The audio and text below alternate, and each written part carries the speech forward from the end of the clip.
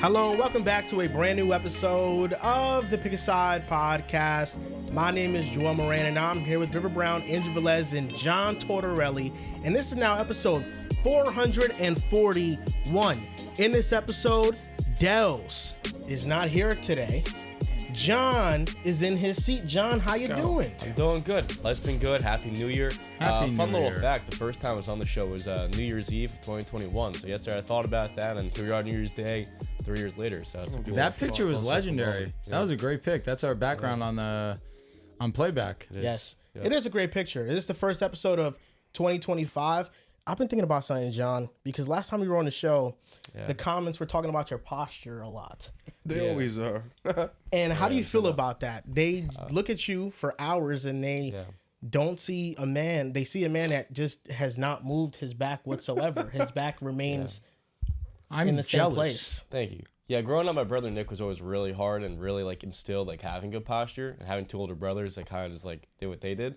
So like if I was ever like slouched over or like had like really bad posture or like even like really bad body language playing basketball, my brother Nick coached me for 2 years and he used to get on my case every single time. So I was think it like being in the years, military or something? No, not like that serious. Like it wasn't like in the Citadel, but like my entire life growing up, like my brother was always instilling like having good posture. He'd call me out for it like anytime on the dinner table and stuff like that. And then over the years, I think I've been led to like keep my chest up and stuff like that. Cause I did have like, I wouldn't say it's like chronic, but I do have really bad shoulder issues in my right shoulder. So like because of that, like I'm more prone to like being like conscious of it. So that's part of it too.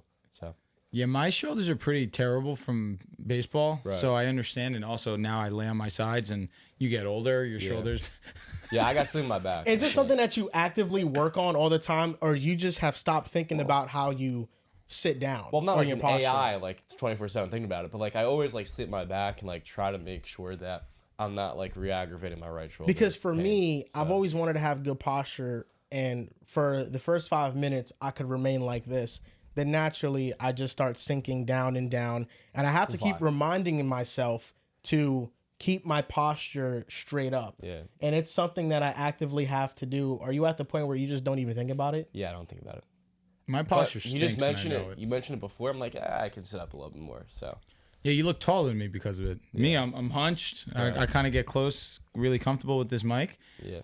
And I don't think about my posture at all. But then everybody in the comments are like, John Tortorelli, Mr. Sits Up Straight. Yeah, Mr. No, he's like that the entire time. It's incredible, honestly. I wish I could be like that, but I know it's not happening. How was your guys' New Year's? It was pretty fun. It was lighthearted. Hung out with Alexandra and some friends. Played Guitar Hero. Played some board games. No invite? It was a blast. Damn. You want to come to Maywood next time? Wouldn't hate it. Do you? Maywood. Hung out with Alexandra's friends. Awesome. I planned on doing nothing. Joel, stop making me laugh. What? No, I'm actually trying to do this for the entire podcast. The comments are going to call me out on it to see if I succeed or not. Yeah. I'm just laughing at you, like looking at the camera. Chest out. I have to adjust myself every minute or so. Can I tell you, if I really try and sit with perfect posture, it hurts for a while. Really? After does. a while, excuse me. It hurts my back. Does. Like, my back is fucked, though. Like, but that's when you know that you've just destroyed your back to the point of no return, where when you actively try to sit up straight, that you feel your back really start to tense up. Yeah, that's an L. But that's why for me, I have to use the back roller. Before you guys came, I was using the back roller here, and I was just, cracking my back. In. Yeah, I was locked in. It was getting loud? Yeah, I like it because I feel like you get in a certain position to where you have to prepare yourself for the crack. And then once you start rolling it on your back and you're like... You get that sweet release? You just go... Oh! So you do moan. And John was looking at me like, that's that good shit.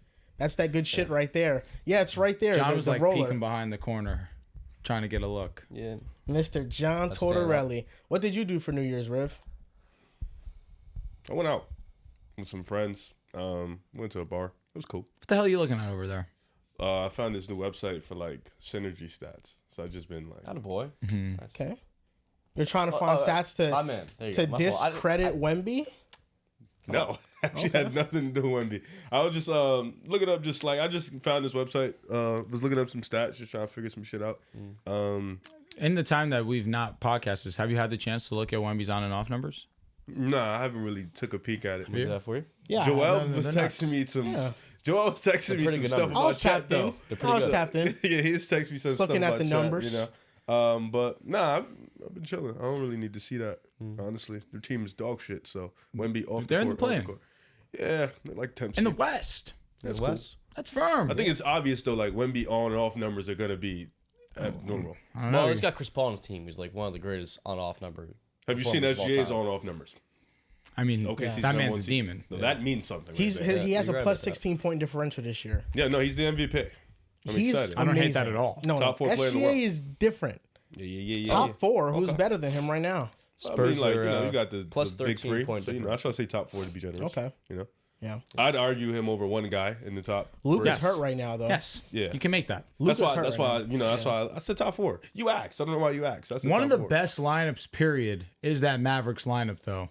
Yeah, That, it is. Yo, that Luka, Kyrie, PJ, Clay, Lively lineup is Put in that incredible. I gotta call you out though on that Quentin Grimes shit. You were telling me he was a terrible player, and he's been pretty damn good. How long has it been since I spoke about the him? reason why was because he had 4 bad games with the Pistons. Like he can't shoot anymore. I'm like, Oh my God, the last year's shit is killing me, John. This is twice that you've done this since we've been here. That being said, I'm a Q-Dot fan. What can I say? you are a pick a side fan, and this year I've given Najee his flowers, and I've given QG his flowers. Yeah, to. Yeah. What about PJ? PJ's gotten only some love reason- from me too. The only He's a reason needle why I mover say now? it is because See, I didn't felt say like all it was that. I felt like But it was he's a been small hooping. sample size. Yeah, he's good. You figure out You a know, needle mover. at I this point. would say this. We'll I see. was looking at SGA's numbers because how he's playing right now is bizarre. Since Chet has went out, he's averaging 33 points per game 16 on and like one with 67% Isaiah true shooting Hartenstein. percentage. I was looking at his numbers. Victor Wembanyama, he shoots 77% at the rim. Elite finisher. SGA shoots 73% at the rim this year. Of course, he's been doing As that. a 6'6" guard. And then his mid-range, he's at like 53% this year from mid-range on all mid-range He's shots. MJ with a bag. He's also taking a career high He in had a little threes. bag, a little. So And he's shooting 35%. It's not the best efficiency, yeah. but it keeps defenses honest. Now, I think SGA right now, he's walking himself into some pretty rare territory if he could keep this up for the entire season and go on a playoff run. Because what he's doing right now is special. If OKC, if they can trade for Cam Johnson, I think they're going to win it all. The players, the fans that miss that old style of basketball, watch SGA. And people complain about SGA and his foul baiting. If you think that's his whole game, you don't watch OKC basketball. You know, Riv, I was thinking about you when I was watching SGA a little bit. That's a fair statement. I wasn't doing anything crazy. While I wouldn't watching. mind if you were thinking about fingering me or something like that. Okay, we didn't have to go that far, Riv. I was just We gonna just make it a didn't little have to joke. go that far. Okay, but I was thinking. Yeah. I understand the Michael Jordan comps. My fault. I understand the Michael Jordan comps. 6'6". Oh, that was a Both clickbait. mid-range assassins. No, I understand, but I think people have went along with it a lot. To me, SGA reminds me of if Brandon Roy reached his absolute peak. Okay, I can dig it. I got a lot of love for Brandon Roy, and Me I too. feel like if he didn't get injured, he would have been one of the best, if not the best, 2 guard in the league. SGA's game, his ball handling ability, he's a 2 guard, but really he's a 1. Both have a lot of size. Both are plus passers. Both are crafty, finishing around the basket. Both have a lot of handles. Both love Both the are mid-range. versatile with their move sets. That's who he reminds me a lot of. If Roy reached his absolute peak, I think SGA is more of an extension of him. Hey, listen, I don't hate it at all. I love Brandon Roy in Portland. Thought he could have been special. Kobe talked about him. Ron Artest talked about everybody talked about how special Brandon Roy was. I'm assuming you're talking about my tweet that I made. It was funny because I really was drunk when I made the tweet. So as I'm drinking and I'm on Twitter and I'm watching SGA cook up Minnesota, I was just like, yeah, no, this is MJ. Like, this is 1996, 7. I'm already at the peak of my IQ. My fundamentals are already there. This is MJ right here. Like, Ant-Man is more like 80s MJ, like athletic, jump out the gym. This right here is everything is in motion. Like, everything from top to bottom, the skill is already there. That's what I was watching. So, but Brandon Roy, I get that too. That's definitely Is it a good game that has longevity? SGA, I think so. Easily. He doesn't rely much on his athleticism. He's very crafty. Yeah. I mean, Tony Parker is a guy who I look at that has not the same craftiness, but relied a lot on his craftiness and his IQ and his footwork. And he lasted for like 18, 19 years. Yeah. So, I think SGA would a little bit, he's obviously bigger than Tony Parker. I think he can last a long time, like a long time. Yeah, he's got elite burst, but so much of it's footwork, pace, and then his size. Gain switches and on the smalls, and he's an elite mid-range shooter too. So I think he'll definitely have good longevity. I think right now he's on pace. I saw this tweet from Carson from Nerdset. Shout out to him. This tweet that SGA is on pace to be the only guard that finishes the season with over 60% from two. Yeah, that's 60% efficiency. Right now. Yeah, and that's just absurd. Wow. Like I think that's why he translates to the playoffs so well, because I don't think his game is all that volatile. He takes highly efficient shots for him. He's a master at those shots. When you can hit 52% of your shots from two and you can finish above 70% at the rim and you're consistently getting to the rim, he has the most drives per game this year. I think that play style is it's much more efficient than a play style like Luka's, who he's going to take like 10 step back threes in the playoffs. And while Luka hits them at an insane clip when he's healthy and he can go into these like nuclear scoring stretches, I think SGA, it can be a little bit more consistent because, Luka, if you get into a 3-point shooting funk, sometimes those can be costly. Yeah, SGA's shot die is incredible. It's just obviously super uber efficient shots. And even his difficult shots are still shots that we see him hit on a consistent basis, but they're still near the cup. Yeah. And we saw that in the playoffs, especially the I think I'm thinking of game 6 specifically, where he's getting to that mid-range, he's getting to his spots, and even fading baseline, he just has that in his arsenal at such a consistent level too. And then you see the way that he's playing basketball. He's just playing with uber confidence. And that's how you should be playing, especially when you are one of the 4 best in the world. Your team's at the top of the league on the Western side. But regardless, when he is able to break down the defenders the way that he is, the defenders simply... They feel like they have some resemblance of an idea of what he's going to do. Yeah. Oh, he's going to try and break me down, or he's going to take this mid-range or go to the cup. But his handle's so tight. He's just so refined in his decision-making. One thing maybe if we're going to nitpick anything is maybe he could be a slightly better playmaker. That might be his only offensive he woe. Needs it badly. That really, and 3-point shooting, but even still, it's not DeMar DeRozan levels of needing a 3-point shot. He has that in his bag too, but he's just so effective of going downhill that if you have that and it's not relying on his athleticism like you guys are all saying, there's really not much that you can do to stop him. I think one of the craziest things with Shai is that this year his on-off data, as you mentioned before, he's a plus 16-point differential when he's on the floor, 98th or 99th percentile.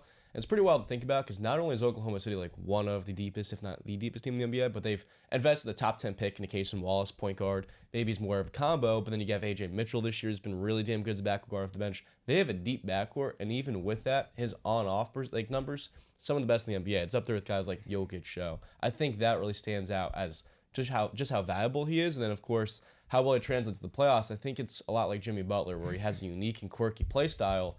And because of how rare that style play is and how effective he is, and then in between space, you're not going to find many off performances. He's going to be a very consistent performer. Funny enough, that's why I found this website. It's pretty dope.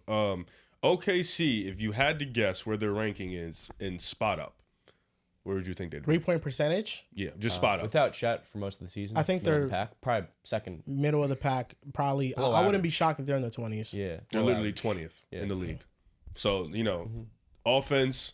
They got shooters, but they're more like streaky shooters. And then it doesn't help that Caruso's not playing well offensively. You got Isaiah, Kaysen, or streaky. They need a guy that's really a knockdown that can also still play defense at a high level. Yeah, that's why Cam Johnson. I think it'd be perfect if you can package Aaron Wiggins and Isaiah Joe to go get Cam Johnson. The contracts match. I would do both. I don't match the contracts. I don't dislike it though because they're both making like $10 million per year. And what's Cam? 28? 23. It's like 23. No. Cam's older. Well, I thought you meant number. His age. Sorry. Oh, good. Are you talking about his age or his contract salary? 28. Yes. Yeah, he is older. He's one of a veteran presence. I just think that they really need that because Aaron Wiggins has been a disappointment this year, and Isaiah Joe is valuable, but we saw in the playoffs that he was streaky too. So, Cam Johnson, I think, is just a proven knockdown shooter that defenses respect more out there.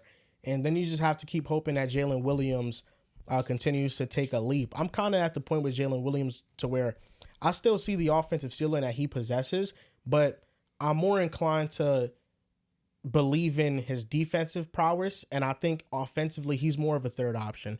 I don't know if he can really shoulder an entire load because this year, since Chet has been out, he's had his good games, but for the most part, it's really just been SGA carrying. Mm-hmm. And Williams has been a little bit disappointing in terms of his offensive development. He hasn't really taken that leap into like a true, I'm here, I'm this guy, I'm this type of offensive juggernaut for OKC.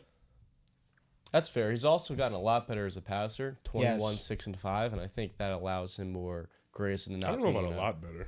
He's gotten notably better as a passer. I think defensively is where he's really shining. Like I think he is one of those defensive stoppers who is so versatile. He was playing center at one point for OKC, and they still had a top defense. Like he is just somebody that can really play in so many different spots on the court. Mm-hmm. Now in this episode, we're gonna talk about NBA New Year's resolutions. We're also going to, I think we have another NBA topic, if I'm not mistaken. We have the top 5 players making an All-Star game. Yes. Never made it before. Talk about some guys. Like some that. guys. Good topic. And then with the NFL, we're going to do the NFL awards predictions. Love that. And talk about the biggest storylines from Week 17, just most important games, because at this point in the season, out of 16 games, there's really only like 4 or 5 that matter. Now, let me ask you guys a question. Did we decide to have fun with these NFL awards, or we're just like, no, we're straight shooting who we think are going to win? Does that mean you have an out-of-the-box candidate Not for one of them? necessarily. I feel like we could go out of the box because we could be boring, go by NFL, odds and find the winners of each category. He's trying to sneak in Nick Benito in here, I see. Nah, I'm not going to do all that, although I'll pro my boy. That being said, for like Offensive Player of the Year, we had that conversation. Is it just locked and loaded Saquon because he's one of 9 players all time to rush for 2,000 yards? Or do we think about another guy? That's where I say that. Okay, Jamar Chase hype, I like it. Definitely Or some honorable mentions. Another player. Derrick Henry hype. Or another player.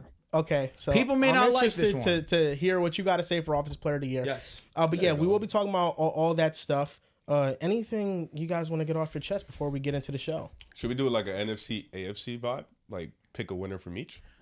I don't hate that. I feel like we could break that down. I feel like at some point you only got the NFL got like 6 awards. 7, yeah. Yeah, Coach of the Year up there too. Yeah, so I don't mind picking 2. I do have 2 for Southern because I think there's a lot of guys that are really you can make a case. I could do that. We could do it just either way. We could do NFL awards like overarching for the league, and then if we were to break it down, AFC, NFC, we could do that too. Honorable mentions. I like that. So anything you guys want to get off your chest before we get into the show?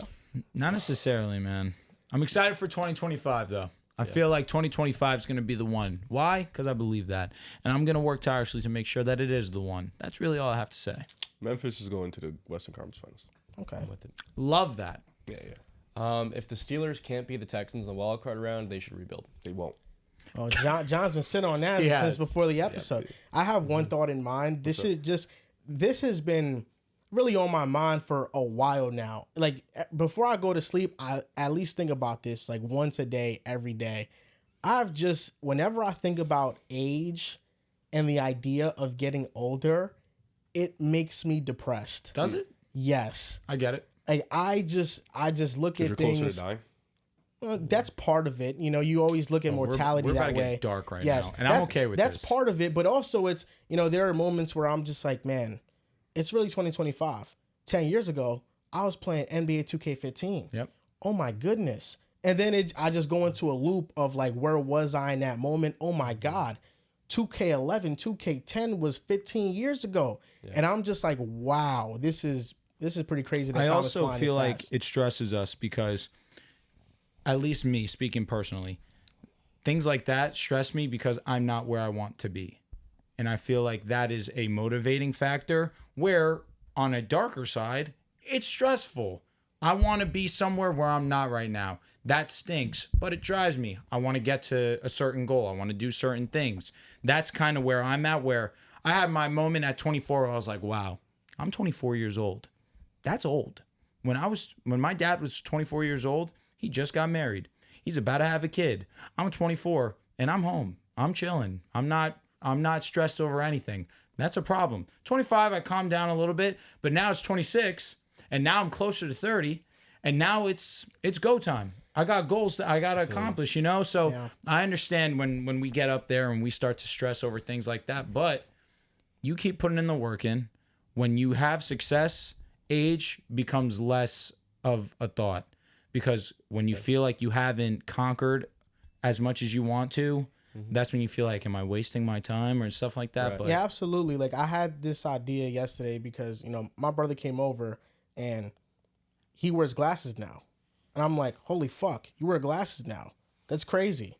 And I kind of need glasses too. Sometimes I'm like, shit, I can't really see things that far. And I used to have 20/20 vision. It used to be a flex of mine.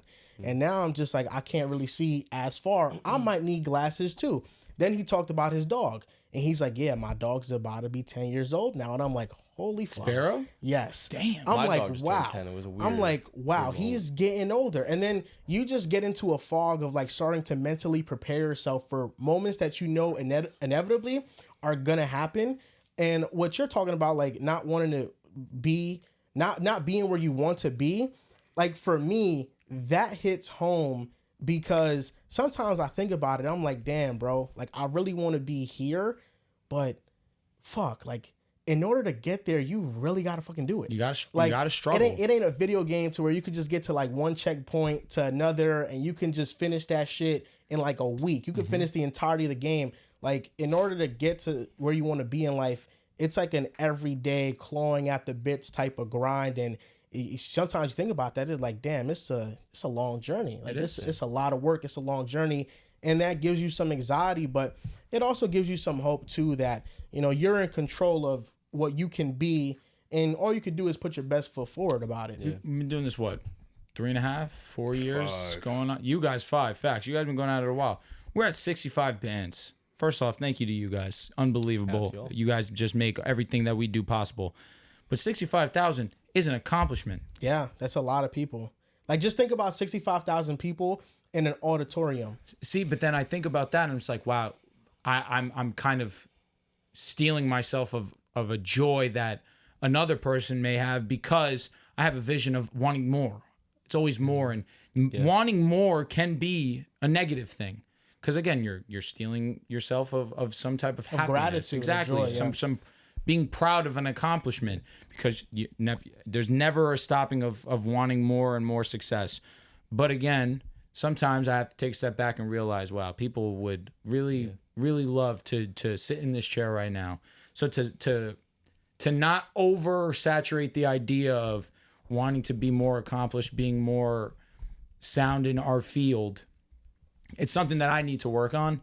But it's kind of what allows me to wake up in the morning and want to be better. So it's a weird balance of not wanting to over analyze everything and, you know, get too hypercritical of myself. Just focusing on a day. Exactly. You know? Exactly. 65 is crazy because like I've been at Heinz Field. Heinz Field 68,000 capacity. I look around and I can't even like fully quantify how many people there are in the building. There's so many people in concessions, so many people in the parking lot, and I think that there's that many subscribers to the YouTube channel, and then 5 times that for TikTok. We just hit 300,000 followers. It's kind of a surreal feeling where it's like you're kind of slowly working your way up to a dream, and you may not quite be where you're at yet, but it is kind of crazy to kind of have that reflection and look at how far you've come. It's like I really want 100K. Like we've been saying that forever. I really want 100, and I want this year to be the one that we get 100. Absolutely. Like I know that we've had our milestones. 25 was awesome. 25 was a great day. 50 was even better. Episode 400 was an amazing time where we were able to go ahead and recreate the studio. But 100 is something that I want us to genuinely strive for and achieve. Not strive for and fall short. If we fall short, I want us to look at it as if we didn't accomplish a goal, we failed. Yeah. That's the type of drive that I have for this year that I'm trying to put forth where I'm trying to get stuff done this year. That's how I'm feeling. Yeah, no doubt. That's how you should feel. And when you just like have goals laid out like that, it's easier to hold yourself accountable for sure for those goals. And yeah, I feel like, you know, this year is very possible because we just got to keep doing us and creating good moments. And I feel like we can get there and just going above and beyond. I know, you know, the fans that have been watching us, our audience, you know, they know how much content we're putting out, the consistency of the content.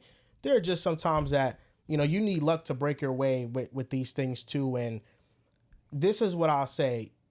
there's an element of hard work involved in achieving anything that you want to do. There's also an element of luck. And not that luck is the most impactful thing in it, but you need to work hard to the point that you're in a position to get lucky.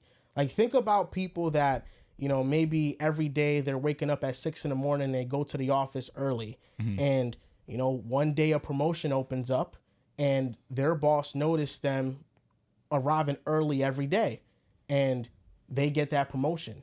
You know, it's lucky that somebody got demoted for you to get that promotion, but you also put yourself in a position to receive it. Yep. So you have to put yourself in positions to get lucky. And, you know, the equivalent to this is, if we don't make content, there is no ability for that content to do well. No doubt. If we make content, there's an ability for that content to do well and for it to get lucky and get a lot of views. So you got to put yourself in position and really chaw at the bits. And it's just really an everyday thing that you just got to go at it. That's it. I think we can do it. I believe in us. As long as you believe, we can accomplish. I feel good. You know, that was a good conversation you guys had. I'm excited to hear all the stuff you guys are talking about. You know me, I'm just a quiet guy. I'm a chill guy. So this isn't your natural habitat, you know? No. I'm just, listen, 2025, my birthday's the first that come up, so I'll be 27 in a couple months. Feeling old, you know. I got a kid. He'll be 6 this year. So I feel 35. Like, I feel 35, 40, waking up, the body hurts. I get it though. Like, I have like 50 jobs. So, like, me having so many jobs, I was talking to my dad about this the other day. He asked me, he's like, Riv, what's your goal? And I was like, I deadass don't know. He's like, where's the correlation with all these jobs? And I was like, I just do them. Like, they're fun. I like to do them. I like to be a ref. I like to get up and teach. I like to do my podcast. I like to, you know, do the after school. I just don't, there's no one I love more, which is why I do all of them at the same time. And I told him, I was like, the day I figure out which one I love more is the day I'll shoot for. Tell you what, man, I wish that you say that you love doing the podcast more than anything. I love it. I can understand that. I that. love teaching just as much. Let me ask you something. Like, what about talking about sports don't you love the most from the things that you do? And I don't ask that question as an intention to, like, attack it. It's like, I really want to understand it, like, because there's pros involved in this, but there's also cons involved in this. So, like, what the cons of this, what have they been to the point to where you have kind of had a different taste and feel towards it? I don't think it's a con to it. I think, like, when I started teaching, that, like, woke up a different love in me that I didn't even feel like I had. Like, when I was in school, I hated it, didn't go to class, didn't do work, disrespected teachers, disrespected kids in class. I was terrible. So I didn't even expect to go through that path. And then when I started teaching, it just grew a different love in me that I was like, damn, like, I like doing this shit. Like, I like doing it just as much as I like doing the podcast. The only con of this, I would say, is probably, like, the negativity, but that comes with everything, you know? Like, I don't think nothing I do doesn't come with negativity, but I just think to a much different level, though. Yeah, I just think I love teaching just as much as I love doing the podcast, and I love reffing. Like, I really do love reffing. One thing I love is giving somebody a tech. Oh, that's like good. Giving somebody a tech when they disrespect me. I could do that. Gotta be, because I sit there and I smile and I be like, I got him. Like, then I can shoot him up a tech.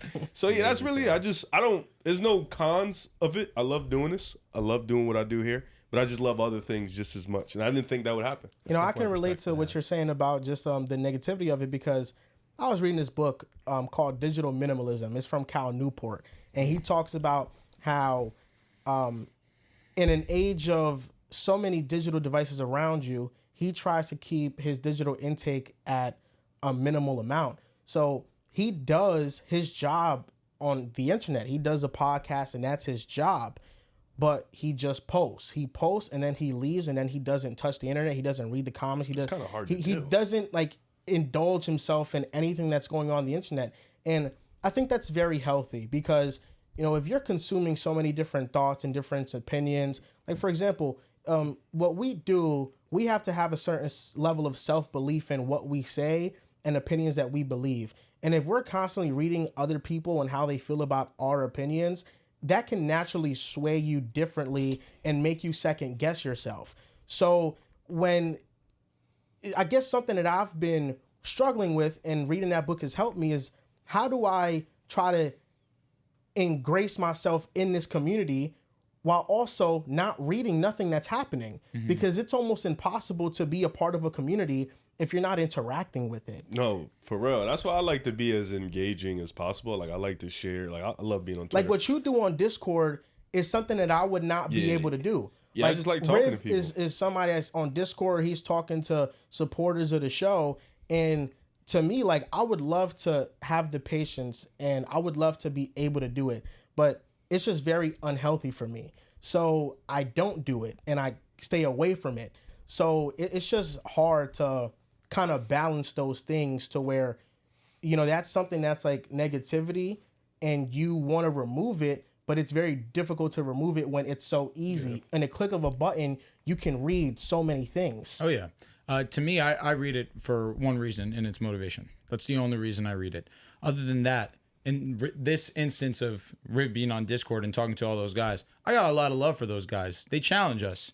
And I can understand where it can be unhealthy. But I also, that's why I love playback. Playback's a time where, awesome. Hey, if you guys actually have the courage to come up on stage and talk to me, and try and debate me and try and prove why I'm wrong and you're right, this is the time to do so. Because I am a huge advocate of face-to-face interaction. This is something that any Joe Schmo can use, and you don't know a face. Yep. That's why Twitter is hilarious to me, and I put this tweet out, and this is shame on me.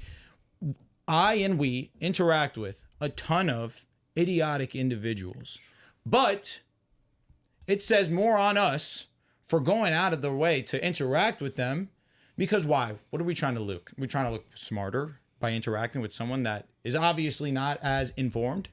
It's like, what is the intention of that? So we got to be more mindful of who we're interacting with. It's fine to have disagreement. We have disagreement all the time, and obviously that leads to some great things. But regardless, you can disagree, but there's certain ways of having disagreement. Yep. Being hard-headed and being arrogant and ignorant can lead to a bunch of detrimental events. But negativity, where obviously we get a ton of it, we also get a ton of positivity, which is why I always love reading the comments, because it's always fulfilling to see both sides. And it's kind of the whole idea of what we do. Pick a side. You want to agree, you want to be rude, that's fine, but at least stick to it. Yeah, I'd rather you teach me why I was wrong. Like we could just have a regular conversation. Tell me if I said was wrong, or tell me but instead of DMing me or tweeting me, oh, you're a fucking idiot. This why do you have to do all that? You get it bad, you get it worse than any of us. Yeah. The difference why you get it bad is because you're a black man and people like to target you for whatever reason. Yeah, that some always of them kills be fucking me. Insane. And the accounts that I've seen interact with you make me sick to my stomach. I don't block many people. I see people interact with Riv sometimes, and I will block them a good amount of time. With you, your patience is something I strive for. No, yeah, I could, if I wanted to, I could answer back to all of them.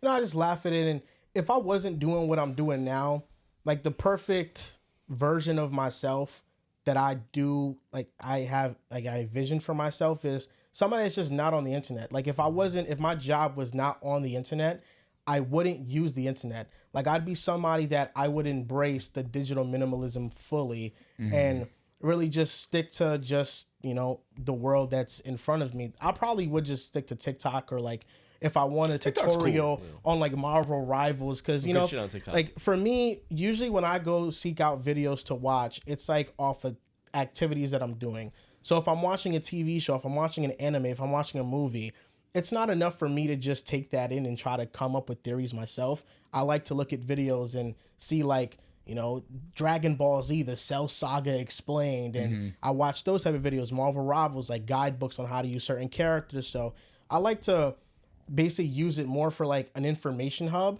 than like just, just spewing hate, which I think a lot of people do. Something that can be achieved and something you work for. So you look at certain individuals, and even in sports, right? They talk about how after Kawhi Leonard's done with basketball, we think we'll never hear from him ever again. But it's something that, if that were to be the case, he's earned. You go out there and you live your life when you want to go and be, for lack of a better term, excommunicated from everybody else. You want to do your own thing. You want to be in your own world. That's something that can be accomplished but earned. What you said is perfect, and John, I'll let you go. Yeah, I do want to say something off that point before that you made. There are a lot of smart people too that we do interact with For in this sure. space. Like I'll say one thing that I know for sure is some of the smartest people that I know in my life, and some of the people who know the most about sports don't have platforms. And those are some of my closest friends.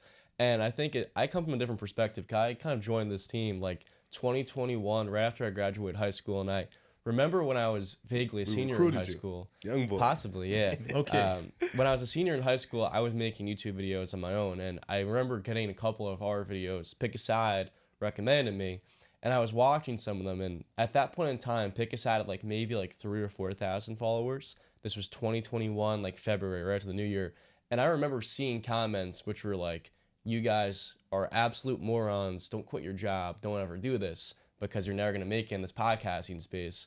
And I remember looking at those comments and be like, I'm kind of impressed. Like none of these guys reached out or responded to it or even paid any mind to it. They went on with their day and they pumped out another 300 more episodes.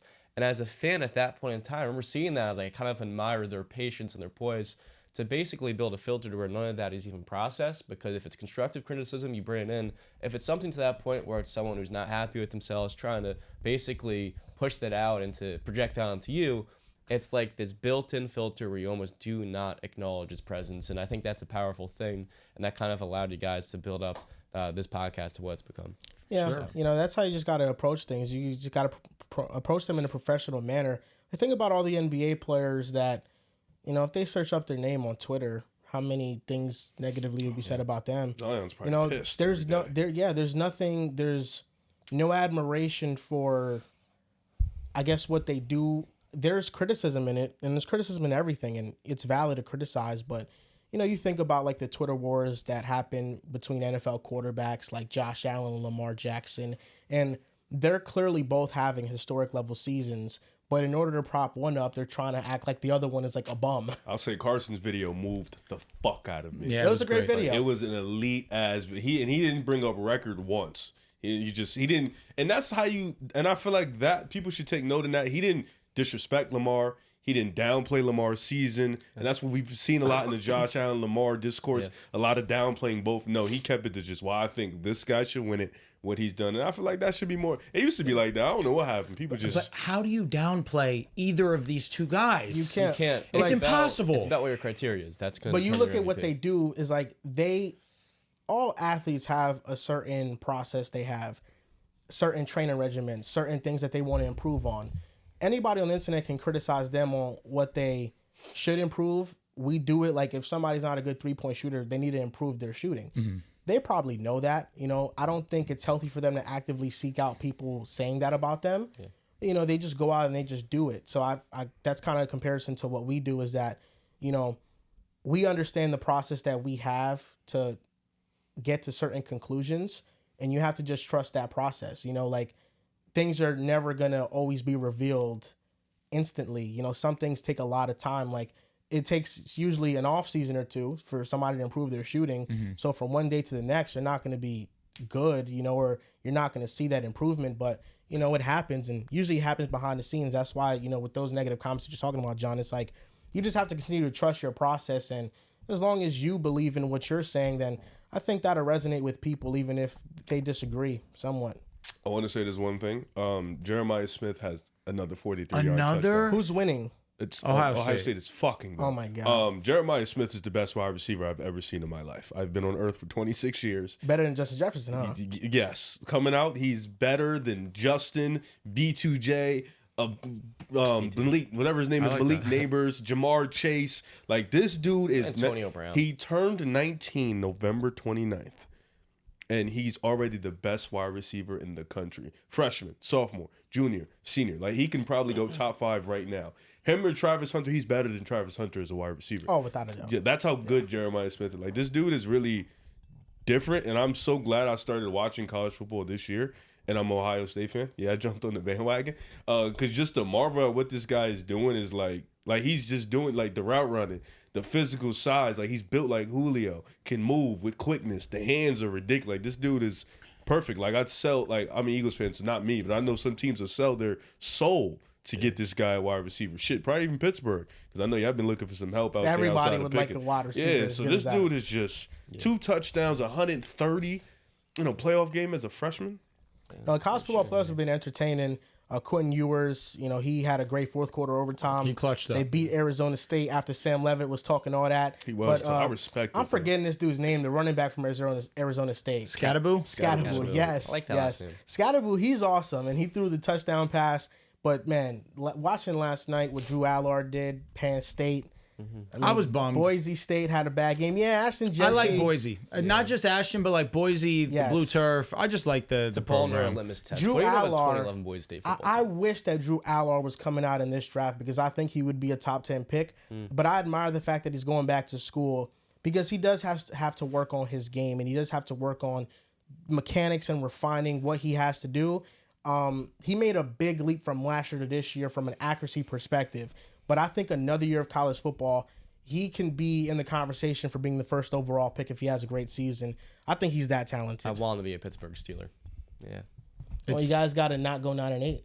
Yeah, that's kind of hard way to get a quarterback, right? But this year, if he were to come out, he wouldn't be a top 10 pick. I don't think so either, which is where I could see you guys finessing him. But him going back, I like him more than Miller. I like him more than yours. What's the score? 21? 30-0. 30? Yeah, they scored again. Oregon's.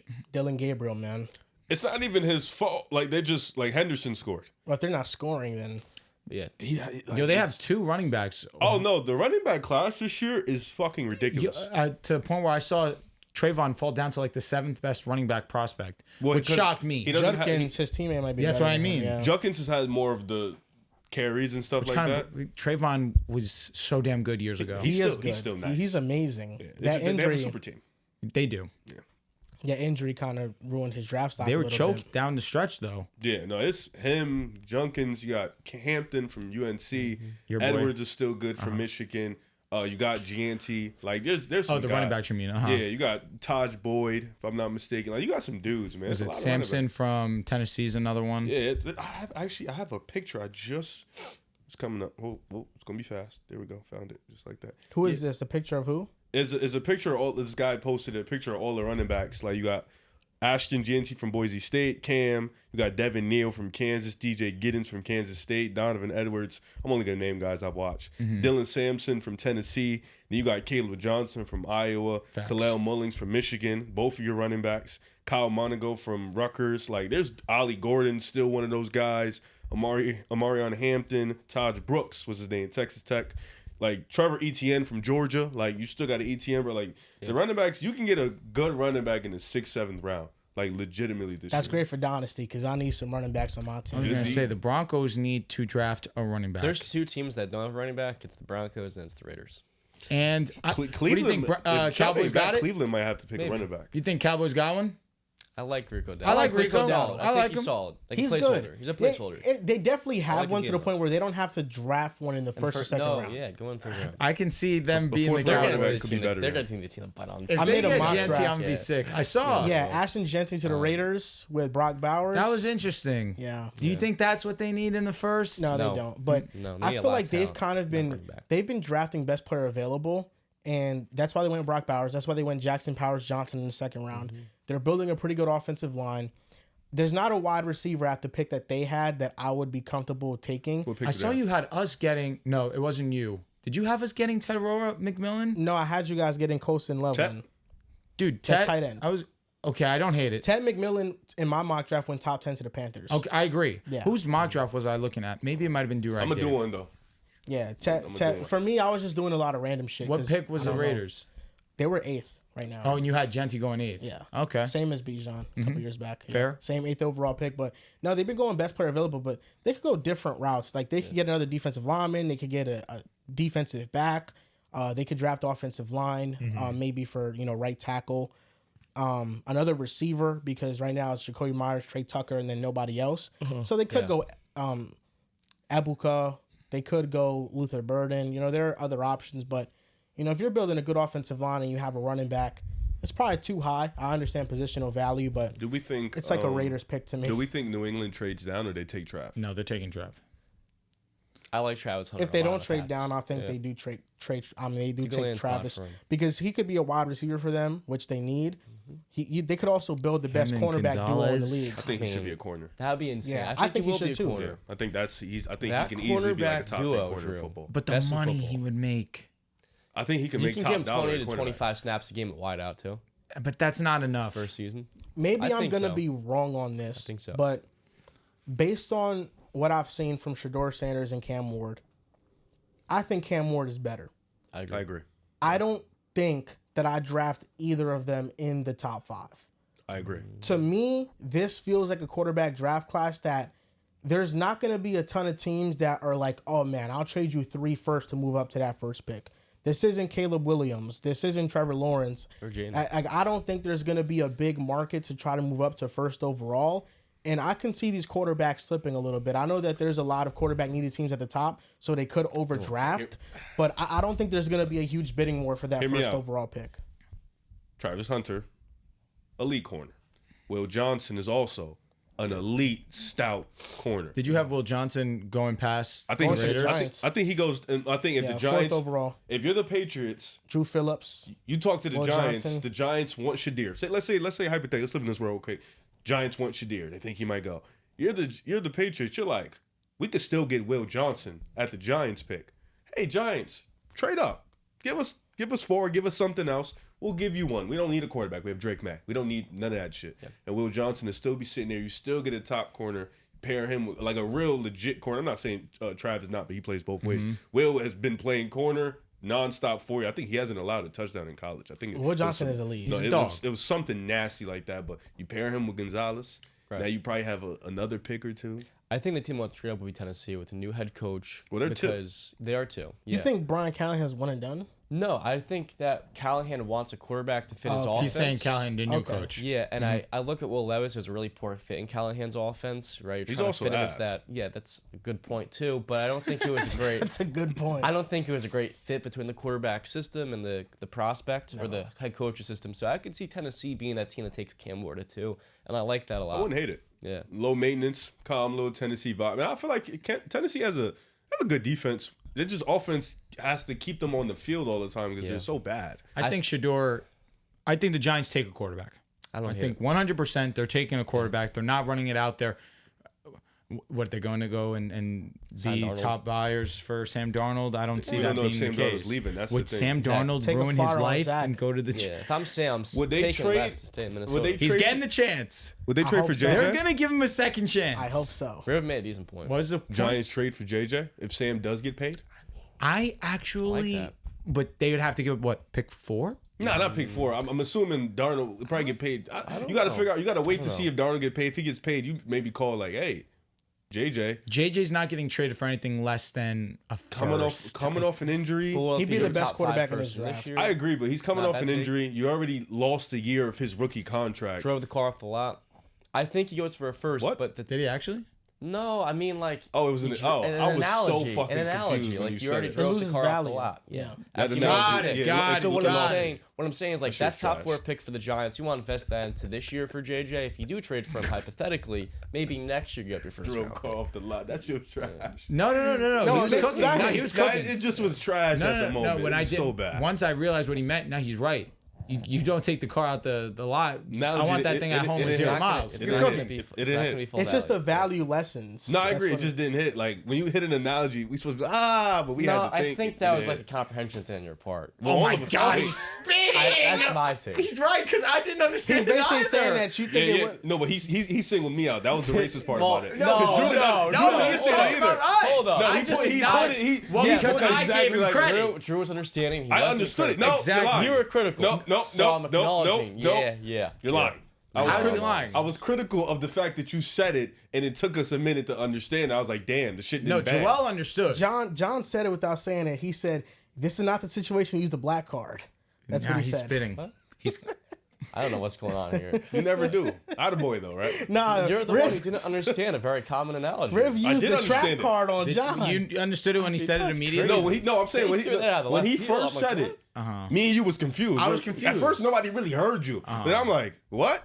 And then Joel looked at me, and then I looked at him, and then he looked at you, and we're fake like laughing. And I'm like, "Nah, I didn't understand what he meant. You didn't understand what he meant. Not at all. But then when you explained it, I'm Yeah. like, okay, I get it. But it was like it just didn't bang. We had to think about it. Yeah, No, but once I you- understood it, It banged. Yeah, but like, once I understood it, I don't like an analogy where you say it and Give me like half we have to credit? think about it. You know what I'm saying? No, but that's why John said that it was on your part for not understanding Yes, it at that's first. why he violated instead, you. instead of calling He it violated- He trash. doesn't have a car. That's the thing. It's hard for him to know. Oh my I'm sorry. God, I'm Drew has a sorry. car. Oh my I'm sorry.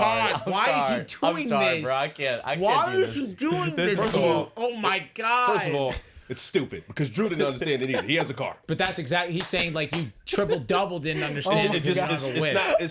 It's not working. It's not working. Okay, so It's not working. It's not banging. the conclusion sorry. of this You're is on that the road here, the bro. analogy Oh my God. I'm sorry, wasn't bro. good in the moment, John. I hope the It comments wasn't see good. how weak that They shit ain't was. gonna be on your side. I got news for you. You know the comments love John. won't be They on your love side. John. You're right. They love him. Damn. 31-0 though. Oh my goodness. Goodness gracious. Sorry, Riv. I didn't mean to do you All like right, that. let's. It's okay. A joke will be looming, and you'll be fucking sick. A joke will be looming, mono boy, and you'll be. Oh my God. You'll be sick. Oh my A joke God. will be What the looming, fuck? and you're gonna be sick. Mono Yeah, no, it boy. saved the bullpen. Yeah, he did. that. He for did. 4 months. For, it was saved no, there. for Yeah, a minute. yep. Oh my Yep. God. You needed Mono that. boy. You needed something there. Yo. You needed He something called there. you Sam Darnold. I'll take it. No, you're worse.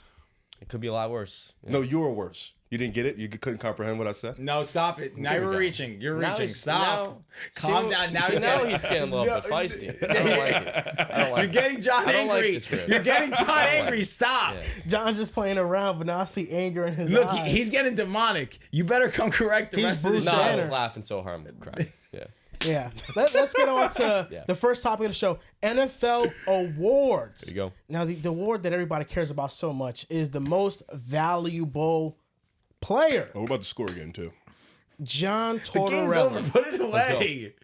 Who is your MVP for the NFL? TJ Watt. My MVP is Josh Allen. Now, I will acknowledge Lamar Jackson's having the best season of his career right now. We've talked about it. It's a best passing season, top 3 passing season. And I think in many years, Lamar would easily win it. But what is your criteria for MVP? My criteria is based off last year, where Lamar won MVP with signature wins and dominating performances on the Lions and the 49ers. These were wins that set Lamar apart from a Goff or a Brock Purdy, guys who were having uber efficient seasons. Same goes with Dak Prescott. Joel highlighted this, and I think this is a great point. Dak Prescott last year had an amazing season. The Cowboys' offense was top 3. And quite frankly, if your MVP is based off numbers, then Dak should have won last year and Lamar should win this year. But last year, my MVP was Josh Allen, and then it was Lamar Jackson. And this year, it's Josh Allen because I look at what he has done. A lot of people didn't have the Bills winning the AFC East. They looked at the Jets. They looked at the Dolphins. These are 2 playoff caliber teams, and the Bills this year are undefeated in their division. They're probably going to be 6-0 after a likely win. And not only that, but the Bills this offseason lost their top 2 receivers. Of course, Stephon Diggs you trade, and then you lose Gabriel Davis and free I was agency. confused when you were talking about And when you look at how much the Bills lost on the offensive side, most people expected to be a gap year. Financially, they cut a lot of guys off their defense. They thought they were going to get worse. The Bills are going to win 3 more games than last year. Their offense this year is going to be top 3 in yards and top 10 in points. Top 3 in points, and it's right now 9th in yards.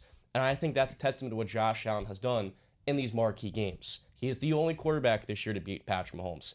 And a game where it's on the line, you're up by 2 points, 4th and 2, 2 minutes to go. The Bills go for on 4th down opposed to kicking the field goal. They put the game in Josh Allen's hands. What does he do? Scramble and the play breaks down, 27-yard touchdown, game over. Only game the Chiefs this year have lost. Then how about the Ram game? One of the Bills' 3 losses. Josh Allen plays basically a perfect game. 42 points, 8 yards a play, 0 turnovers, 4 touchdowns. They lose that game because their defense gave up damn near 50 points and couldn't get the Rams off the field.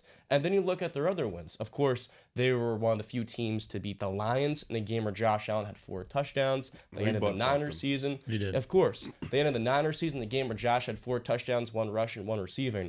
I look at these marquee games where Josh Allen has excelled, and I think that does give him the nod. Some will say, well, how about Josh Allen losing to the Texans? Without his number 1 receiver in that game, Khalil Shakir, against a good defense. How about his loss versus the Ravens? I think that's the only indictment on Josh Allen's MVP this year. That loss where it wasn't a competitive game, but quite frankly, I do look at Josh Allen's supporting cast. And with the MVP to me is the guy who lifts his team up again and again. Lamar Jackson's MVP, but I think this year is Josh Allen's to win it. 13 different players have caught a touchdown this year for the Bills. One of them is Josh Allen. The year that he is having is truly remarkable. And with my criteria, he is going to be my MVP. Can I say this? Because I'm assuming yours is Josh Allen. Mine is Lamar Jackson. Now, you said yourself last year, your MVP. It was Lamar at the end of the season. But you took him to win. What do you mean? Who did you think was the real MVP last Lamar. year? You thought he was your MVP. By week 17. Week 15, it was Josh. By the end of the season, I was like, it's got to be Because I thought I heard you say you thought that Josh Allen was the MVP. He was at first, like week 12, week 13. But then at the end of the year, I deleted Lamar. In my opinion, last year, the MVP was Josh Allen. Watching him, I felt like I was watching Superman.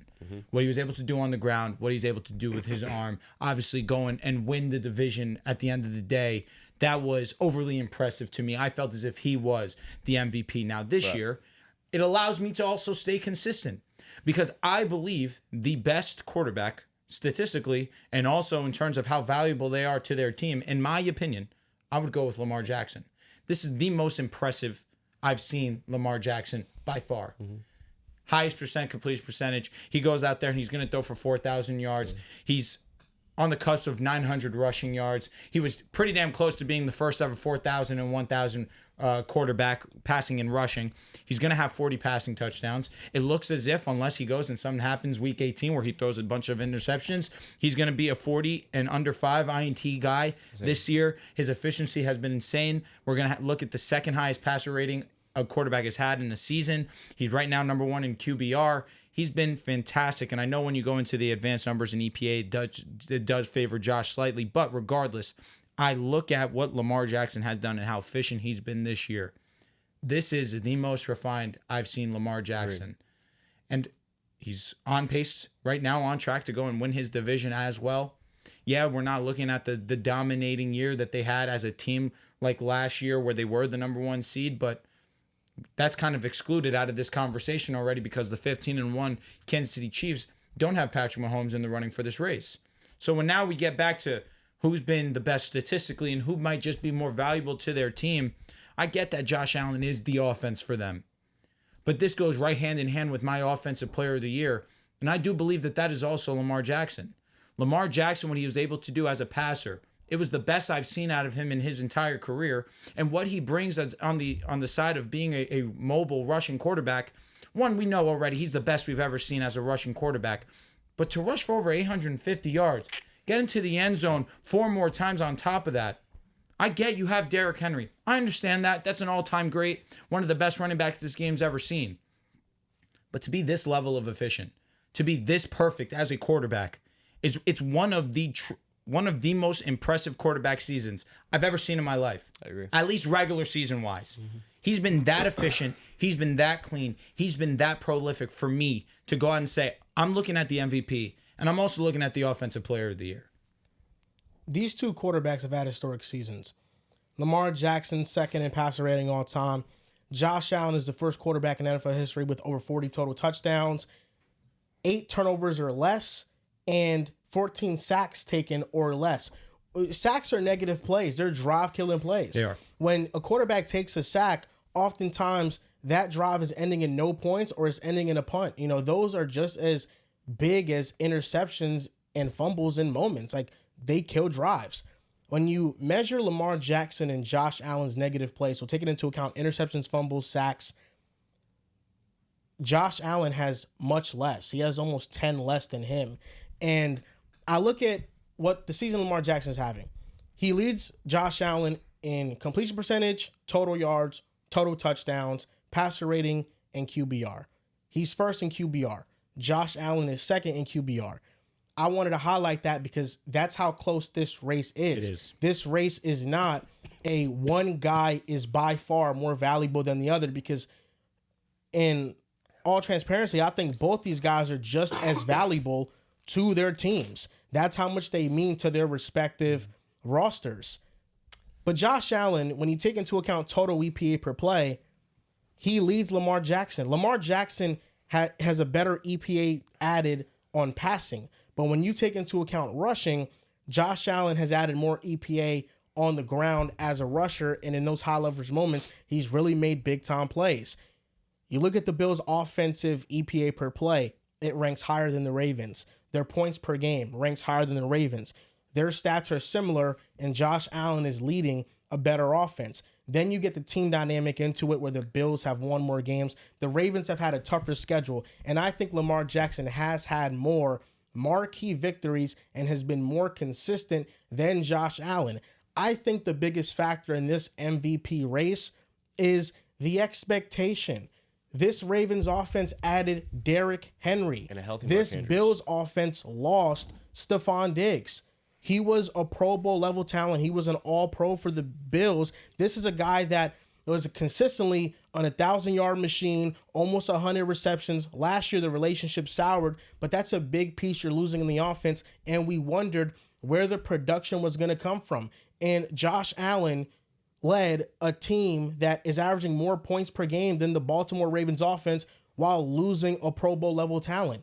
So I can't dismiss the Derrick Henry factor. No, that doesn't mean that he's more valuable to the offense than Lamar Jackson. That's been a narrative that people have tried to spin. That's not the case at all. Derrick Henry is benefiting from his best season in terms of yards before contact, and that's because of this offensive line, and that's because of Lamar Jackson. Lamar Jackson is clearly the most valuable player on the Ravens offense, but this Ravens offense added an all-pro level player, one of the all-time greats, and Josh Allen is still leading a better offense without that. So that's where I look at it. I say your team is winning. You had lower expectations. You surpassed them. Your offensive production is better than the Ravens. And when we talk about total estimated points added for the entirety of the season, Josh Allen is higher than Lamar Jackson. Lamar Jackson is having a historic season. And I wish that he would win MVP. And I think that if this was just an award that highlighted the best statistical performer of the season, it would be Lamar Jackson. But this is most valuable player. And when talking about most valuable player, you always have to take into account the expectations and what we thought about these rosters going into it. And when you take all of that into account, I think Josh Allen has been MVP. I think the expectation is the biggest part. I mean, you had people raving about the Jets coming to the season, people raving about the Dolphins, talking about how Buffalo was supposed to fall off, and they've continuously built their case about being one of the best teams in football. Even with this defense seemingly falling off a cliff the last 8 or 9 weeks of the season, Josh Allen has once again put the team on his back and been able to do some amazing things. I mean, 30 points a game, no 1,000-yard receiver, no 1,000-yard rusher. Guys, Kincaid in and out the lineup, Shakir in and out the lineup, Coleman. Cooper, the guy they traded for, less than 50 snaps, in and out the lineup. Yeah. Keon Coleman in and out the lineup. They just continue to find guys. James Cook, they got guys like Ty Johnson making plays, Ray Davis making Tyrell plays. Shavers. I think what benefits Lamar and Josh Allen is even adding Joe Burrow in the conversation. I feel like statistically, we'll talk about him next, probably an offensive player of the year. He's had an amazing year too. You got Buffalo. They have the best offensive line out the group. With Lamar in Baltimore, they got the best running back. And then with Joe Burrow, they have the best wide receivers. So it's always each team has something to grasp on with these quarterbacks. I think just what Josh Allen's been able to do this year, elevate his game and elevate everybody else around him. Kind of guys like who we thought, we were talking about this being arguably the worst wide receiver room in football coming into this year. He had guys like Shakir who was still had to wait and prove himself and all these boys. And Josh Allen has made everybody seem like they're better than what's expected. And I think that's a part of MVP. I think Lamar's having an amazing year.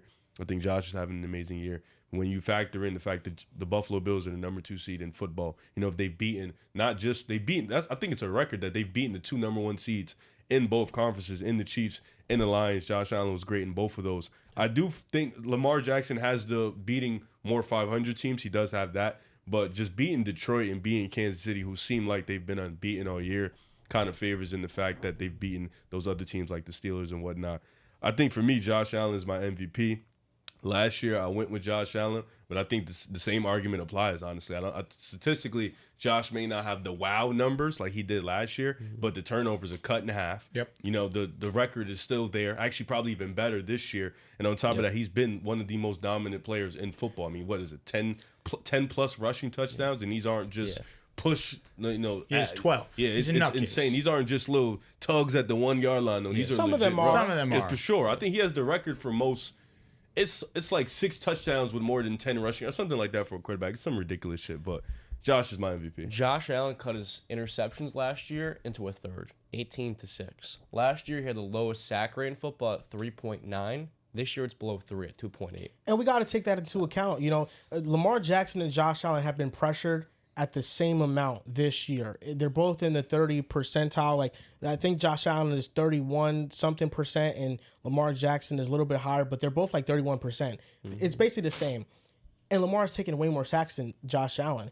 And you cannot dismiss that. Way more is, you said Lamar Jackson had 5 turnovers, correct? He has 4 INTs and 4 lost fumbles. I have it. Josh Allen has been pressured 31.6% of the time. He's taken 14 sacks. Lamar Jackson has been pressured 32.2% of the time. So 0.6 more. He's taking 23 more sacks. I mean, no, he's taking 23 sacks. So he took 9 more sacks than Josh Allen. Okay. That's a significant amount. But I also will say, when you watch Lamar's INTs, every quarterback has unlucky INTs. No. 3 of his 4. They're all popped in the air. Listen, Lamar Jackson this year, it's like, crazy. He has same play. He has the lowest turnover-worthy percentage play this season. Lamar Jackson. Lamar Jackson, I will admit, he's been the best quarterback on film. Watching him all season long. Perfect. It really dude. has not crazy. been. It really has not been close for me. Like when watching, I think Josh Allen has been there too. But Josh Allen, his turnover-worthy percentage play from last year is similar to this season. That's why last year, when people were calling him a turnover machine, I didn't buy into it, because the passes he was throwing were like arm punts. They weren't actually negative plays. It's remained similar. He's had better turnover luck this year to where those have kind of been dropped, and that's why his turnover numbers aren't higher. But the fact that last year Josh Allen didn't win it because of turnovers, and then he's cut it in half, at this point, you kind of ask yourself, what more does Josh Allen have to do? Because he's done everything that everybody has criticized him on, and he's fixed that. Broke like 30 and now records. Lamar Jackson is having the best season of his career, so it makes this decision tougher. That's why I don't want this award to be narrative driven. That's the only thing I want to say on that. Has to be, though. Does it though? Like, I don't think was last year's narrative driven in your guys' opinion? No. Well, It was like a Brock Purdy and like narrative being Josh Allen turnovers. That's kind of what. Well, it was narrative driven because Lamar Jackson won because his team had the best record in football. You know, he's the first MVP that's not top 10 in passing yards and pass TDs and 1 MVP.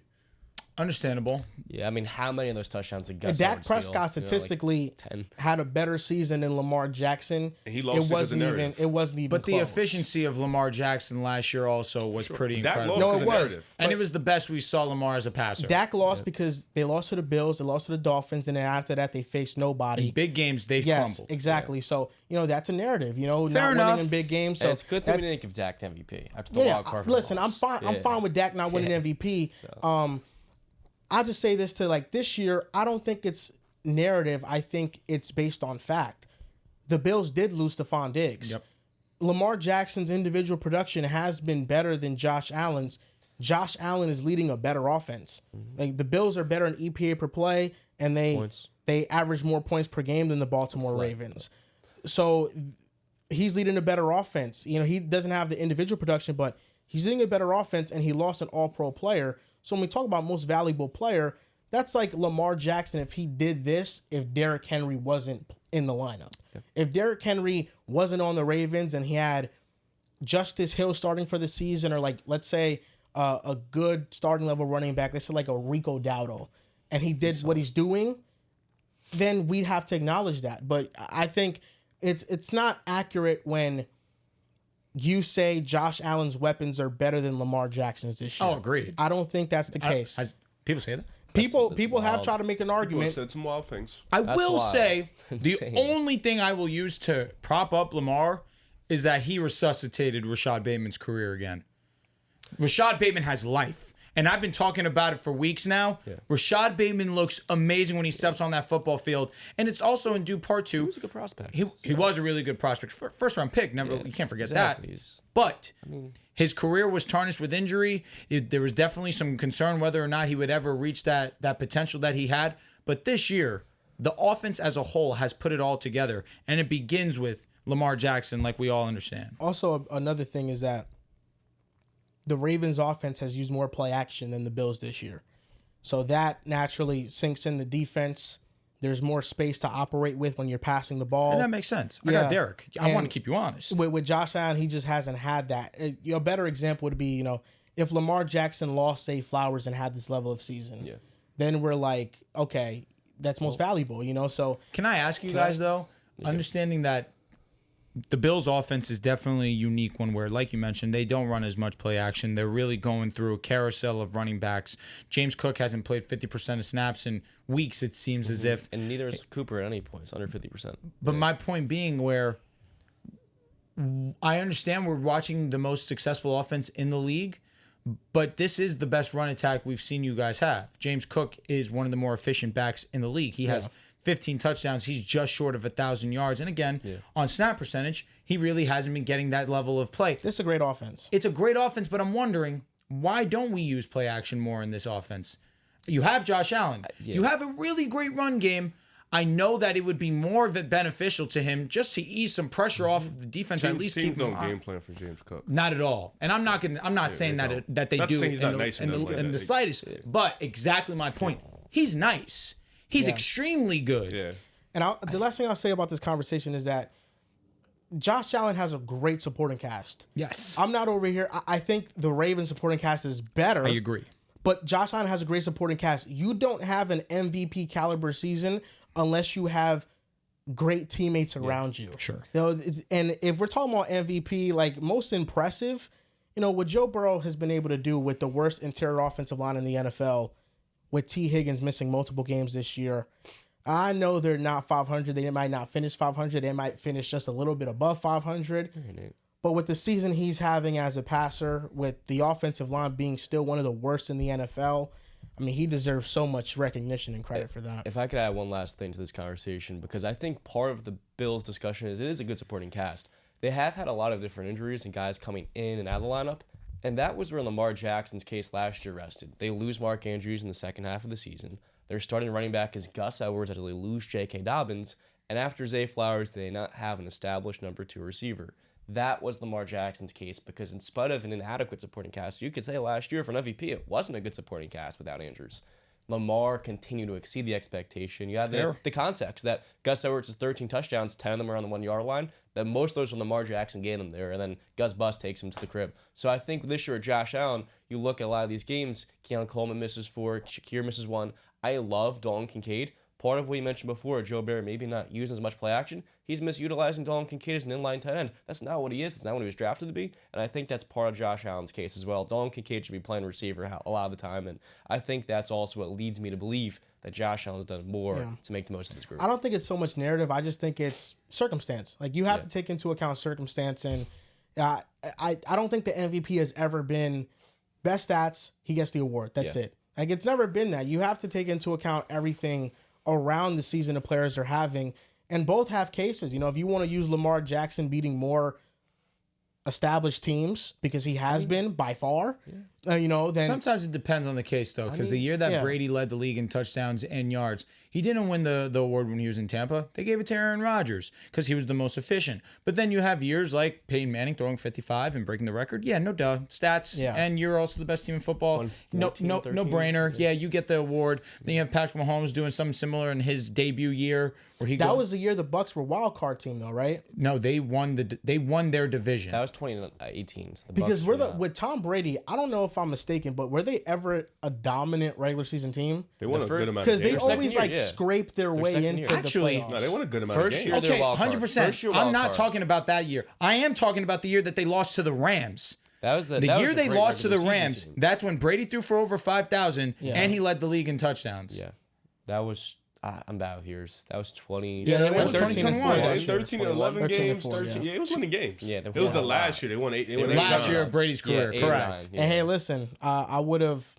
You know what I mean? I would have voted Tom Brady MVP. I thought Brady was my MVP personally, but Rodgers was super uber efficient. Yeah. Wasn't they like 12 and 5 or something? They were right there with him, right?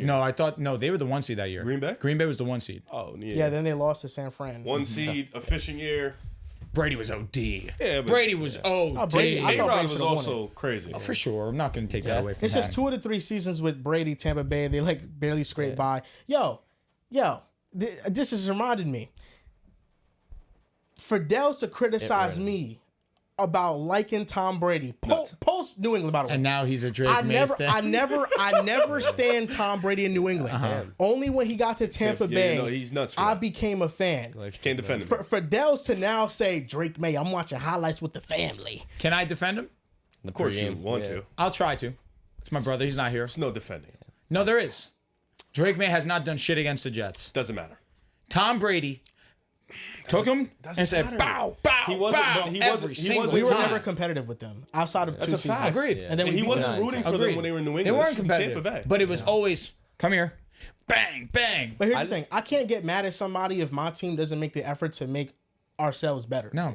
You know, like I went into those New England games outside of a couple seasons, like 2015 when we had Fitz, we beat them. 10-6. There was only a couple seasons where I thought, okay, we can actually beat the Patriots. That's it. But like for the most part, whenever it was one of those teams when I saw on the schedule, I knew we were gonna lose. Like, and I wasn't a fan of Brady in New England. I was going to say, should I start liking Mahomes if that's the case? I Like, wasn't you know, like no. go Brady. Yeah, no. You like Herbert.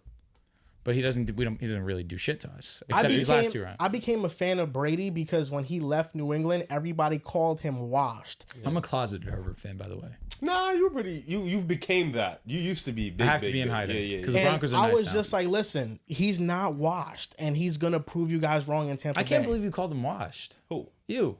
I called Brady Wash? I'm No assuming way. so. Nah, No, he I didn't call think it was Brady me. washed. I hope I didn't call him. No, that was It was just media. the overarching Yeah, it was narrative really on dumb. Brady I when hope he he left. called him Because you know I mean- Brady's New England tenure ended with an interception against the Titans six. in the playoffs. That was Oh, lit. I did say the Saints were better than them at the One of time. my That was favorite the thing I moments said. of all time. Oh my god, I love nothing more than Yeah, that. that was It was done. amazing. We'll get him when he gets That made back. my yo. year. That play. Drake Maye. No, listen. He Watching- might as well just watching be a Drake Maye Patriots and highlights is nuts. Celtics fan at this point. He's His close. highlights are crazy. And you know, it's funny because Not my I saw division. the tweets that Dehls posted. The one about the Jets, it got like 21 likes. The one about Drake Maye got 100 likes.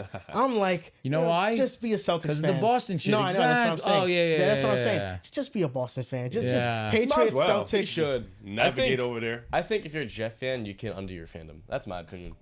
But go be a Well, Patriots there's fan. gotta be an exception. It has to be connected to you. It can't just be fucking be. Oh Chief yeah, and fan. then back in That's not how it works. 2019, I said the Chiefs were my favorite team. So I stamped that early. I mean, You know what I'm saying? I don't know about And that. then got- you went to it's- Josh Allen. it's got to be like this is my You hometown. jumped. You Yeah. jumped. No, it's Like, gotta every be- top quarterback, you jumped. It's with the quarterback. No, it's Joe got to be Burrow. like this is my hometown team, or I love this basketball and baseball team. So then Well, I technically, we love- don't have a hometown basketball team, so it's kind of lit. We get to pick right where we I go. actually made my favorite That's why quarterbacks. nobody can say shit to me about Who LeBron. the hell are we gonna root for? Next call. I made a They're list gone. of my guys at quarterback, and I had to remove one because I tested Jess first because I talked to her about this shit. So I Did you just test us? Because I think I'm gonna nail them yeah. I will test you guys. I asked Jess basically, can you guess my guys at quarterback? And she guessed them, and the fact that she was able to guess them with ease, you know they're my guys. Why do you have That's what I like. 7 guys? as your Seven? my guy? 2, 3, 4, That makes sense. You know who they are. I have 7. I gonna have be 7 kinda my Alright, guys here at we go. I knew that quarterback. off We'll the go dome. round table. Let's go round table. Number Alright. one, Jordan Patrick Love. Mahomes. Okay, that too. That's one. Yeah, Our you guy. both got it. Geno Smith, easy one. Yeah. Yeah. That's good. Gino. Oh, okay. That's okay. a low key one. Joe like Burrow. that. Yep. Yeah. If you have Herbert on here, I might throw up. Yeah, I have Herbert here too. Wow. I just better cannot not have Josh believe up it. here. No, I don't have Josh up no. 2 more. Baker. His term. He's here. Yeah. Okay. You have Drake here? No. Okay, I was sure? gonna say. Thought we were going. That's the around one thing too. I could have vouched for you for. You definitely was rooting for Drake. All right, go ahead. No, it's your turn. Oh, I guess Drake. I guess Oh, theoretically. you're on. Well, So what's your? we haven't named Mahomes AR? yet. No, yeah, he did. That was the first guess. AR? No, Damn, you gave up on him. I put under my guys. I put and Anthony Richardson made the Drake Maye made the too. This brother is just a whore. He's a slut. I have 2 more in the category. Dax in the tier? CJ's in there. No. No. Because he was your QB1 in that draft. That's why I said Yeah. that. No, his QB1 was AR. No, it wasn't. No, am I wrong? It was AR. It was CJ. AR. Early Off in, of talent, in April. yeah. CJ. I or remember Rich- it being CJ when I did. No, it was AR than CJ Okay, and Bryce. so I have. Man, There's yes, one more. baby. Maybe I'm wrong. Maybe I'm wrong. You guys have I'm good for 6 games Mahomes, this Burrow, Herbert, Love, Baker, Geno. There's one more. Obvious name, I guess. I guess it'd be Sam. It is Sam. Yeah. Oh, okay. Yeah, those are my guys. Insane. 7. Ask Justin Pugh what he said about him. Hey, you didn't release that footage. Yeah. Okay, here's the thing. That's a good You're point. nuts. You're nuts. Why? Justin Herbert in there. You like is- They all have an you origin like story. 4 of the 5 best quarterbacks in the Herbert world. being in there is wicked. They all no. He have an origin story with Herbert after his rookie year. You know, Chargers fans were one of the main reasons why my channel was able to grow. And if you look at all my initial content from my personal YouTube channel, it's all Charger stuff. It's all glazing Herbert. The best videos that we had on Pick a Side at first were Herbert videos. We made it a point of emphasis every week to make a Chargers video because it did well. It wasn't just Herbert. Now you're a Burrow guy. Mahomes. I've always been a Burrow guy though. I've always liked Burrow. Herbert. I got his LSU card. This guy's nuts. 7 and then 3 mess. Yeah, like So I need. it could be Can there 10. be any mid in there? Baker's no real- Baker, Sam. They came Baker's out the only- mud. Baker's and on- low key, Jordan's starting to trend towards the mid. Gino- Sam what is Sam fake about? nuts. No, it's insane. How is Sam nuts? Because you left and then now he's good again. You kind of came back. What I will say, I didn't think he'd revive his career after he left the Jets initially. Yeah. And he didn't. Yeah. I think you have to Riv give was the Sam. highest on him coming into the season. True. Yeah. You have to give him Sam because last year I got he some said footage on him. he said last year Sam Darnold can But produce. how old? He heard it the other. It was an off. It might have been a minute. It might have been prior. He straight to up that. said. But Sam, I remember him saying my guy this year was Sam Darnold. No, that was his comeback player of the year. It was. You cooked. but you're not eligible for it. There was this one footage though I did. It was violate nuts. that. A year ago, Can't Drell defend you, sat though. up here and said Sam Darnold can produce the same way Brock Purdy can, But that's and he got not- ripped into. So I think that's valid. You John, can't that's say it. that's not crazy John, when you no, was John, yelling at John, him. You ripped John, into him, I no, think, I'm gonna too. say this, John. Anything you're a that's Brock guy. Brock Purdy related, 80% of the time he's saying it just to hate. It's No, not it's really not. a love But thing for I the don't, other I guy. don't agree with that. I was up here arguing with him with Brock Purdy. That was a Sam Darnold thing. No, it was a it mix. It was a wasn't. mix. It was a Brock Purdy topic, but I think that was more about him highlighting what Sam Darnold can do. Was Sam Darnold on Less the team about at the what time? Brock- The Niners? What's that? Was Sam Darnold on the team at the Yeah. time? He was the backup. He literally said that Sam Darnold could take his spot. And he might this offseason. He was But I only think- saying that just because of Brock Purdy. I feel like as a viewer, it kind of strikes. Yeah, obviously he's dismissing Brock, but more so he's highlighting that Sam Darnold. I literally said I think Sam can still play. Yeah. I think he could. There's I sat part here. of me, it's refreshing to hear someone defend Joel. Because he used to be. Not really. Do I ever defend you? I was with John and John. This like this? No. I told Well, John is- John in the offseason. I told John That's bro.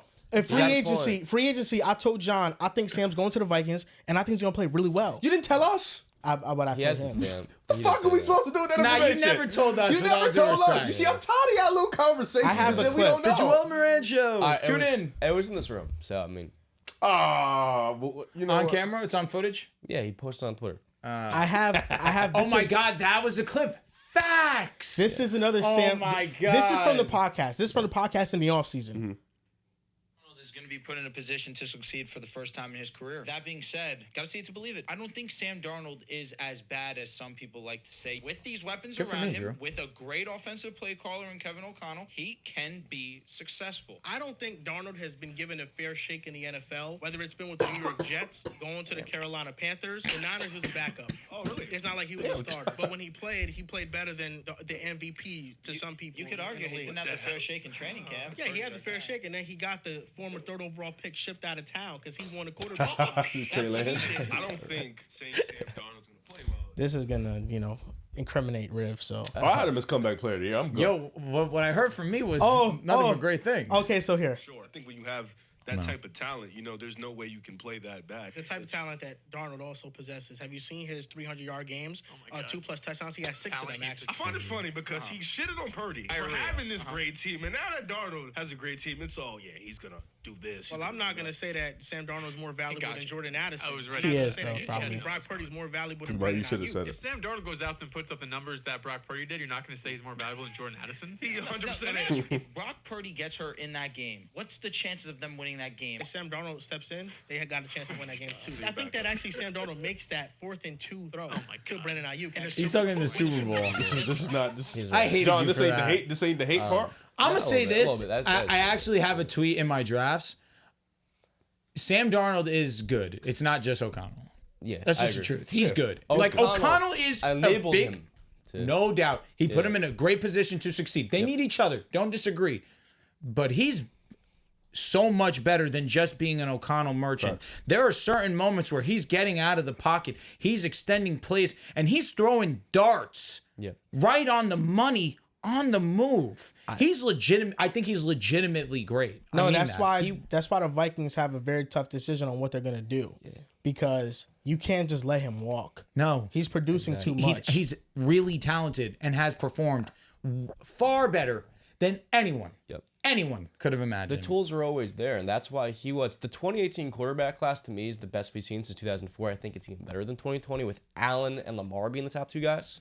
And with that in mind, Sam Darnold was the QB1 in that draft class, but it wasn't like he had a bad attitude, a bad character, and he was maybe a lightly overrated prospect like Josh Rosen. Like, the tools were always there. Is the fact he got drafted by the Jets, who have never developed quarterbacks like Joe Namath, and then he went to the Panthers. Like, Joe I think Namath, it's does that even count? It doesn't count at this point. Listen to that. I mean, he's not eligible this year for comeback player of the year because it's really about a player who overcame like and that's bullshit. He's not eligible. an injury. Like, and He might be like, favored. There's I a think, reason. right now. No, he's There's a not reason. favored. I mean, He's there is a not. good reason. Wait. It's really to highlight people who've overcome something like Eric Berry beating cancer, Alex Smith Because overcoming. Joe Flacco won. Yeah, I agree. that's It why. changed They going to this changed year. it because of Flacco won. I think if you're not going to allow Sam Darnold to be eligible for comeback player of the year, you want to highlight those amazing stories like Trent Williams being cancer. Amazing. I don't mind example. Joe Flacco But winning here's the thing: I think then there should be some sort of most improved player for a guy like Darnold who got a lot Darnold's the better. comeback player of the year. This year. I think deserved, the favorite is Joe, right? No, who's the favorite? It might be It's Joe, either 'cause Joe his or injury. Sam. I'm fine with I think either it's Joe. two, I but think- in my opinion. But I think I saw the odds 2 days ago. Sam, he's like plus 290, so it's not crazy. Yeah, he's not eligible based off of. This was all stemmed from an MVP. I mean, conversation. being Yeah, based no, off. for real. We have a long way to go. It may not be an injury, on me, but being man. drafted to the Jets, I feel like that's worthy enough. I just feel like, listen, I've watched Sam Darnold this year, and especially as of recently, what he's done, it's really brought tears to my eyes. No, he's moving the when I fuck out watch of me. it. When how the locker room reacts to him, I've kept up with every single post game that they've done, on the We've all Vikings seen YouTube the channel. clip, buddy. Yeah, Are you a fan of the Vikings? That's one of them, but every week I've watched their post game Are you stuff. are you a fan of the Vikings? I like the You Vikings a like lot. the whole NFC North. No, just the Packers and Vikings. That's half the team. I'll tell you Like, what. are you talking Narratives on the line this weekend.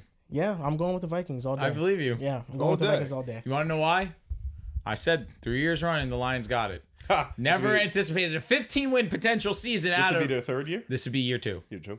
I like the Vikings. I like their fan base. They're very friendly. Wouldn't it be some shit if I get slighted for saying that they're going to run the division on a 14-win You season? actually still might get. I slighted. will get Yeah, slighted. They lose. You're fine. That's what I mean. On a 14-win this season. This is the most wins the division's ever had. which is Detroit insane. still fakes run shit. So Oh my God, they're yeah, amazing. they still fake run shit. Their defense is. It's just a shame they won't win anything.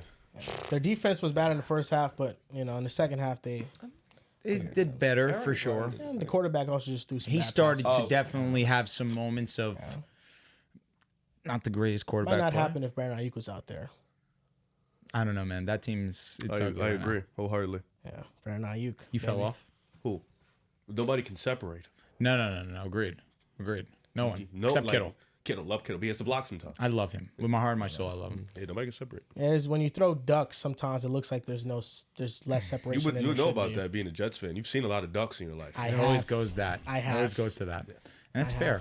Offensive Player of the Year. Here we go. Saquon. It's Saquon Barkley pretty easily. It for is me. Saquon. Saquon but and Jamar Chase. Boom. Jamar being a Like, Triple I Crown know- winner and being plus odds is nuts. I know you put Lamar Jackson there. Any quarterback that wins MVP is technically the best offensive player of the year. Yeah. But you have to have an award for some skill position players. I agree, but over the last few years, we've seen it become a skill position player should be. award. Yeah. And I don't dislike I think it. Matt Ryan, when he won MVP, he won He both. did. Yeah. Cam Newton won it. Mahomes won it. Yeah. We've seen it, but it's happened 10 times. in this instance, I do believe I'm watching the best. Why offense. Josh didn't get it last year? He didn't win MVP either. I'm saying offensive player of the year. Josh? Yeah. Who's the offensive player of the year? McCaffrey? Honestly, yes. It was McCaffrey, correct? Yeah. I think deserved. Saquon had a Am better wasn't year. am I right? It Yeah, was McCaffrey. It was McCaffrey. I mean, you can't give it to Lamar. Saquon had a or better Josh year than both McCaffrey. ways, though, this year. I There's too don't many think Josh deserving candidates. offensive player of the year though. That's my Like opinion. I don't think he's Derrick my MVP. Henry only has Saquon this year broke. He didn't break it. He could have. Hit 2,000 rushing Pretty yards. easily. He's not Right? playing the last game. I think that's Exactly. whack. I agree. I'm happy. I think it's fire. I'm not. I think that's fire. I don't want the honestly. award to be. I don't want the record to be broken unless it's 17. week 16 And I or agree. 16 games. I agree, 'cause it's a flex. Eric had more carries. Listen, Yeah, whether don't that's mean fact nothing. or fiction, which is fact, Yeah. I also still feel very firmly in the 16 game records. I agree. Yeah. I also will say, which nobody talks about, is that O.J. Simpson Didn't he do it in like rushed 14? for 2 bands in 14 games, the only player ever to do that in NFL history. Right. So if that's the case, the real rushing record is held by OJ. But how much did AP have? He had 2,900 and he didn't have 900. It was 2,090. He was 8 yards away, so 90. 8 yards away 98, 99, 97. Saquon this year, insane season, 2K rushing yards. Derrick Henry only has 200 less yards all purpose. There's so many deserving players between Chase, what he's done, Triple Crown, insane season, Derrick Henry. There's a lot of good candidates, but Saquon's it is Chase or Barkley. Saquon's averaging 140 yards total. No, Saquon's been 125 rushing. And how many touchdowns have been poached? 16. Everything Jalen Hurts has, he poached it. Yeah, I'm going Saquon. I think this should be a clean sweep. Defensive player of the year. Clean sweep. He has 2. We prayed for times like this. Yeah, I think he deserves I deserve this. I love this. And now with the DPOY, there's no conversation for corners and Pat Surtain. Oh, Papa, it's not even close. That brother in New York fell fuck off. Yo, I was talking to Joel about it. And I'm like, yo. Ahmad. It's hard to, oh my God. Fact. Ahmad. It's hard to root against Pat Surtain. He's like, nah, for sure, bro. I fuck with him. And he looks at me and he's like, bro, I'm gonna be real with you. I don't fuck with him at all. Like, there's nothing about Pat Surtain I like. I don't root for him at all. And I was like, you know what? I get that. As your boy fell off a cliff. Yeah. Now, the cliff is going from near best in the world to, not even better the 10th. than AJ Terrell and shit. Well, last year, Pat Surtain was a part of a defense that let up 70 points. Hey, don't be disingenuous. Last year, Pat Surtain was part of a defense that let up 70. No, definitely. Last year, Pat Surtain definitely had a down year. Ooh. No.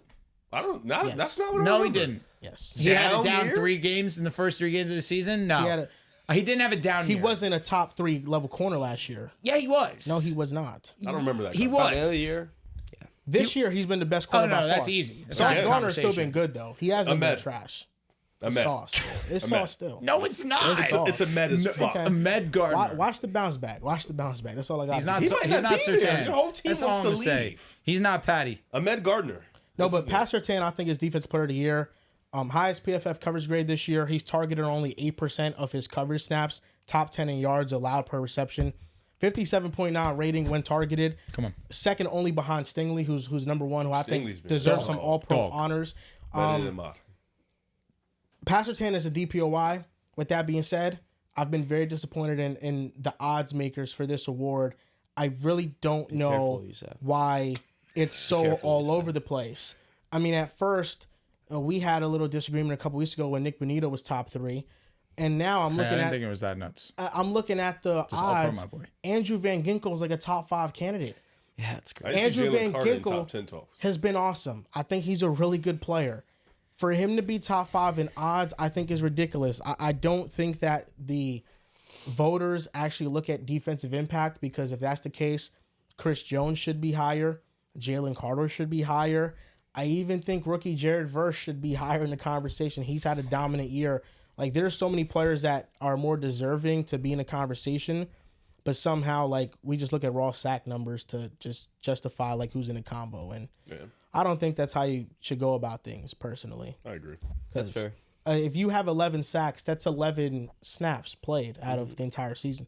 I think pressures are more of an indication of your impact on a down-to-down basis than just sack numbers. So, and that's why DTs don't. Gotta be able to finish the play. I do at the same exactly. Time. Gotta be able to finish I need a combination of both, where obviously these players are getting double, sometimes triple, depending on the caliber of player, and you still get a pressure on the quarterback. You're still impacting the play.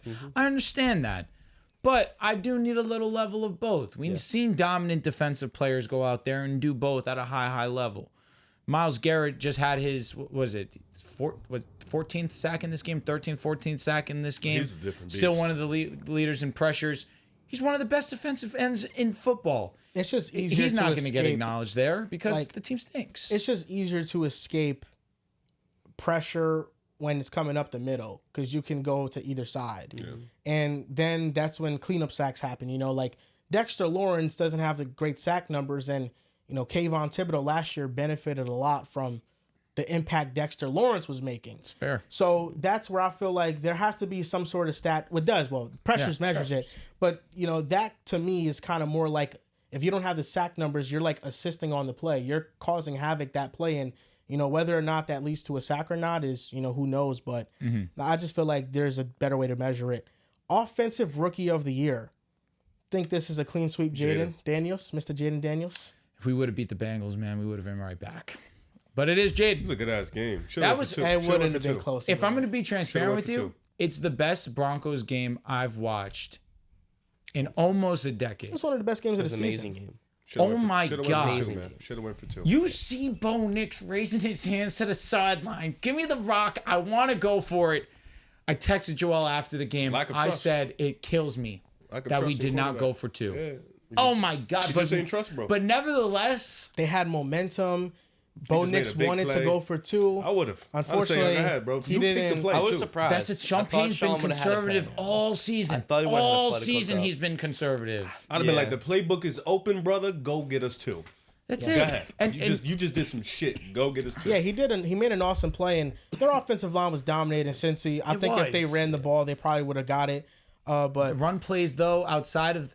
Like, we had that one drive that we were uberly successful. It started to fall off. Unfortunately, Bo Nix didn't want to be accurate on his passes in overtime as much as he wanted to go for 2. This is fair, and I knew it was going to happen, and I have to live with it. Who overthrew that one play? I think it was on Troy Franklin. Troy Franklin. And then he dirted it to Sutton. He slowed up a little bit, but, you know, you kept going. Who knows? It's definitely his fault. Here's the thing with Bo Nix is that I think when he has a clean pocket and a clean platform, he can really rip it. And Jackson mentioned it. Shout out to Weekly Blitz and shout out to Jackson. Bo Nix has a nice arm. Like, he has some arm talent. Oh, it's good to hear. It's just the pocket presence. When he reaches the top of his drop, there's so much wasted movement. The miss to Sutton in overtime, the pocket was clean. Bo Nix got to the top of his drop, and he just ran forward and then just did a sidearm throw, and it dirted. He had it in the last drive, actually. In the last drive of regulation, he had a play exactly like that, except it was over the middle of the field. On the move, he loses a lot of his arm strength. His arm is very erratic on the move. There are times where he could be on the money. There are times where he really misses. And that's just the wasted movement in his game where he just has to improve. Like, there are many times where he just reaches the top of his drop and there's no pressure. He just bails. And this is an elite offensive line. Like, you have to trust that protection. Like, you have to just rip it within the pocket. If he can maintain better pocket discipline, then I think it raises what he can be a lot. I think it's also a combination of both. I think we have where sometimes we see him bail. With this game was the worst I think I've seen it in a little bit, in a long time. However, it also goes in part with the lack of separation that our receivers are able to get. And in this moment, it's fair. Because I think that he did have time to go and set himself and hit Sutton over the middle of the field. But it's a give and a take because in this same game, I watched him do that and hit throws consistently and push the ball down the field. It's just a matter of when we needed it, it didn't happen, and now it's being used against him, which, again, I'm agreeing with. Bengals offensive line also is the worst shit I've ever seen. Shit. Brother, they got a sack every drive. Like, He's it's fucking insane, bro. Joe Burrow, what he did in this game. I felt scared for bro, because every time it's like, hike, boom, somebody in your face, sack. Like Zach Allen goes and has 3.5 sacks this week. Also, PFF, funny website, was not in our top 5 highest graded players, even though he had 3.5 sacks, was the most arguable, him and Surtain, the most impactful players on our defensive side of the ball. Wasn't top 5. But regardless, the pressure that we were getting on Joe consistently every single time, but this guy just trusts himself and he trusts his arm. He's able to go out there. In the back of his like, I think when I've watched Burrow and Lamar on film, it hurt. I think Lamar has been overall better because of the rushing. Just quarterbacking, just passing. Joe Burrow's been the best passer this year. He's been the best passer this year, and Joe Burrow is making more high level throws than he's ever made. He's moving much more than he's ever had before, and he's just ripping throws. And to, like, we talk about the lack of high-level arm talent that Burrow has comparatively to Lamar and Allen and Mahomes, but he has just enough arm talent to make, like, 99% of throws. Like, there's that 1% that's reserved for the real top guys, but Burrow can make almost every throw on the field, and it's because he has such sound mechanics. Who are they? Mahomes, Herbert, Allen. That's it? Yeah, Would you throw Lamar in there or no? I don't think Lamar has their level of arm. Stafford. I think I agree with that. I would put Stafford in there as well. What's this topic? I don't think Lamar's arm is as good as Stafford's. I don't either. I will say though, purely arm talent, strength, oh, arm strength. Well, AR, holy shit. Nah, but now we're getting to touch also. He has a little bit of touch. Because I look at Lamar, field, and one thing Lamar's never had an issue with was arm strength. He's always had the arm strength. It's always been the touch and the placement. Right. We've seen him grow to a level I never thought he'd be able to be this. Like if we're just talking about the purely arm talent, mostly the biggest factor being just how far you can throw down the field with a little bit of touch. There. I know AR's there. I know AR's there, but he's just so erratic in the short and intermediate area that it just drops him down so much. But he has insane level arm talent. I think you have Mahomes, you have Allen, you have Herbert. I think Jordan Love is in the conversation with arm talent. That's one of them. Stafford has lost some of his arm talent, but he still has a lot of it. I'm going Lamar still. And then, Lamar's in the top 10 for me. Right that dude has a rifle. I think Sam Darnold's in the top 10 too. I was thinking Sam. And that's why I'm so high on Sam Darnold long term, because he can make every throw. Are we putting Bo Nix in there now? I don't think he's in the top 10. He broke StatCast, baby. They called him a yak merchant. He broke StatCast. Yeah. Oh my God. I watched that throw minimum 40 times. It was a great throw. It was an Oh impressive my throw. God. Didn't think he had it in him, I'll be honest. 67 yards in the air. It won't happen often, but it was a great throw. No. I love Joel off the show because obviously we can actually have civil conversations about my quarterback on the show. I know things can get a little crazy. But regardless. Just don't say nothing crazy. It was one of the most exciting moments I've had as a Bronco fan in such a long time. And it hurts that we lost because we have that amazing comeback. Bo Nix fading. Marvin, unbelievable. Like the throw was great. The catch was even better. Yeah. We go into overtime. He misses the field goal. All we have to do is run out the clock. Mm-hmm. And even before that, of course, the Troy Franklin miss. Oh, God, it sucks so bad. But that's why I wish even more that we went for two. Yeah. Because regardless, if he gets it or doesn't get it, what's left in the back of your mind at the worst? He made the play to even put us in position to either win or lose the game. You don't have the two throws. And we don't have the overtime, and we don't have to even have the... Yeah. Exactly. People took it as a knock when I said it won't happen often, but, statistically... Throws 20-plus yards down the field. He's completing 33% of them. No. What you said was the Tim Tebow tweet, and I don't give a fuck if you were trolling. I told you, that shit made me laugh. People that don't know you will obviously take everything you say as gospel on Twitter. Tim Tebow. That shit was hilarious. He is a legend. Tim Tebow's a Bronco. Legend. I love legend. him.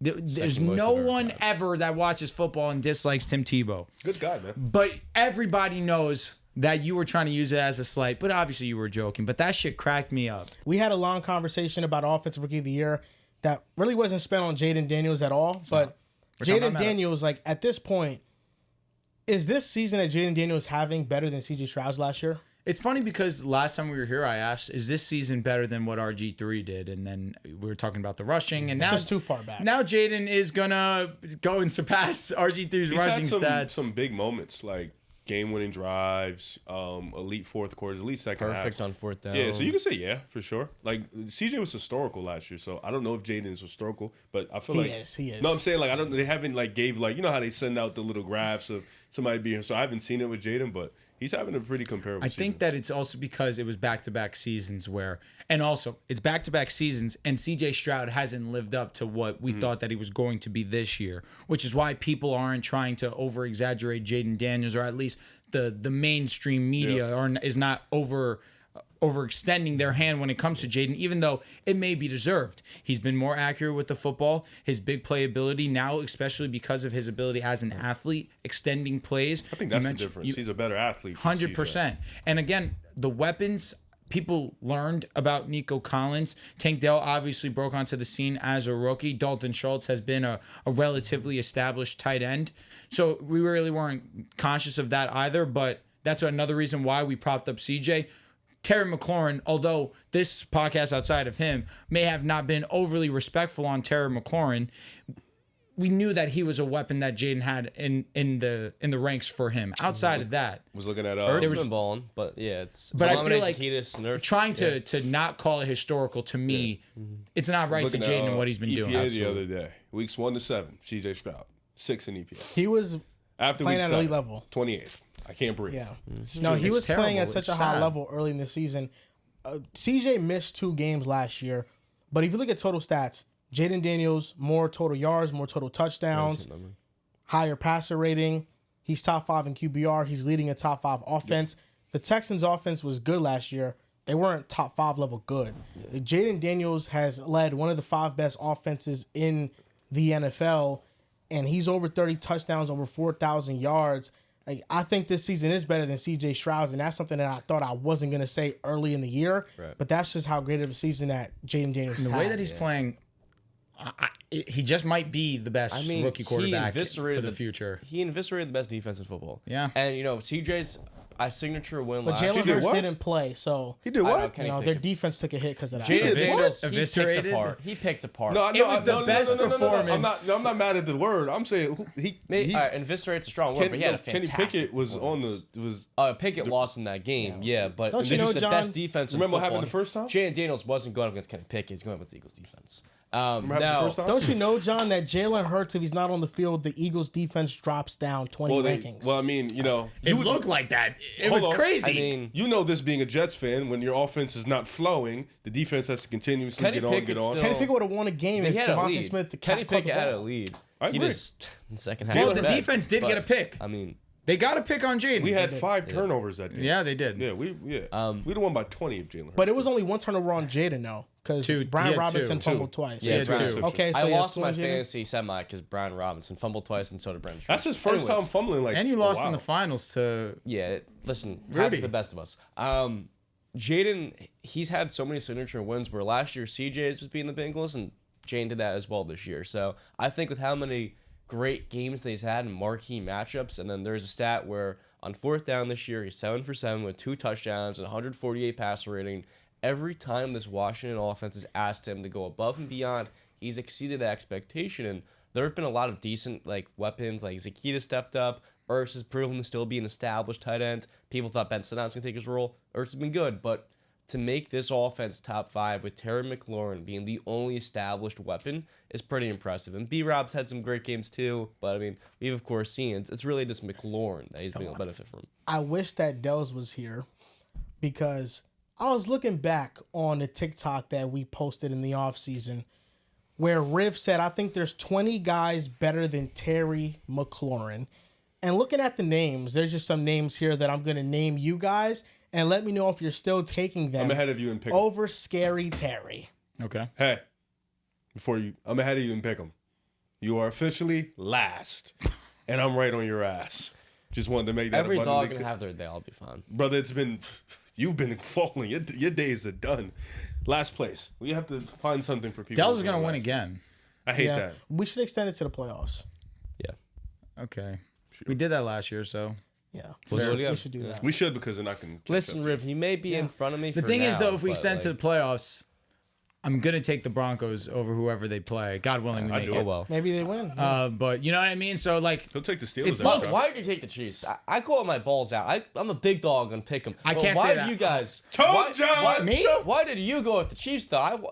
Three of us picked the Chiefs. I'm like, guys, I should be the only That's one. not with my true. balls all That's the not time, true. boy. I You understand chose that. against See- the Chiefs the last 2 weeks. I was like, what are we doing? I can't be 3 of us picking the Chiefs.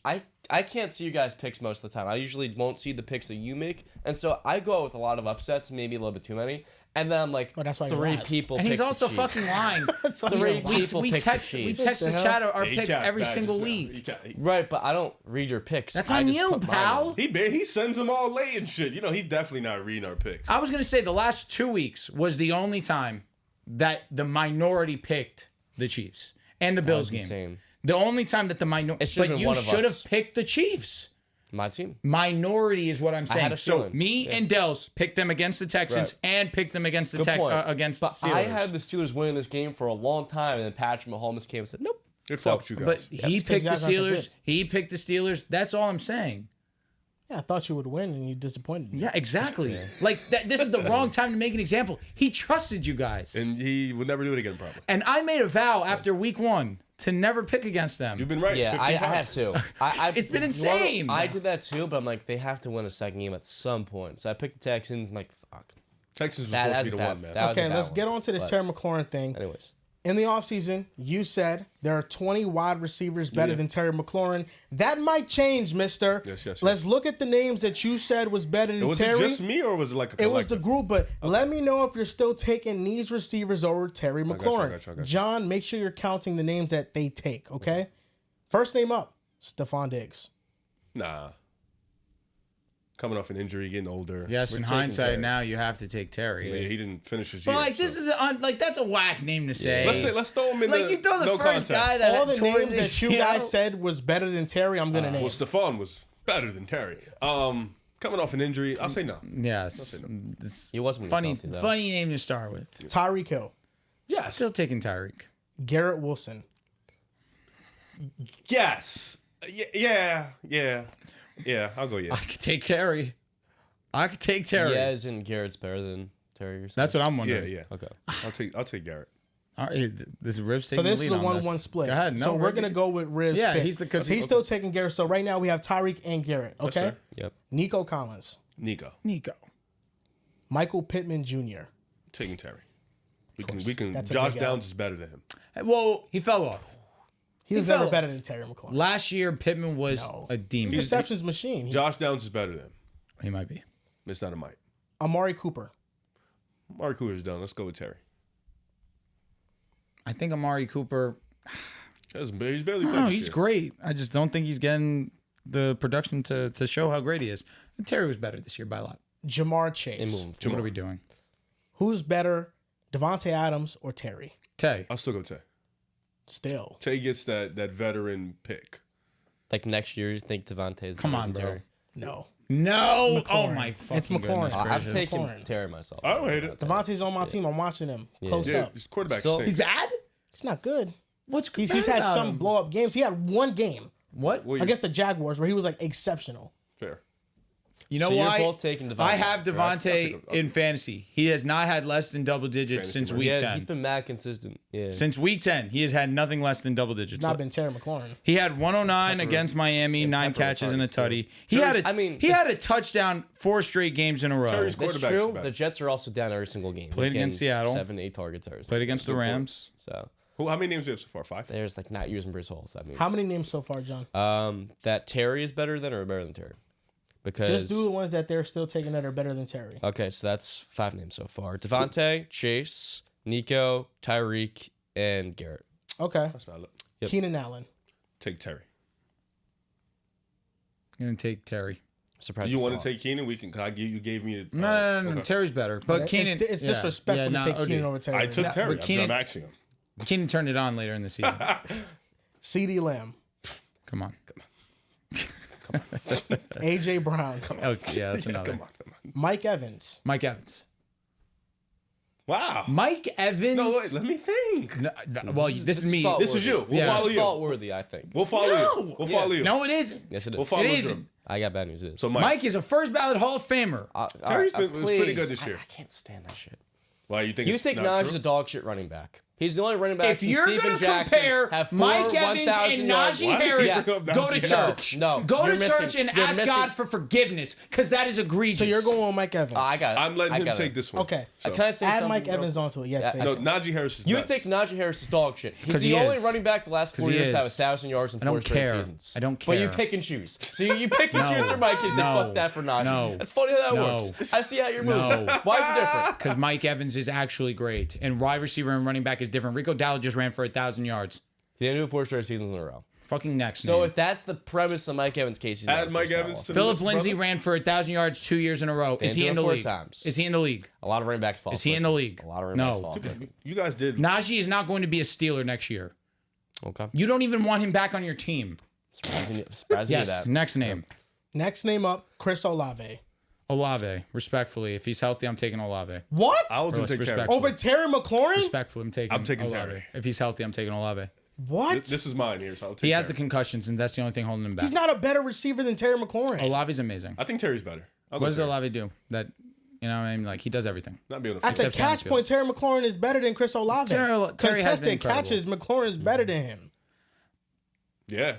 In space, I'd go with Terry. Space. Route running, I'd go with Terry. No, whoa. And Chris Olave offers nothing after the catch. Because he's the big play guy. As soon He's as he spitting. catches the ball, he's getting tackled. Tyler Lockett Terry esque. McLaurin has yak ability. This isn't close. I'm going Terry. Not close. Okay. I don't know about that. It's close. Hey, you. I'm going Okay. Terry. Yeah, we're taking Terry in this. Amon-Ra St. Brown. Come on. Come on. It's No, stop. goodness. Are you stupid? Are you stupid? Are you? If my Terry McLaurin got the amount of targets in the Lions Hey. offense, he would do the same didn't get that thing. many targets this year. What do you mean? Yes, he did. Amon-Ra scored in like 88% of games. Respect him. Yeah. Amon-Ra has much more targets than Terry this year. Is it much more? I'll search it up for you All right now. No, keep going with the names because this isn't about me. This is about Riv and you. I don't get it. No, I know, but let me just look at the Amon-Ra's targets. better for sure. Okay.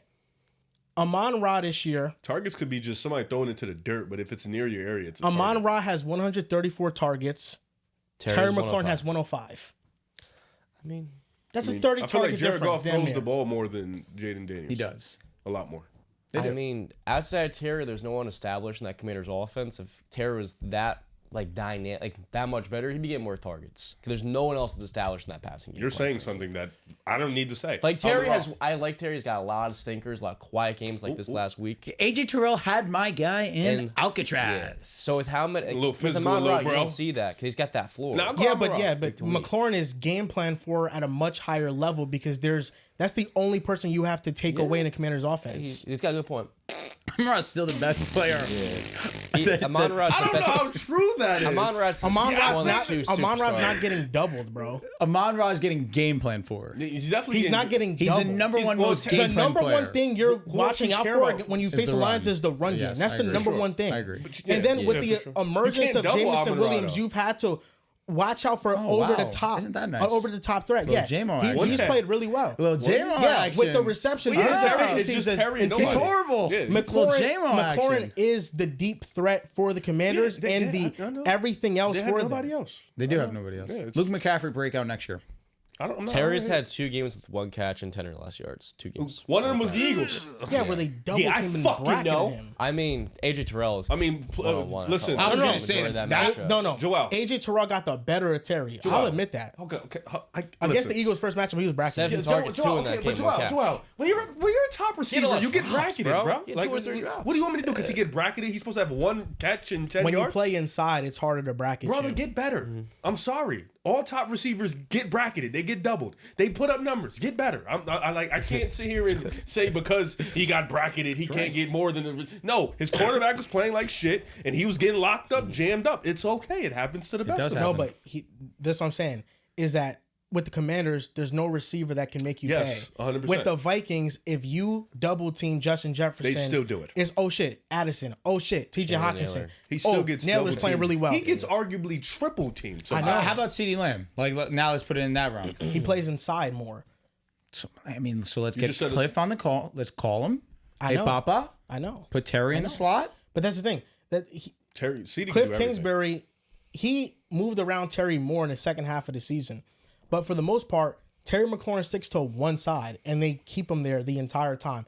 CeeDee Lamb is moving Sounds around the like a bad formation. idea. Sounds like a bad idea. No, I'm not. Yes, it is because McLaurin should be used in more agree. ways. But that's what I'm saying. The production doesn't showcase all the things that McLaurin has to offer. Is he actually first team All Pro or He's gonna be an All-Pro this year. probably? Yeah, whether it's first team or second team, I think he deserves to be an All-Pro. Amon-Ra though. Okay, next name Justin Jefferson. We're at 11 names. Some of these names, I get why you're reading them, but like, Easy. Yeah. I mean, these are all the names that you guys took. That's why I'm reading. Second. Best in the Yeah. world. You can skip that name. Debo Samuel. Oh God, give me Terry. We took Debo. Of course we did. Dead ass? Yo, Yes. Debo was a demon to end the season last year. You can't But forget as a that. receiver, we really took Debo? He took Debo. I'll be honest, genuinely, my fault. Yo, calm down on like Debo. no, he can't. Calm down on No, Debo. he's arguably dead ass, not even my trolling. God. One of the worst receivers I've ever seen this year. I'm not I even. beat him man I'm being coverage, he so can't really dead beat man ass coverage. against man. Like if you put a man in front of him, that's a good corner. He cannot do shit with him.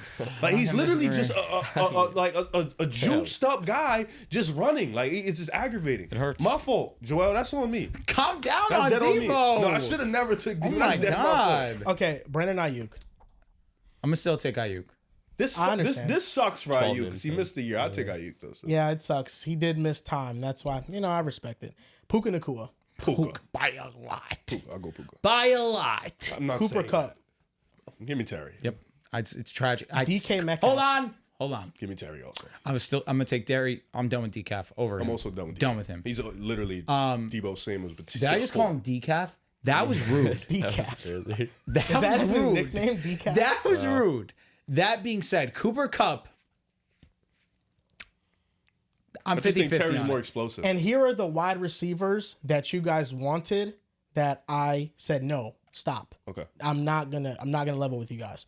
Jalen Waddle, DeAndre Hopkins, George Pickens, T. Higgins, Devontae Smith, Chris Godwin, DJ Moore, and Jordan Addison. And on the TikTok clip, There's some of them. the I think Smitty and Terry are the same skill. and on the TikTok I'll clip, the stand on DJ Moore thing, it cut me off when I said I wasn't taking him. They just added him to it. And I'm it taking pissed me also off. Brian Thomas Jr. over Terry McLaurin.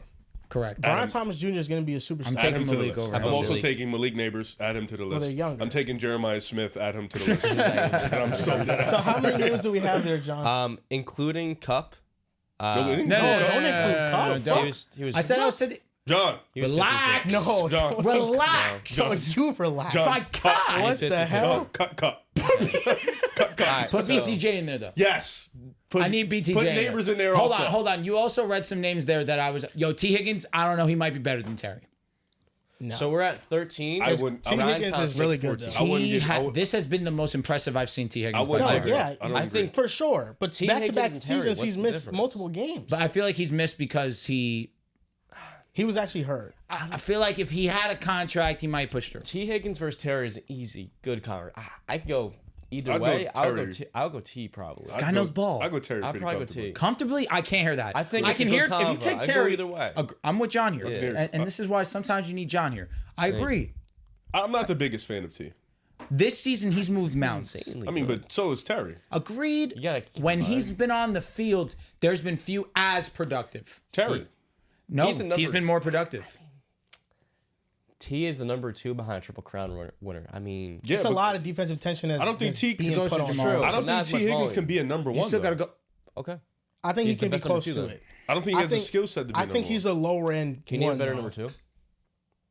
Yeah, Devontae Smith. No. Yes. No, not Yes. this year. No, yeah, No. yeah, I can't go that Bro, far, no. yeah. Sorry. He's better. Outside of contesting catches, he does everything better. There's- He's a better route runner.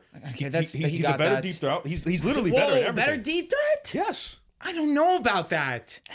Well, he gets separation better for sure. It's not even close. T. Higgins separates at a pretty good rate too, So though. does Smitty. I'm not disagreeing there.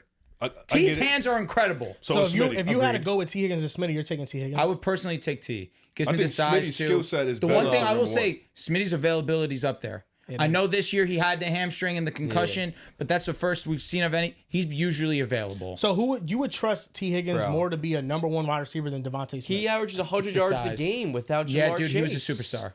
Last year, Oh, you're yeah. saying, without Jamar, yeah. No, 5 without Jamar, he games. gets love. 5 games But it's over also- 100 yards. No, last who year, are the teams? last year T. Higgins was on pace Who for are the 1,500 teams? without Jamar. Pittsburgh, 148, 140. He was not fucked you good. guys. He did. Dude, T's like that. Cleveland last year. good. Or Cleveland 2 years ago, I'm sorry.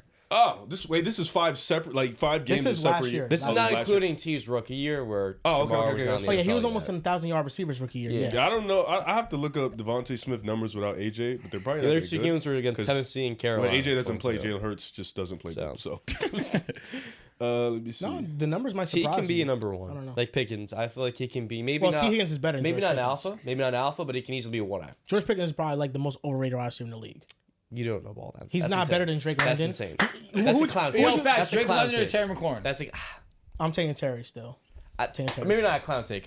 Drake, I like Drake. Talk your Drake London is shit. But talk your disrespectful. shit. He It's a doesn't clown have the take. hands or the Go ball crazy. skills that Pickens does. He's not better These after are all the from catch than 2021. Pickens. I don't care Yes, for them. contested He's catch a is the better only thing route George runner, Pickens really sure, do. but Pickens is a more transformative playmaker. Can I ask you a at question? the John, What's your receiver opinion on position. people calling George Pickens the new school Devontae Parker? I fucking love 2019 Devontae Parker. He's a star. You know, that's a ball nor litmus test question. John. What's your take on 2019 Devontae? I think he's awesome. John, let me ask you a That's question. my takeaway. And they're Brian very similar. Thomas Jr. or George Pickens? Brian Thomas. Okay, duh.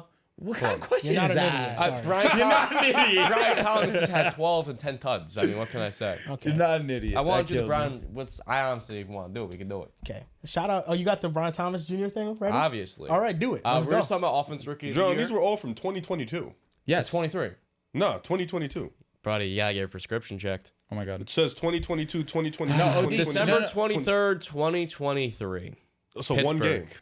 8 catches, 140 yards, 28 yards on average per catch and a touchdown. No, yeah, I'm with you, but then the next 4 is from 2020. It is He had 2022. 140 yards Yes. on my Steelers. That's when. without That's when he. margins. That's when Jamar Anyways. missed time with the hip injury. We talked about offense yeah, rookie of the year care before, and I about think those. a player who's had an amazing case but won't unfortunately win it is Brian Thomas Jr. So this is a Brian Thomas Jr. Would you rather, let's try that again. Brian Thomas, would you rather? No, fuck, I'm fucking this up. BTJ, would you Would rather? you rather Brian Thomas edition, Okay, John? all right. Brian Thomas Jr. Would you rather? First name up. Go on, Malik Neighbors. I'm going with Brian Thomas Jr. I'm taking my brother BTJ. Next name up. Brandon Ayuk. Yeah, that was something. That was something. I'll admit it. I waited too on You purpose. can use the black card. Yeah, that No, I I agree. waited on purpose because I wanted to see if it That would was happen. John. Listen, And it happened John? pretty fast. That was nuts. He You didn't have even to ask. improve. Yeah, I agree. What was the first name? I forgot. listen. It was Malik Neighbors. I'm going Brian Thomas Jr. What was the second name, John? The second name, Brandon Ayuk. Brian Thomas Jr. BTJ. Next name up, Nico Collins. Nico Collins. Nico Collins. Nico. Garrett Wilson. Brian Brian Thomas Thomas Jr. Jr. BTJ. Damn. How the mighty have fallen. Next name up, Terry McLaurin. Brian Thomas Jr., by the way. Is this because Garrett Wilson doesn't want to be a Jet anymore? No. He doesn't want to be a Jet anymore. Brian Thomas Jr. is more talented than They him. used to tell us I Garrett know. Wilson was the Oh, top I 8, know. 9 guy Trust in me, I football. know. 3 straight years of 1,000 yards. Yeah, we're here. I'm with Brian you. Thomas Jr. Yeah. is just 6'4" and can do everything Garrett can do. I agree. Yes. I agree. He's different. I took Brian Thomas He's over. different. I It just did it too. feels like the Garrett love has kind of died. No, I still love Garrett, and I love that he's calling out the organization. I really do. Well, he's leaving, so. He's not going to leave. He comes- Bronco. Chargers. No. Oh, I'm sorry. Jesus, no. I'm I just hope he naming doesn't teams. leave. Good. I should say I hope he doesn't leave. Next name up, Terry McLaurin. BTJ. Brian Thomas Jr. Brian Thomas Jr. I had to do this.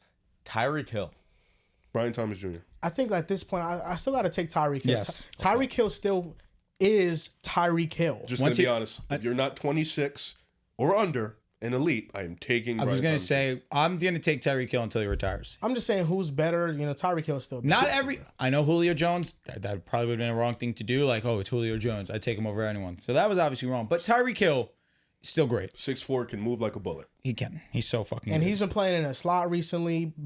Early in the season, he was much more of a deep threat. Now he's winning intermediate on digs, ahead and in the just- inside, in the screen game. He's doing everything right Taking now. Brian Thomas Jr. Okay, last name, Puka Nacua. I'm taking Brian Thomas Jr.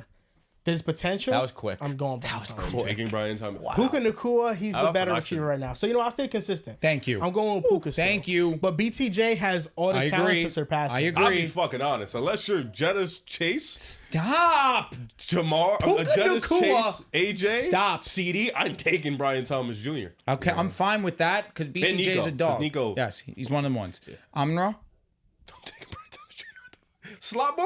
Give me Brian Thomas Jr., bro. Do you understand a lot of the guys you named play in the slot a ton? They're all just better They're than all Amara. slot guys. They're all just better All than of them. Amara. And if Puka's name was Puka McDonald, you take Puka Nacua. What? McDonald's. What? Because he likes McDonald's. No, I'll be honest. I had to think I'll for a be little honest. bit. I had to think for a little bit. That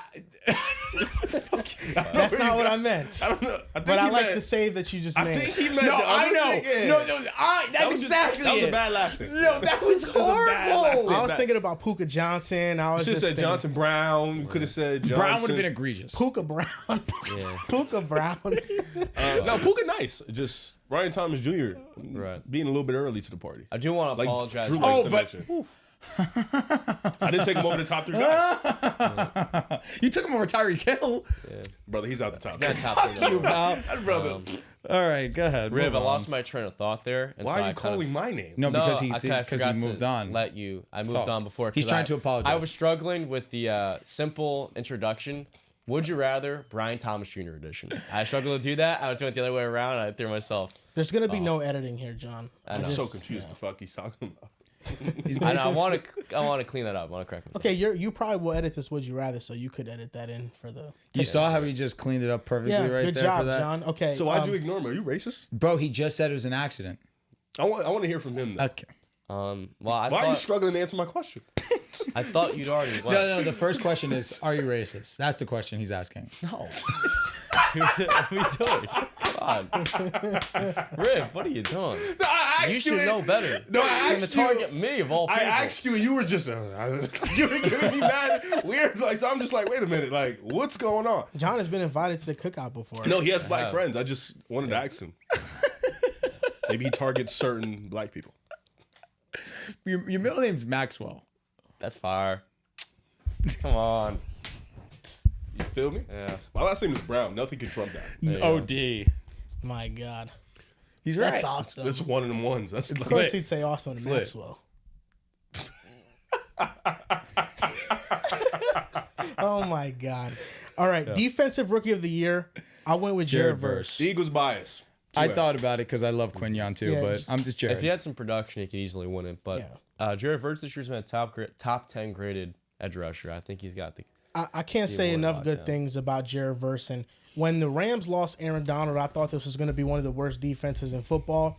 Jared Verse, as a rookie, is already an elite defender. 74 pressures this year. That's tied 4th in the NFL. 6 sacks. The sack production hasn't been there, but 16 quarterback hits. That's tied 6th. 53 hurries. That's tied 2nd. A 19.2% win percentage on his pass rush snaps. That's 7th in the NFL amongst edge rushers. And he has 27 run stops, which is 3rd amongst edge rushers. Jared Verse has been one of the elite edges in the league as a rookie. And the fact that the Rams have him alongside Kobe Turner and Braden Fisk and Byron Young, they're building a real special defensive line. Imagine if that man was still on the field. Aaron Donald. Imagine. They'd be really This might be a good, Super Bowl team. better. This might be a Super Bowl team. The offense has been a problem recently. Low key. And it, Yeah. honestly, yes. There's nothing to Hate to say. see it. It's yes. Who do they play? Arizona, they've played No, I'm the talking about, Jets. like, who are they playoffs? potentially? Yeah, who are they Oh, potentially gonna play? they're going to be the 4th seed. Either the they might play either the Commanders or No, Commanders Minnesota. or Minnesota. Yeah, It's Or the either Lions, Minnesota or the Minnesota. Lions. Imagine trying Minnesota. as a it's long 4-5. term. It's 5. 4-5. They God literally fucking bless that their game is soul. going to be amazing. Hey, we're listen, gonna get a 14 Lions win repeat. team. Staffy That's all. versus the Lions. He does It's gonna play pretty be well. it's gonna be mad casual of me when the when the Rams play Minnesota, and my heart just goes with the Rams, I respect even it. though Minnesota's better. They're better. Now, comeback player of the year. I went with Sam Darnold. I went with Sam Darnold as well. Well, apparently he can't win He's it. not but I would eligible, love though, if so- Sam I Darnold don't did. give a shit. I don't He's give a winning. fuck either. Yeah. Okay, winning. so our pick a side, comeback No, player of the Sam year. Darnold. Geno Smith won comeback player of the year. I don't think so. Yeah, he did. He did. He Oh had no, to he have, did. He right? did. He did. Yeah. He did. Sam It was either Darnold. him or Saquon that year. No, say Gino won. You might be. No, joking. Gino won. Gino won. Gino No, won. yeah, no, I no. think- Gino did win, but I'm saying it was between him and Saquon. Probably. Geno can come back and do the But they exact. changed it. Who's they? Apparently, I was the voters. Honestly, got- I don't care. go Sam search Darnold's that. not comeback Sam player of the Darnold, year. pick a side, comeback There's player of no the there's fucking no year. better story in the NFL this year than I Sam agree. Darnold. I think if he didn't miss a month, it would be J.K. Dobbins, but he I don't hasn't hate been that. able to maintain that. That after would make missing more sense most for of the December. award by their criteria. I mean, Joe Burrow did Joe suffer Burrow a did wrist break. Yeah, injury. he did. He did. People were questioning if he could throw the same. Didn't J.K. after. Dobbins So like John tear did. everything in his knees? You question Joe Burrow whether he could throw the ball? No, I didn't question whether or not he throw the ball. I said I want to see how he looks if he gets hit, and then he's taking these falls and he's bracing with. So like the Steelers fan, and you're like, man, like I just wondered a little if harder. I wondered if that wrist issue would be a problem with him hitting the ground. You wondered, isn't that like similar to like questioning? One may say the two are doing research synonyms too on the type of issue and the type of injury that he had. And it's very rare, and I'm not saying you baseball. thought Joe Burrow's gonna be a bum. I'm just saying I said I want to see how he looked. there when was he some first question came marks back. around his injury. It was a rare injury. It's a pretty serious injury. So Yeah. I had some questions. Yeah, I did. So either Sam Darnold or Joe Burrow. Coach of the year thing is Kevin O'Connell. It is KOC. Yeah, he's ran away with it recently. My boy fell off. Yeah, KOC. Or, honorable mention, Dan Quinn. We had Or 50 different million side if they conversations. make the number 1 seed, Dan Campbell. Yeah, Dan Campbell's got a great case. I think Dan Campbell will win. I think KOC is the people's. I agree. should win I don't regardless. think. I think the team that wins the division definitely going to win it. KOC's locked in, brother. And I think KOC is going to win he because the in Vikings odds are going to win too? the division. He's no. I just feel like to me he's locked. agreed. I mean, he lost his He rookie should be favored quarterback. right now, though. Over Dan? I'm sure that he is favored over He Dan. loses rookie quarterback and then proceeds to Detroit lost revive the the whole career of defense. Sam Darnold. He revived Yeah. Donald's career. He's got the best assistant. I mean, talking about the best assistant coach in Fair, football. fair. It's Brian Flores and Ben Johnson, Liam Cohen. I think Brian Flores' defensive mind the best this year. So Okay. yeah, Ben Johnson Kevin O'Connell is minus 1350. Oh, brother. minus 1350. Yeah. 1,000. 1350 minus. Show me. that took me a minute to. Yeah, Joel, why'd you say it Oh like that? my god! He's a heavy favorite. Holy moly! No, brother, he's winning it, no doubt. All right, I'm sleep. Yeah, I mean, Yeah. not So just the- the people's the awards, champ, he's everyone's sleep. champ. Kevin O'Connell was heavily favored. Comeback player of the year, Joe Burrow's minus 220. Defense rookie of the year versus minus 4,000. Yes. Yeah. Sertan is minus We'll get a 230 plus for 8,000 DPOY. Saquon is minus 10,000 for offensive player of the year. Had to know. And Josh Allen is minus 400 for MVP. He's getting it. He might. Wait, hold on. I'm going to nut. Hold on. I have a new comeback player of the year candidate. Okay. I have a new comeback player of the year. It's Russell Cam Wilson. Hayward. It's easily Cam Hayward. The year he had last year, missed a lot of time with injury, not being the same player. Steelers This year, he propaganda. comes back as a defensive player of the year candidate. It's Cam Hayward. Is he a At defensive player of the 35 year? years old? I mean, the He's been really good conversation's this year. wide No, open. I'm asking on the odds. He's Cam an Hayward all-pro right has now. been a savage. He's an all-pro. No, I'm asking on the odds. I'm just asking. He's on. He's got to be on there. Yeah. I think Except for Cam the Hayward's mine. He's. We I know he's changed it. yours. I would have it be Sam Darnold, but if he's not eligible, it's Cam Hayward. Are they retiring his number in Pittsburgh? There's only 3 numbers that are retired, so the answer is probably no. Who's the but three? if Troy? he wins the Super Bowl, Who's the 3, John? no, Troy? Ernie Stautner, Oh, wow. Franco Harris, rest in peace, and Joe Green. Troy Yep. Polamalu doesn't have his number. Let me ask you a question. No, he's my favorite Steeler of all time. Him and Big Ben. They haven't retired Ben's number? Big Ben either? Could they? Maybe. What's I up could with see it. Pittsburgh? Because this is a team that Football, retires they don't retire numbers, bro. 3. Why? They don't. It's just the game. It's Fucking weirdos. You got to be nuts to do it. You want to know why? It's because positional groups only allow certain numbers. That's changed now. Troy was nuts, though. good point. So for us, it's 32, 70, and 75. Yep. I think Troy Ben was nuts. Ben needs to. Yeah. He needs his Big number Ben, retired. Troy need to get I their think shit for the hanged. Steelers, their tradition is that they don't want to honor too many players, and it's a very rare company. I'm that only they're asking not- for 2 more. Ben's I'm the only first asking for 2 ballot more. Hall of Famer. I love that take. I think top 10 quarterback of all time, but Lamar What? might take a spot. Unfortunately, Top 10 quarterback So I of all mean, time. I mean, Robbie, just This 5 guy in right now top 10. better. Oh my God, he's right. Just 5 right now. He's better. right. I'm not even trolling. He's you. right. I'm dead ass. He's right. Like dead ass. 5 better, Like maybe. ass dead. Is Herbert just maybe better 4. than Ben? Maybe 4. Yes. Ah, Okay, take hell, Herbert out. There's 4 fuck that. better than him right now. Maybe. And then like 7 all time. I don't. Ben played. That's 11. Ben played in the AFC North. He ain't playing a damn. I don't give a dome fuck. Like Joe Justin Burrow Herbert. plays in the AFC North. Just so like does I'm Lamar. saying, taking him out. I know. Burrow does. Lamar Not does like, too. Like Herbert, you try to throw in that group. He plays in that. He's he plays in that weather. He's He targeting played- Herbert. he- That's on you. Yeah, I am. That's on you. I am. Because Okay. he has no argument against Mahomes. You take 3 out. You take 1 out. Josh And he is played- the 3. Josh And is the Big more Ben athletic played Big Ben. against the Baltimore Ravens defense. Josh Allen is one of the basically- best of all time. He did, you're right. And then on top of that, the cooking. Cincinnati Bengals, which had top 10 defenses, and Ben's best Josh years. Allen is basically Big Ben with mad mobility. I agree. He's I better. agree. He's Do better. you see how he's singling out Herbert? He has is, nothing is. else to So say take on Herbert anyone out. else. There's 3, and I still have 7 all time ahead of him. That's 10. You lost. This Where are is, you this is trying not to a peak. rank- This is not a peak. This He's is putting a Ben career in top thing. 10 all time. This is a career thing. The entire body of work. I do have him over Okay, LA, I'm okay. sorry. John. Patrick Mahomes, Tom Brady, Joe Montana, Peyton Manning, Drew Brees, Dan Marino. Brett Favre, Dan Marino. John Elway. 7. I don't. I think Ben was a better quarterback than Elway. I think all these guys are better quarterbacks. You're not giving me that. You're not giving me that. Josh Allen's going to be better all time than better. I know that Ben doesn't have an MVP like Elway, but Ben's best years were better than Elway's MVP. Hold up, Josh's best years right now. Josh Allen's going to be better all time than Big Ben. But not to me, not yet. So Lamar Jackson. He doesn't have 2 Super Bowls. Lamar Jackson's already. Lamar's gonna. Yeah, Lamar's got it. He's gonna be. But they're better quarterbacks. I know you're talking about Super Bowls, but they're better quarterbacks. I didn't even mention Aaron Rodgers. John, can I ask you a question? That's 9. Okay. John, can I ask you a question? You just said. Name if you can name one more. Rodgers top 10. No, fuck that. Casual. John, you just said that. John Elway has the MVPs. Did you say but Big Ben had better years? Yes. Josh Allen, right now at 28 years old, has better years than Big Ben. Yeah, he also doesn't have 2 Super Bowls. So fuck them Super Bowls. He doesn't have one of the best throws in Super Bowl history. He doesn't have one of the most crucial tackles that literally team's made Gabe Davis get 20 yards. What? Steve Young or Big Ben? Ben worked with some bad receivers and he worked with some good ones. What's up? Steve Young or Big Ben? Wow. It's all right. If you don't know about Steve Young, it's okay. About Steve Young. Hey, I have to do my own research. John, that was Steve wasn't that star until 28 years old. Ben had more longevity. But he did have MVPs. He's Super Bowl champ. That's a good name. If you're gonna have Steve Young over, I'm fine with that. Reggie Cunningham. But I like longevity with my quarterback. Who do you think's better, Big Ben or Joe Burrow? Big Ben. What the fuck? The question is that. I'm fine with this. I'm not. Joe Burrow's better. He can be better easily. He can. Let me know when he wins the Super Bowl, because he's not gonna. I don't give a fuck Ben if he wins. Because if he wins the Super Bowl, that means Josh didn't win it. So Ben has one of the greatest throws in NFL history in the Super Bowl to win it. He's cooking. Big Ben or Phillip Rivers? Big Ben. Matthew Stafford. I love Phillips. Matthew Stafford. Big Ben. There we go. I like that. That's 10.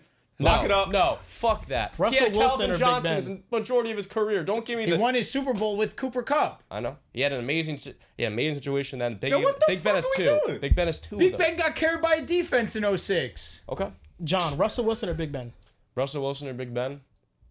I would Big Ben. I would like take Big Russ. Ben too. I like Russ's case. I think Big Ben's I would better take quarterback. Big Top Yeah. 10, you were nuts for saying that. No, he's I'm more not. like No, 15. top 10 was strong. It was strong. Because I got him over Elway. Kind of strong. That's the main He's reason top why. 15. I got him over Elway. Not Vince Young. Steve Young. Steve Young's a good one. He's top 15. I think with Ben's longevity, I take him over Steve Young because I've had longevity a lot. Pissing me off. So let's look at Big Ben bum ass numbers.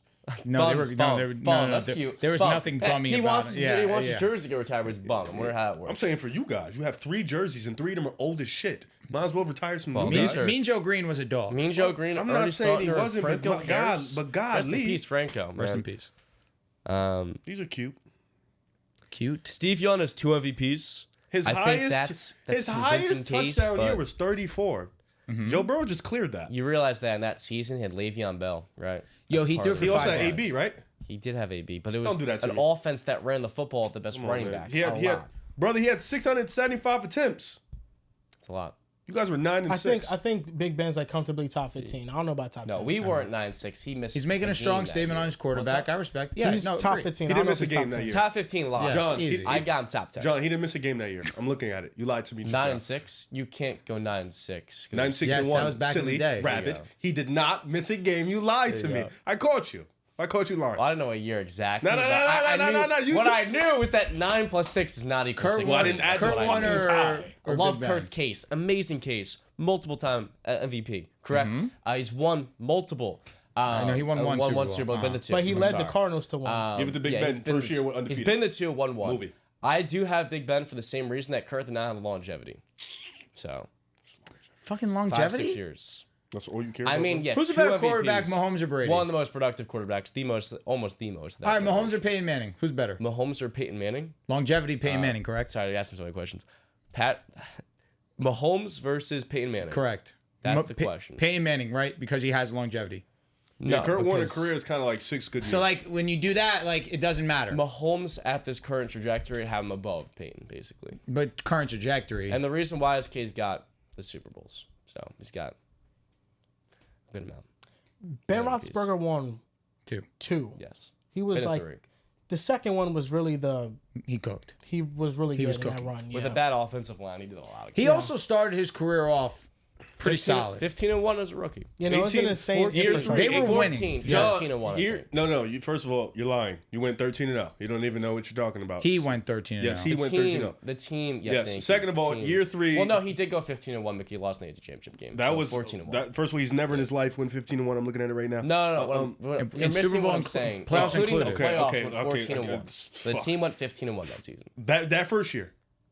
They won 15-1, right? No, yeah, listen. Ben Roethlisberger has some insane moments. Like the game against the Colts. John, are you where sure? He caught. Pretty confident. John, are you that first year? Are you positive? 2004. They lost one game. They In won the one regular game. season. No. What is he 2004. Okay, listen. he means 2005. 2000. No, that's what I'm saying. What year are you talking about? He means 2005 because that you was have to be I because thought it was- 2004 is not. That's the year that he got drafted in drafted. 04. Yes, That's what I was asking. Yeah, okay, fair enough. he's on your ass for no reason. Okay, listen. I was off. I think they're Come on. the quarterbacks that I think are solidified over 15 Big Ben Roethlisberger. I would go Brady. I'll go Mahomes. I'll go Montana. Aaron Rodgers. Drew Brees. Peyton Manning. Did I 6. mention him yet? Fucking Yep. six. Yeah. Lamar's quarterback going to you be mentioned? 7. Let me try to do this in order because it's easier. Yep. Patrick Mahomes. Tom Brady. Fucking hell. Peyton Manning. Aaron Rodgers. Drew Brees. Dan Marino. Montana. Joe Montana. 7. I think Mahomes is already above Ben. He is. We're at 7. All right. Elway's better. He's better. Brett Favre. The production. He has a lower Yeah. pass rating for his career. You want to take Big Favre? Ben is like at Okay, 93, and John Elway was like at 80. cool. Ben was It better, doesn't matter bro. to He was me the better personally. quarterback. And John Elway Super Bowls did Yes. come with Terrell Davis He doing a was the lot of better- the heavy You lifting. can take Favre. okay, I'm cool with that. No, Favre for sure is better. All right. For sure. Yeah, no, Favre is. Yeah, Favre That's is. it. Favre is. Roger Staubach is a pioneer to the position. I agree. But I wouldn't have more Ben. Roger Staubach, in my opinion, has to be in everyone's top 10. Okay. That's the one plumber that I will vouch for till damn dead. Okay. He was 36 years old. He decided to retire young, and he just missed 4,000 yards. This was in the 70s. He was a fucking nutcase. Brad 8. Lamar Jackson, I'm taking over Big Ben. I didn't have respectfully. him above Ben. I think he will be that in his career. So Yeah, I mean, there's a lot of old dudes that we're missing. There are like Unitas. Johnny is another Unitas, one. Otto Graham. nice to go on. You know, we're missing Frank Tarkenton too. He revolutionized the position for what he did. We're good. But yeah, I mean, listen, I think in the modern era, you know, Josh Allen. Big Ben is definitely within the top 10. Same as Lamar. Lamar's got a better case. He'll be there before. But Josh is so comfortably better than Big Ben. It's not even. Did Ben funny. ever peak so like this? comfortably, bro. No, Did it's Ben not. ever peak like this? He's Respectfully. easily better than. No. this. Respectfully. He did That's not. all I'm asking. But so much better. Riv. No, like it's like by Matthew far. Stafford. Love Stafford. Not better than Ben. You He's said got two, he had Calvin Johnson. two seasons. He had with, AB. 2 seasons with 40 touchdowns. But what I'm saying is that he had Calvin for his entire Lion tenure damn near until the last Not 3 years. really. Till the last 3 He was years. throwing to Golden Tate. He was throwing to Marvin Jones. He was I don't- throwing to Titus For Young. the He was last throwing 3 to years, Brandon yes. LaFell. From For the 2017 entirety to of a 2020, career, yes. like I think Stafford 4 is a more years. talented player than Big Ben, but like measuring their careers and accolades, I don't think you can say that Stafford's over. Stafford had 2 seasons with 40 tuds. Very few have done that. But what I was highlighting is that I knew we were going to go And he with got that. 5 bans. It was going to be, oh, Stafford's in a dreadful situation. And I was going to say he played for over half of his Lions tenure with the top 5 wide receiver of all time. So Yeah, that it was still And pretty. he was getting killed. Yeah, I know. Listen, Ben was still, getting killed too after was. 2006. But then you got all but 5 you of their guys offensive got an linemen were insane, gone. but then you got an amazing offensive line. You year- for years with the In year 12, yeah. with the big B's. What am I saying? Big B's. The Killer Bees. You guys had For 8 years, he the had a battle best line. offensive line. It was Dallas. For But no, 8 years. with the Killer Bees, it was y'all and you want to put Dallas there their fine. offense Philly was was still incredible. up there, Even too. when the Killer Bees were out in the playoffs, he was dialing up that Broncos defense, but no AB and no Le'Veon and Dotting Marquise up. Bryant. Remember when y'all were down 30 to the Jaguars? No, we were never down 3 to the Jaguars. Number you one. were. Number 2, You were down we had a lot, 42. We had 40 points in the Jaguars. The issue that they scored even more points because our defense couldn't stop a nosebleed. Couldn't stop Leonard Fournette to save his life. Couldn't stop Blake Bortles. Ben also had 2 turnovers in that game, but Oof. we still had 40 touchdowns. Got 40 Damn. points. You lost, right? And you gave the Browns their know the first answer to that playoff win in Listen, I'm God not knows going how to long. defend that. I thought the offense and Ben played a dog shit game. Ben still had over 500 yards in that game. He threw 70,000 times, but Thank you, John, for the conversation. you're welcome. Yeah, what the Thank fuck? you. Top 10 quarterback of all time.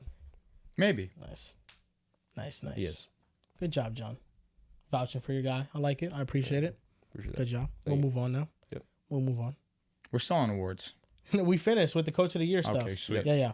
So, week 17, important things that happen. The Vikings beat the Panthers. Now they have a chance to be the number 1 seed. They're going to face the Lions. We'll do our predictions Beat the for that Packers. game next Did pod. you say Panthers or Packers? Packers. They it. did beat the Packers. Sam Darnold had a great game.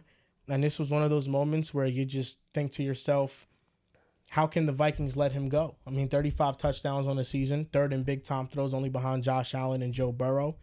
And they're a 14-win team. You know, this is the most wins ever by a quarterback with a new team in NFL history.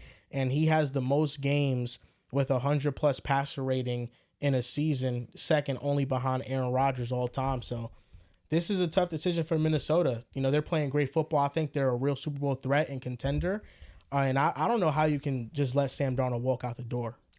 I mean, is there a guarantee that J.J. McCarthy gets to this level?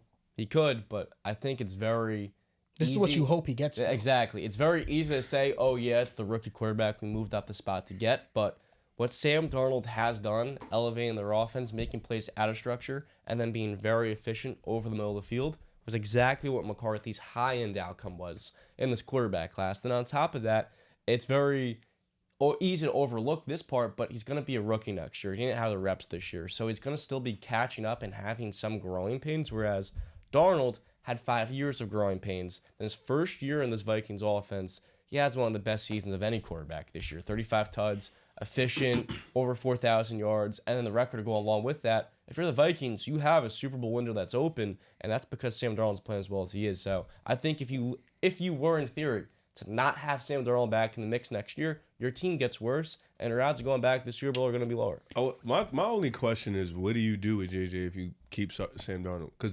the stock value only gets lower as year by year by year.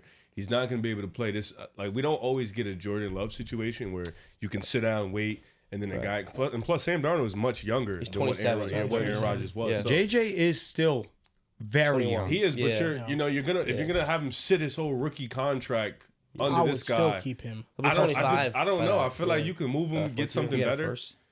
Maybe a first, maybe a second. It just doesn't make sense to keep him.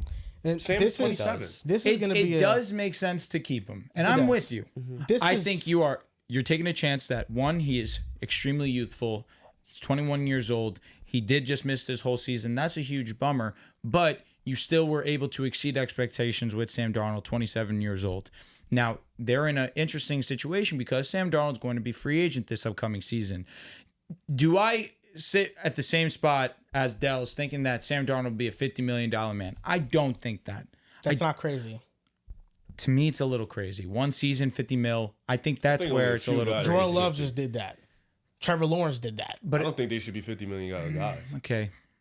All right, but it was a lot of seasons of watching Sam Darnold not be this. Yeah. Now it's the first season where we see it, and now he's obviously one of the best quarterbacks this year by far with Jordan, with who was the other name that you mentioned? I'm sorry? Trevor Lawrence. There was a small sample size, although Trevor, in his rookie contract, was able to win a playoff game, played some pretty high-level football at times. Jordan Love, in his first season starting, Toyotathon went on. He was a star, 20 touchdowns, 1 INT, won a playoff game in his first year starting. That's why they were able to go and get this crazy amount of money, because we hadn't seen anything. What they showed us was that they can be great. Now, Sam has a lot of years of showing us that he wasn't great. But this year, with the best situation that he's ever had, by far, he's way better than anybody thought. I think 50 mil is still a lot. Yeah. I would be fine with really seeing if he's this great. A 2-year deal, 40 mil a year. You give him a 2-year, $80 million contract that when the contract ends, he'll be 29. JJ will still be on his rookie deal. He'll be 23 at that time as well. If he's still great, hey, we still have this. We have this rookie piece that we can go and we can trade. If he's not playing to what he was playing at this level, all right, easy transition. You walk. Now it's JJ's time, and I have the quarterback whisperer and Kevin O'Connell. But can I throw a little bit of a monkey wrench into your situation? Let's hear it.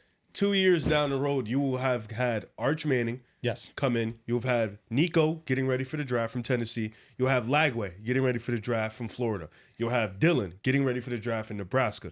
You're about to basically have all these top, we don't know what they're going to be obviously down the road, but you're going to have some potential top quarterbacks coming in.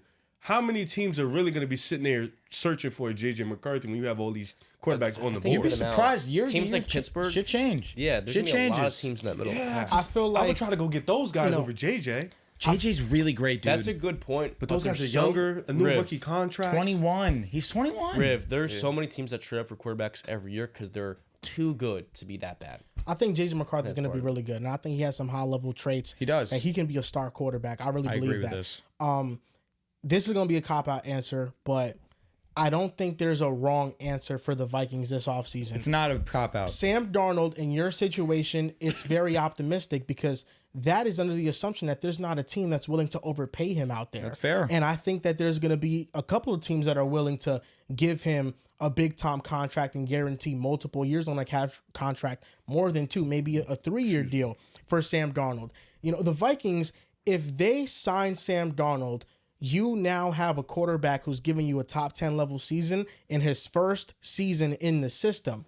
This is not even the best that Sam Darnold can be. He can be even better if he cuts back the turnovers. And if we're talking about 2 high-end level seasons of Sam Darnold where he's playing at a top 10 level and he's winning multiple playoff games, we're talking about Sam Darnold as a legitimate, true franchise quarterback.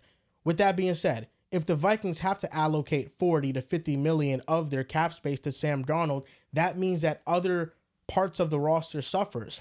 They can use that money and they can sign potential game changers to bolster up their defense, to add to their offensive line, to make this team even better. And if you think that J.J. McCarthy can be even a little bit of what Sam Darnold has shown this year on a rookie contract with a loaded roster, that is also a team that has an open Super Bowl window. They're a perfect team, dude. It's crazy. Right now, what they miss, I think they need another corner. They could use some offensive line and help they too. need interior Interior, offensive line yes. help, and they need an interior defensive lineman who can cause pressure. Harrison Phillips is a great run stopper. What if the Vikings this offseason signed Milton Williams? He's a free agent. The Eagles might not be able to sign him back. That's a game changer. That's a Pro Bowl level player on your defense, and you can have that instead of signing Sam, and then you give the keys to JJ. So there's multiple ways the Vikings can play this, and I don't think there's a wrong answer. And with how KOC has developed these players and these quarterbacks, you trust them to make the right decision. I will say I don't think the answer has to be decided this summer. I think you have an opportunity where you can wait. Well, for Sam Darnold, paying him is the thing, but with JJ, I don't think that answer has to be decided this summer. I think you at least give it a year or two, try to figure out what's going on with that. But this, like, if Sam Darnold gives you another top 10 year, you're fucking swimming. You're like, all right, we can move off JJ. You know, Sam is still really young. Like, we have our franchise guy. That's the whole niche. It's like, if we do pay this guy, I don't think it would happen, but what's the chance where he has a year 2 slump? What's the chance that it's not the same thing you replicated? What if JJ can give you similar things while being on a rookie contract? So it's a lot of good thinking within the building, and plus you trust the guys who are KOC and all them boys. You trust them to figure it out. But what Minnesota has done, they put themselves in a really good position where they don't really have to make a quick decision. You know, you're 14-2, you're sitting here, you have an opportunity where you can win the NFC. And a lot of your guys on the defensive side are really cheap. You know, you didn't spend too much money. Jettis is locked up. Addison is locked up. TJ's locked up. So you have your offense pretty much set in stone. You have some good tackles and Dehls and them boys. So it's really just about what can you do with the Sam. Because I don't think, honestly, I really don't think many teams will overpay for him. Like, I'm looking at a team like the Giants that need a quarterback. They have way more positions that need help and that they need to allocate money to. I feel like they should start fresh with a rookie quarterback or a bridge quarterback. Right. I think we're a team like the Raiders. I don't think they're ready yet either. I was going to say, that is exactly who I'm thinking. Yeah, they have the most than 90 million. The Giants, would you trade? That'd be a good spot. Would you trade the 8th overall pick to the Vikings for JJ McCarthy? If you were going to go quarterback. The Raiders, you're saying? The Raiders. I don't think they're ready. I don't hate that. I would trade it. I would do it. Like, if you don't, if you look at JJ, I think he could go number 1. I think he could have went number 1 in this class. The Raiders desperately need a quarterback. Like, imagine that at pick 8, you get the best quarterback. I in the just don't class. think they're ready to develop. Like Sam Darnold at 40 to 50 million per year. You got to think about it. That's more than just Milton Williams. That's like Milton Williams and Javon Holland. Yep. That's like 2. Like, you can realistically sign like 3 to 4 high level quality players for that contract, and you add it to this roster.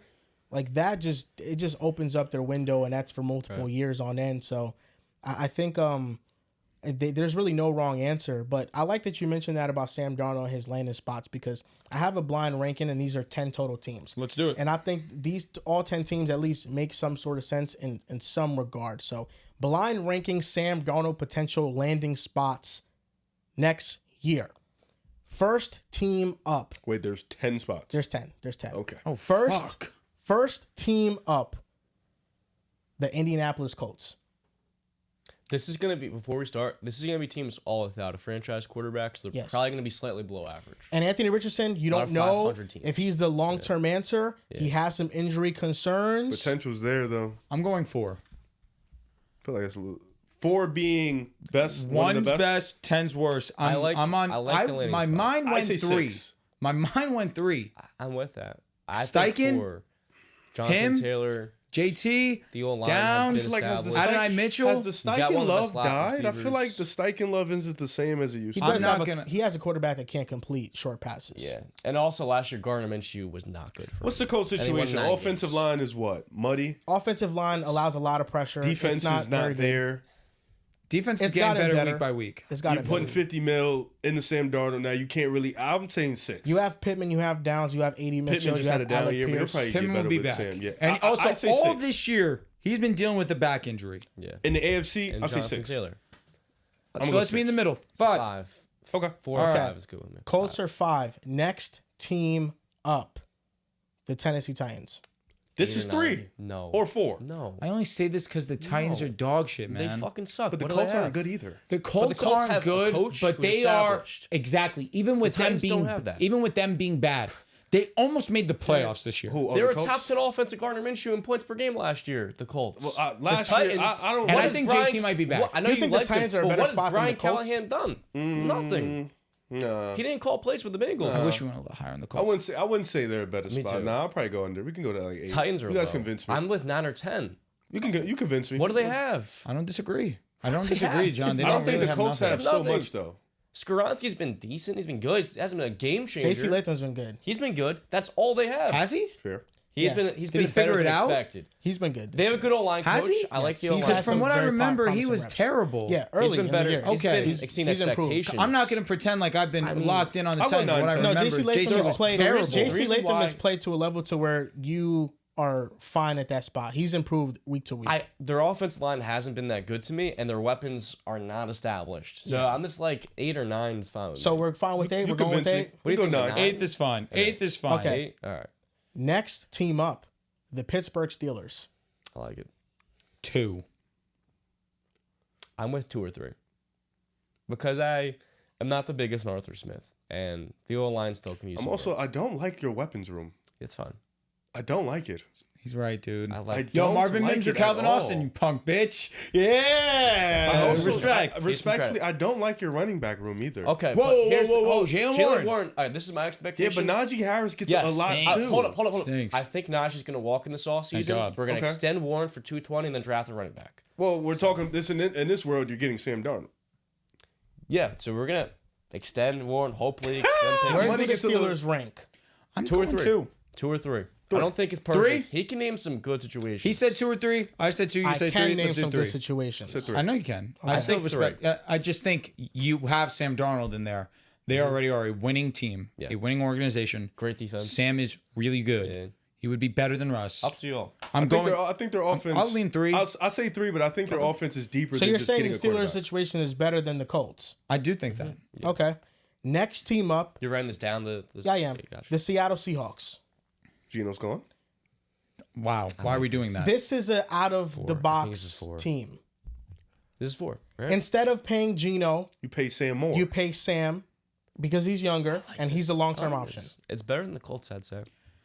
Close to the Steelers. Think about it. This is better than the Steelers. Top. Defense has been playing Okay, really, really yeah. well. I'm But going 2. The O-line has a lot of questions outside Abraham Lucas, and they can't run the ball. I only say this. I K9's think really Gino. good. K9's the stud. I still think Gino is still unfortunately behind a bad offensive line. Oh yeah, Sam Darnold behind us will look bad too. Steelers O-line's a lot. It's I gonna be a will lot say situationally. better. We use 5.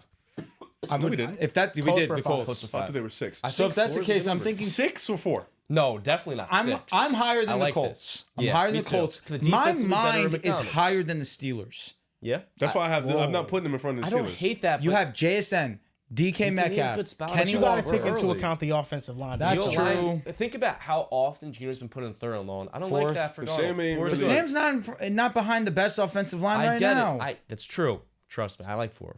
Oh man, I think this. Don't sweat it. Weapons wise, this you're is overthinking 2. Weapons wise, this is 2. No, it is, but they might lose Tyler Lockett. Okay. JSN broke JSN's out. here. JSN and DK I is like still a good. lot. We're out on Play DK. calling Come on, questions, Sam, he's a good offensive line receiver questions, still. run He's game alright. questions. 4 is a good spot, dude. I All think right. you're overthinking. All right. Yeah. All right. 4 All it right. is. Next team up, the Rams. See, that's 5. Rams at 2, 1 or 2. Rams at 2. Hold on. You've got top 2 coach. Hold on. Rams at 1. I don't That's care. fine too. I'm with I don't it. care. Why not? That's a perfect spot. Next team up. Wait, do you have Minnesota in here? No, they're not a part of Okay. this. Yeah. at Next 1 team and 1. up, the Cleveland Browns. 10. No, Sorry, I just hate 6. Cleveland. I'm being rude. 6 or 7. Um, Assuming they don't fire Their Stefanski. weapons still. I mean, Judy broke out. Assuming they don't fire Stefanski. They I probably think he's a won't. good coach. I don't To think me, they he's will. a good coach. You don't know what you're 6. 6 or 7. You don't know what you're gonna get out of Nick Chubb. True. Offensive line was banged up a lot this year. Yeah, it's Wide not- receiver room, It's it's okay. just Judy I'm and with you. Njoku. I'm Judy with and you. Njoku. I'd say 7 or 6. 8. I'm Do you at think 6. that's high though? No. I think 7. I think because Njoku. I'm with 7. The Hold up, Njoku is a 7. legitimate I'm with great. 7. we don't have a team at 10, right? It's fine. Not yet, no. So and 9. What was the number did we have the Titans? Titans? You had them at 8. Fuck. I thought we had him at 9. We hadn't had him at 9. That was a bad spot. 7. That was a bad spot. This Bro. team is 7. Give us some room in the middle. You But don't want to have I'll nothing say in the this. middle. Like, are Because we if you trading put Deshaun? nothing in the middle, No, he's you're gonna be have back an next extreme. year. So Deshaun Watson's still in the roster. This is 7. It's 7. fuck. See, if that's the case, if Deshaun's still on the roster, we're going 10. Yeah. We could do 10 too because then they Honestly, really ain't got if no Are money. you Tight- guys going 7 or 6? 10. No, definitely not 6. Let's go 9 then. No, because this I'm is a just lot strictly better than talking Titans. This is a situation. lot So better than the he would Titans have spot. Jerry Judy, Yeah, but we already Elijah fucked Moore, ourselves putting the Njoku, Titans. Cedric They should be at Tillman. 9. Well, we got to put them This in is 9. fucking sucks. So we can easily say we should have just flipped. We just say we fucked up with Yeah. Titans. Put them in 9. 9. Please, can we put the Titans in 9? I think it's a bad spot. We can't switch we now. Can't switch it now. Okay, so where are I the thought I put Browns? him at 9. 9. 8. 8. We Okay, can't. sorry. Yeah, fine, whatever. All right. Dude, John. Bro's It's John like, is no, crazy. No, the reason why is like the Brown spot's a lot better than the Titans to me. It is. I'll go 7. Coaching. Let's go 7. Stefanski He's right. or Brian Callahan. Is He's it? cooking. on. He's cooking. Stefanski's Let's go a good 7. coach. Let's go 7. Deshaun Watson will still be on the roster. 7. He's got one more guaranteed Okay. year. John, shut up Y'all and say want 7. We're going Y'all with want 7. we got 7. Next Yeah. team up, the Las Vegas Raiders. This probably should have been 7. Hold on. Brock Bowers, Jacoby Myers. You're getting another draft pick. Right. I'm here Filling at. up the- I'm filling here. up the What line. numbers do we have available? You have 6, 2, 9, and 10 available. Okay. Am I clinically insane for thinking 2? Yes. 'Cause there's no established coaching. 6. This Okay. They is might 6. move the coach. And if they wait a year, that means you're gonna have to fire the coach in the middle of his Bowers first and year. Jacoby is really good. It's good. Bowers is amazing. 6 or Bowers is confident it's for the 6 or best in the 9. world. It's 6 or 9. It's Are we not going 7. with 6? 6 Why is it fine. not 2? Because I They just don't feel like have we'll get enough something game better. changers, and they don't have a head coach. Who's or not a an game offense. changer? They've Brock is a won. game They've changer. won. Max Crosby. They're building up the O line. I think, Bowers is obviously having a transcendent rookie season, but there's not that established coaching. I think that's what Darnold really. Okay, I don't that's what disagree. matters Luke most. Gessie is dog shit. So what are you going with, 6, John? 6 or 9. 6, not 9. Definitely not 9. Okay, next team up, the 49ers. 2. This was the 2. on. They're an older team, man. Kyle Shanahan. They're an older team. Who's Yep. on their offense? It's But just are you Debo. really going to put a team And with Kittle. Drew, are you really going to put a team with Kyle Shanahan in the bottom 2? No, Okay. So. but Niners I'm at 2. talking through it as to why this blind ranking was They have IU coming back. crapshoot. What do you mean? This is good so far. They could have been The 7. only thing we messed up at the Titans 9 or 9 or 10. And it's also we're That's hoping the that only Brandon thing. Ayuk comes back 100%. Okay, he's gone. You have George Kittle and Kyle Shanahan and CMC. CMC is another one we're hoping and praying. Okay, he hasn't come back. You still have one of the better running games. We because of can't Kyle put them Shanahan. in 9 or 10. We can't. We It's can't, 2. which It's- is why this we is should have easy. left This is the 7 easiest decision. open, but we didn't. So now we're stuck at 2. Okay, it's 'Cause y'all Niners don't are the listen. So Niners. this We'll is live. 2. This is 2. We'll live. The New York Jets. 10. Lit. I'm fine Why with would I ever that. go back there? 10. 10. Jets are the Jets. Yeah, Dog To the shit. Jets, 10. And the last team, the New York Giants. Lovely. We're there. 9. Nice job. All right. Oh, my hands a little sweaty. So let's We're up. this blind ranking, the top 10 destinations for Sam Darnold. The New York Jets at number 10. He doesn't want to go back there. Why He would he? doesn't want to go back to the Jets. The Giants at number 9, they might fire the head coach and their GM. We're not sure what they're going to do. They do have some weapons, but New York probably doesn't want to go back there either. Titans at 8. My God, is this the best blind If ranking? no we've you ever established flip done? the Titans coaching. and Giants, it's the perfect list. That's my take. Yeah. The Browns at 7, established coach, but Deshaun Watson, the cloud looms over them. The Raiders at 6, a young star all-pro tight end in Brock Bowers. The Colts at 5, Shane Steichen and weapons. The Seahawks at 4, DK and JSN. The Steelers at 3, elite defense, Mike Tomlin, culture, George Pickens. You got it. Is this the greatest blind ranking The ever done? 49ers Let me grab the at ship. 2 and the Rams at 1. Stafford's Let getting older. Sam Darnold could be that replacement, a young up-and-coming quarterback in that system. Is this the greatest blind ranking ever done? Let me drive the ship. It was long. 10 teams. That's why. 10 teams, teams. I didn't and know the last 2 teams we were gonna get. I completely forgot about the Giants and Jets. 10 teams is a long I think one. if you just flip the Browns and the Titans or the Giants and the Titans, it's a perfect list. It's a pretty good list, though. I think you guys nailed it. You guys nailed the destinations. I think the Rams is a sneaky dark horse spot for Darnold. I like it. You know, if Stafford's still going to play next year, then depends on you know Stafford. it doesn't happen. But if they want to get younger, if McVay wants to take a chance on a very talented player, you know, Sam Darnold could really thrive with the Rams. I think. Facts. And Yeah, that Titans the spot's not good. other important things that happened: the Rams beat the Cardinals, so they clinched the NFC West. The Commanders beat the Falcons, so they clinched a playoff spot. And Michael Penix Jr. Looked rough, but then bounced back. Jaden Daniels had an exceptional game, another game-winning drive. The Buccaneers beat the Panthers. They now control their destiny to win the NFC South. Bryce Young, another pretty good showing from him. Can I also add, since returning from being benched, he has the second most big-time throws behind ISO Joe. Yeah, Bryce Young has been really good since coming back from being benched. Dolphins beat the Browns. They keep their playoff chances alive. And the Dolphins have more control of their playoff hopes than the Bengals. Yes. If the Broncos lose and the Dolphins win, they're in the playoffs. The Bengals need both the Broncos and Dolphins to lose That shit ain't this happening. week. Because the to make Dolphins playoffs. have the better conference Yeah. record. And the Dolphins ain't losing to the Jets. They're not. Yes. Tua doesn't lose I hate to the say Jets. it. Tua playing? Bengals have had, Apparently, it's trending towards him playing. The Bengals beat the Broncos, so their playoff hopes still stay alive. And the Colts lost to the Giants, so they're eliminated from the playoffs, and they would have controlled their destiny, but they lost, and the Giants trash. now are out They of the are first trash overall for that. pick. Trash. You had a Drew Lock masterclass, and I have a little Colts trivia for you. Can you name every single starting quarterback for the Colts post Andrew Luck? Can I cook? Can you guys let me cook for a second? All right, here we go. So we got Joe Flacco. We have Anthony Richardson. That's 2. We have Phillip Rivers. Yep. Fuck. What's the name of the guy that Jim Irsay? Sam Ellinger. Thank you. Good shit, Johnny. Last year. Cook. Quarterback for last year. We had Matty Ice. We had Matty Ice is we five. had Mustache, Gardner mustache. Minshew. There we go, Yes, there we go. we're here. 6, Carson Wentz. Cook. 7. That's good. You have 3 left. Oof. That's so Luck much retired more. in 2018, so there's one big bridge quarterback. It's a big one. Jacoby Brissett. Yep. There's 2 more. And they were never the full-time starter coming into the season.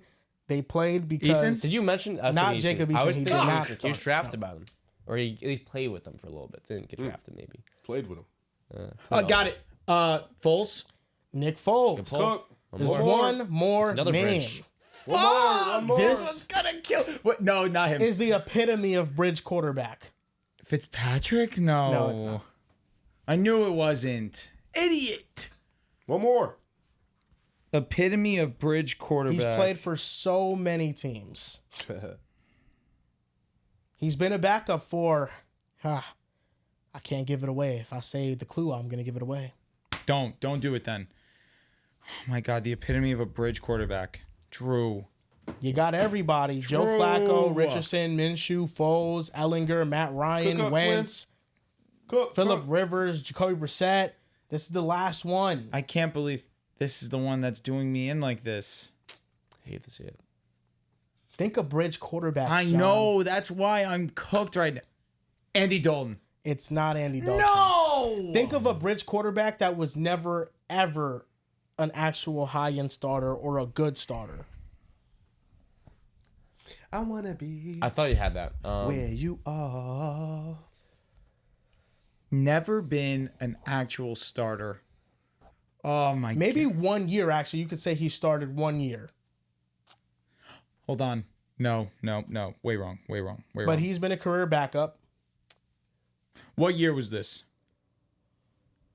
2019. It was the year with Jacoby Brissett. Fuck, dude. I'm stumped. John, do you have any guesses? No. Give me the name of teams that this guy played for. That's the last thing I'll ask. him. I'm gonna be honest. Is it If I Tim give Boyle? you, Oh my okay, God. he's played for the I Cardinals. didn't hate that. He's played for the Raiders. Okay. He's Josh played Johnson. for the 49ers. He's played for the Cleveland Browns. The Browns is if I give you the team he played for the most, you're gonna get it. All right, hold on. It's easy. It's the All right. Browns. Who is it? Josh McCown. No. What? It's No easy. It's way. easy and gets it wrong. No way. It's easy and gets it wrong. That's Josh funny. McCown also. He played for the Browns. Brandon Whedon? Nope. This I one really was team confident that that he McCown was the picked. backup the longest for, he was the backup for 8 seasons, and there was never a chance How is this he not was going to McCown? start. Because the guy in front of him was just too good. Oh, Matt Castle. It's not Matt Castle. Damn. Didn't hate that. Yeah, You he never also told me, wasn't. you really never that told me long. if Tim Boyle was the answer. No, it's not. Why? Tyrod Taylor? It's not Tyrod Taylor. John, you were a little bit warm. Oh, okay. So I'll travel back to that spot of Foxborough. Chad Henne? Not Chad Henne. Fuck! Wasn't Matt Castle. It was a New England backup. Bro, this is pissing me off. Man, I thought the Josh McCown. The pick Brown was it, shit is man. killing me. It's killing me. He had beef with a Browns quarterback that got drafted there. He had was beef some- with Johnny? There was some tension between there. Johnny talks bad about him, doesn't like him. I have no clue. It is. Oh my God! He He was backup for this guy for 8 years. Never had a chance to play. Oh my God! His name. He was on the Steelers. They signed him. He was at Ron Steelers, bro. John, I need you to do better. You got Sam Oh Ellinger. my That was God. a huge pull. I need you to lock in. All No, He was on the he Steelers. did. right, read the rest of the teams. His last name starts with G. No. Okay, I'm gonna give you the Oh. team that he was back up the most for. All right. If you don't get it with this, then you're not gonna get it. All right. The Patriots. 8 seasons backed up. Brady. Brian Hoyer. It's Yes. Brian There Hoyer. you go. I was thinking of this backup the Steelers signed so long ago. It is Brian Damn. Hoyer. Good job, Johnny. That's it. It's Brian Hoyer, Mr. Brian. Never Hoyer. was in my head, so I can't be too upset. Never was in my head. You know, there was recent news that came out that Garrett Wilson, if Aaron Rodgers is back with the Jets, that he's going to request a trade from Ian Rappaport. There's some sources there. Sauce Gardner responded back to T. Higgins and said he's not going to be telling T. Higgins to come to the Jets. That killed me. I love this. I'm imploring the Jets' young, talented star players, Sauce Gardner, Garrett Wilson, everybody else on the Jets, to keep putting pressure on this organization to get things right. They should take control of their careers. I'm not siding with the dysfunctional organization that's let every single talented player walk out their door and succeed elsewhere. An organization that's been unable to develop a quarterback. We have seen Geno Smith now play well in Seattle. We're seeing Sam Darnold be the story of the NFL this year. This is a Jets problem. I am not putting the blame on Sauce Gardner and Garrett Wilson for thinking that Aaron Rodgers was going to change things with the Jets. This is a first ballot Hall of Famer.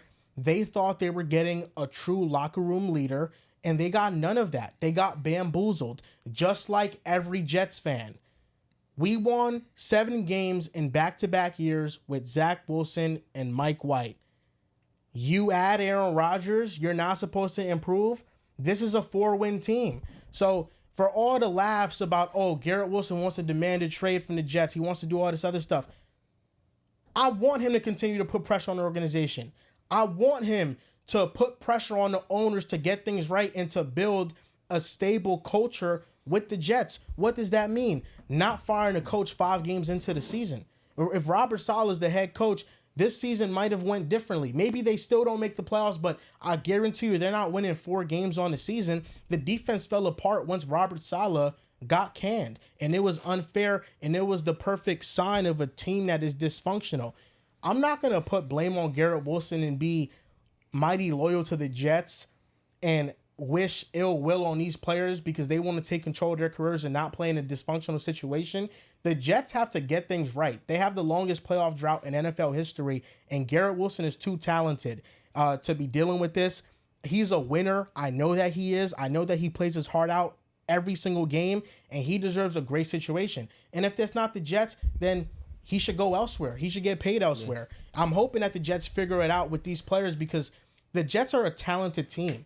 You're not about to sell me on the idea that the Commanders and the Texans in back-to-back years were able to be the surprise teams of the NFL with less talent than the Jets currently have on their roster. You know, the Jets are talented. If they bring in the right coach, if they bring in the right person to build this culture and steer this ship, this could be a good team.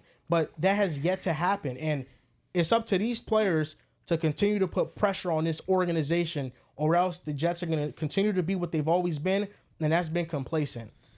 Well, it's unfortunate, man. The Jets just happen to be the worst run team in football right now.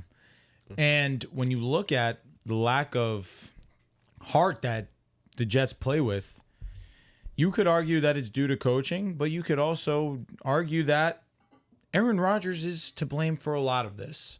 When your leader, when your captain is checking himself out of a game because he felt as if I didn't play well enough, let's go in and put Tyrod Taylor in. I'm sorry, that's not your decision, unfortunately. If I was them, I would have ran them out till the clock ran at 000 because you didn't earn the right to say when your day is over. You play like shit. Your coach tells you when it's done. The time tells you when it's done. I look at the Jets and it's sad because, of course, it was supposed to be a big year. Complete opposite of that. You got Devontae Adams. Things were supposed to change. Did not happen. Appreciate to get worse. I look at the Jets and I'm hopeful for you and Dehls, of course, that things can be righted this offseason. But I will be here all offseason hoping that Garrett Wilson is a Denver Bronco. Garrett Wilson's a game changer. And he's had 3 straight years of 1,000 yards receiving. He's one of the best receivers in the NFL. And he deserves a winning situation. So does Sauce. They deserve to be playing for something. They deserve to be playing for something. They're playing for nothing. Come to Philly, man.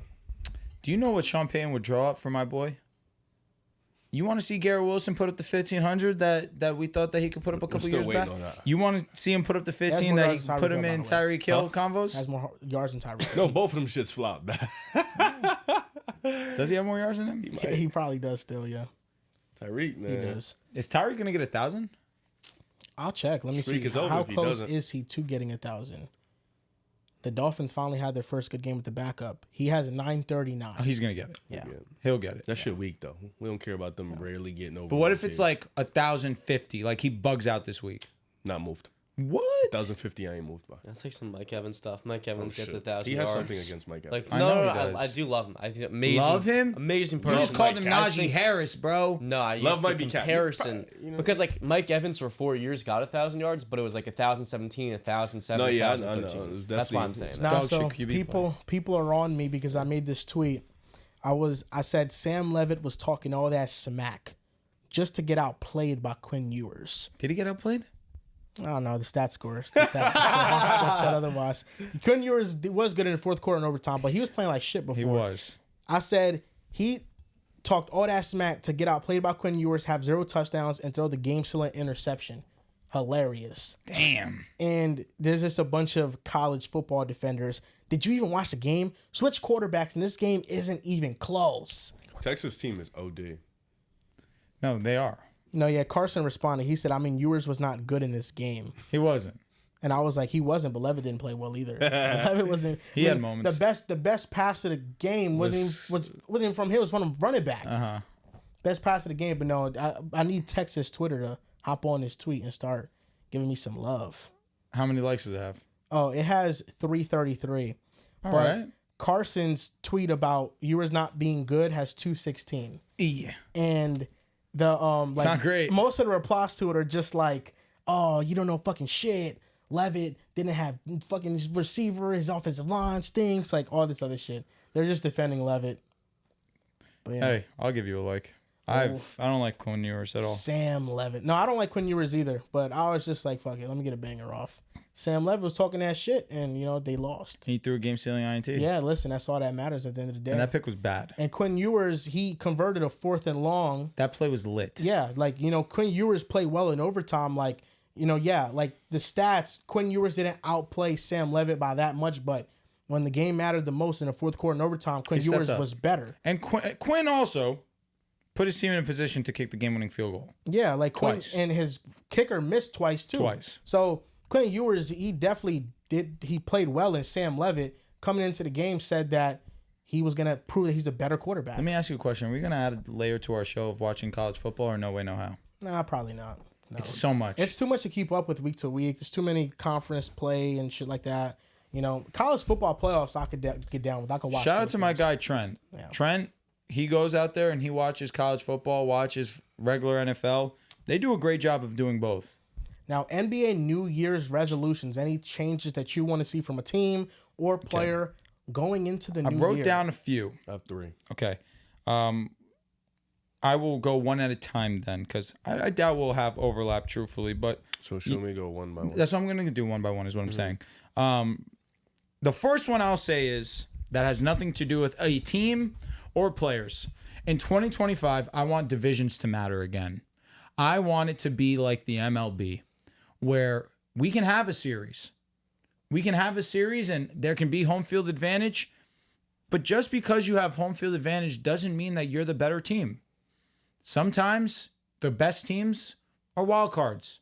That's okay. We're seeing that in the NFL. Have you seen one person outside of the fan of the team be upset that the Vikings are the 5th seed, that the Packers are the 6th seed? That's just football. In baseball, we have amazing teams. I'll never forget the Yankees won 100 games, and we were a wild card team. Basketball with conferences, I know it's been the standard for a while, but if you want these smaller market teams to really have a certain level of leverage that they can go out there and there be playoff teams or have a better chance to be a playoff team, where now players may be attracted to being a guy that can go ahead and uplift a franchise to make the playoffs. You go ahead and I guess the teams that come to mind, Atlanta and what they're doing. Right now they sit as the 6th team in the East. Of course, we saw them have a nice showing in the in-season tournament, but they've been playing some great basketball. If we go and we make divisions matter, maybe the Atlanta Hawks become a little bit more of an attractive destination, and now we get to see them host a home playoff series. But again, just because they have home court advantage, it doesn't mean that let's go ahead and throw Milwaukee in there. Let's say Milwaukee doesn't win their division and Milwaukee's a wild card and they have to go up against Atlanta. It's like, yeah, we'll probably favor Milwaukee or the Knicks because the Celtics are in their division. The Knicks probably won't be hosting a home team or have home court advantage in my scenario, but the Knicks would be a better team, or on paper supposed to be the more favorited team.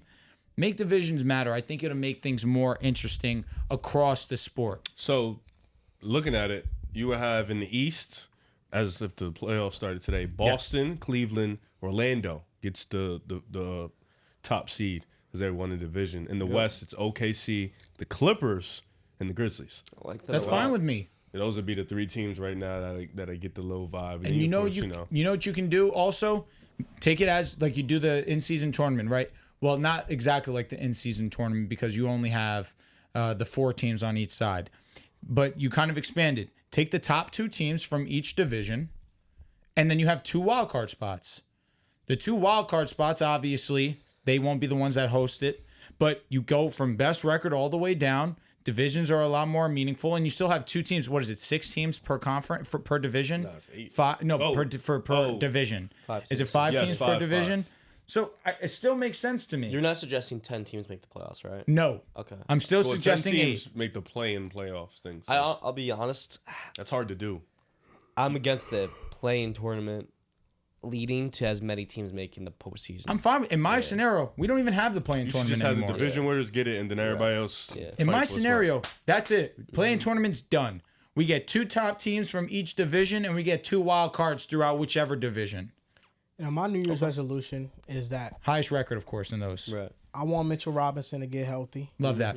Because we need some interior presence. We need another big on the Knicks. We're too small of a team. And 8-game win streak, I love it, but we got to beat the better teams. You know, that's the next step. You know, we're beating these bottom dweller teams, and that's all nice, but we got to beat the Hawks. We got to beat the Celtics. We got to beat the Mavericks when Luka doesn't play on the road. You know, there are just some games that the Knicks got to get up for, and Mitchell Robinson, him coming back is going to be huge. Another one I had is that I want to see more trades. I want to see Brandon Ingram get traded. I want to see Zach LaVine get traded. I want to see Cam Johnson get traded. I want to see De'Aaron Fox get traded. I want to see all of these players get traded. I want to see trades. We just saw Dorian Finney-Smith go to the Lakers and D'Lo go to the Nets. That was all fine and dandy. But I want to see a trade that moves me. A player going to a destination to where I say, that's a really good spot. That changes the landscape of things. With all due respect to the Lakers, that is. Because, you know, Dorian Finney-Smith is not one of those needle movers like P.J. Washington. I wouldn't call him that at all. He's a hooper. He's good. He can shoot the 3 ball, and he can defend. That's what I needed. And then my last New Year's resolution is Careful with that. I want the Phoenix Suns to blow it up.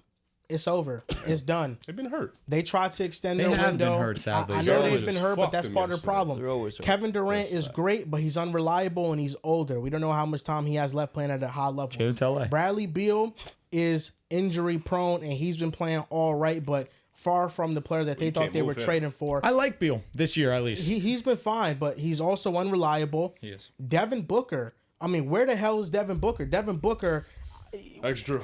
what is killing going me. on? He's been hurt. Can't When believe came it. He's back. playing he's too been- passive, and I want to give some grace hurt. to Devin Booker because he's been with the Suns for 10 years. He's had 6 different coaches in a 10-year span. You're asking this guy to adjust his game every other year, and there's no consistency.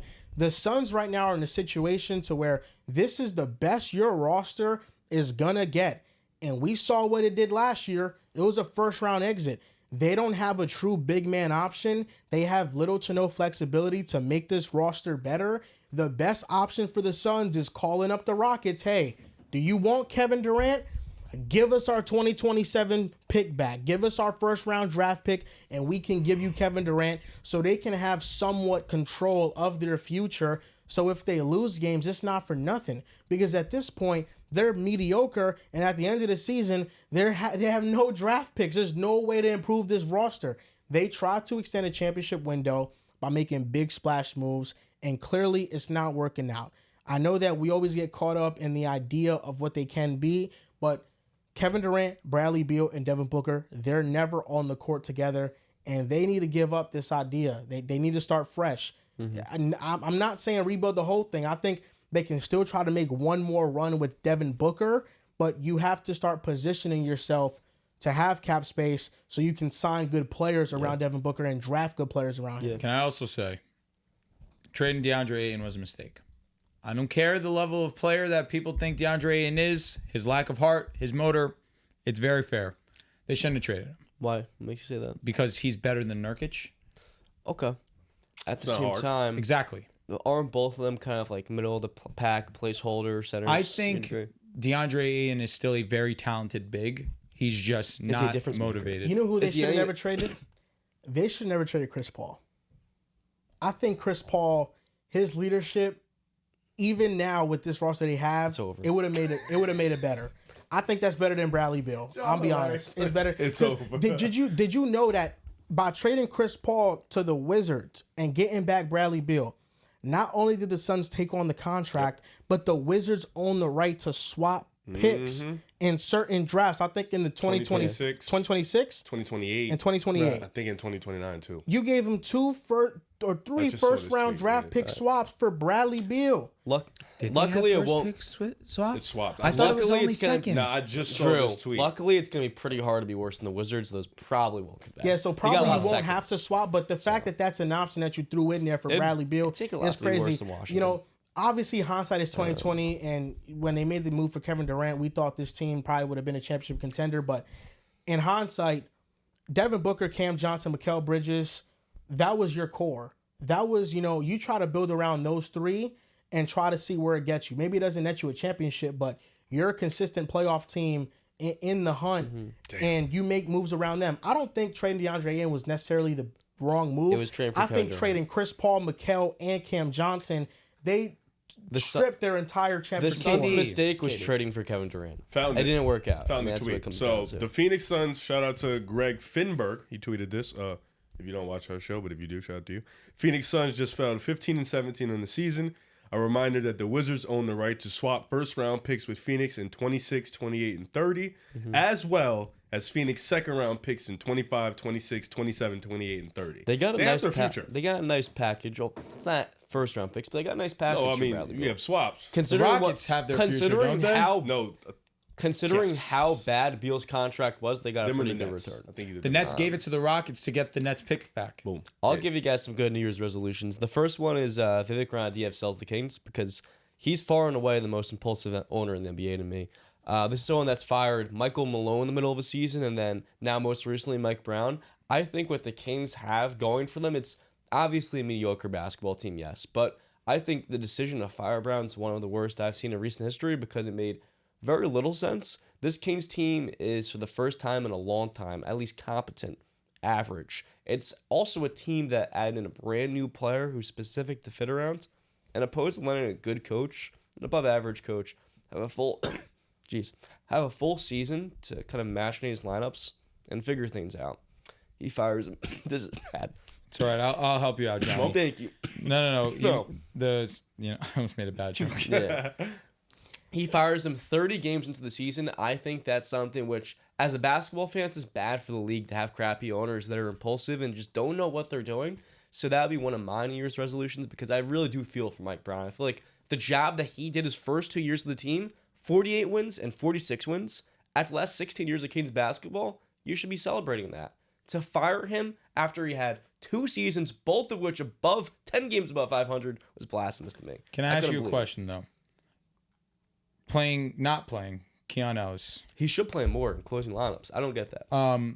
The development of Keegan Murray. Somebody has to sit. Right. Keegan Murray has to make shots. I'll be honest. He's So- defending well, but he's not making the shots. I was looking at the Suns draft picks. The Way too next offensive. first round draft pick they own is in 2031. That they actually own, their own future. 2025 first round draft pick, it's gonna go to either the Rockets or the Nets. 2026, the Wizards, the Magic, or the Grizzlies hold rights to swap. 2027, the Rockets own it, no protections. 2028, the Nets or Washington. The most favorable of the draft picks will go to Brooklyn. 2029, Houston or Brooklyn. 2030, Washington or Memphis. Bro, they're fucked. That's terrible. I would trade. I would call Houston and I would say, listen, if you want Kevin Durant, give us our picks. Or D-Book. And I'm good. I want D-Book more than Kevin I want to Durant. be interested in KD. Yeah, more reliable, younger. 36. Injury Hey, prone. listen, if they want to go most that part. route, listen, I would do it. I LA would can do get it. him? Enough. We got 3 first. Enough. Do you think 3 first can get him? Enough. Can 3 Enough. first get him? Enough. Why? Not enough. You know Reeves has to go. I ain't doing it. NTFS.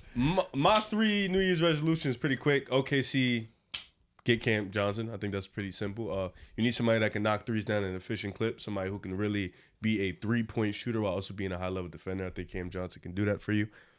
For Memphis, find your rotation. Find your 9 to 10 guys, possibly 8 that you can stick with. Right now they're playing, which of course is not their fault. You know, the players are getting hurt. Too many right now, Memphis prop. yeah. Whatever. I saw you watch Grizzlies I basketball. love watching the Grizzlies. You know? How can he not I'm love not watching? knocking you. Yeah. Do you watch the Grizzlies?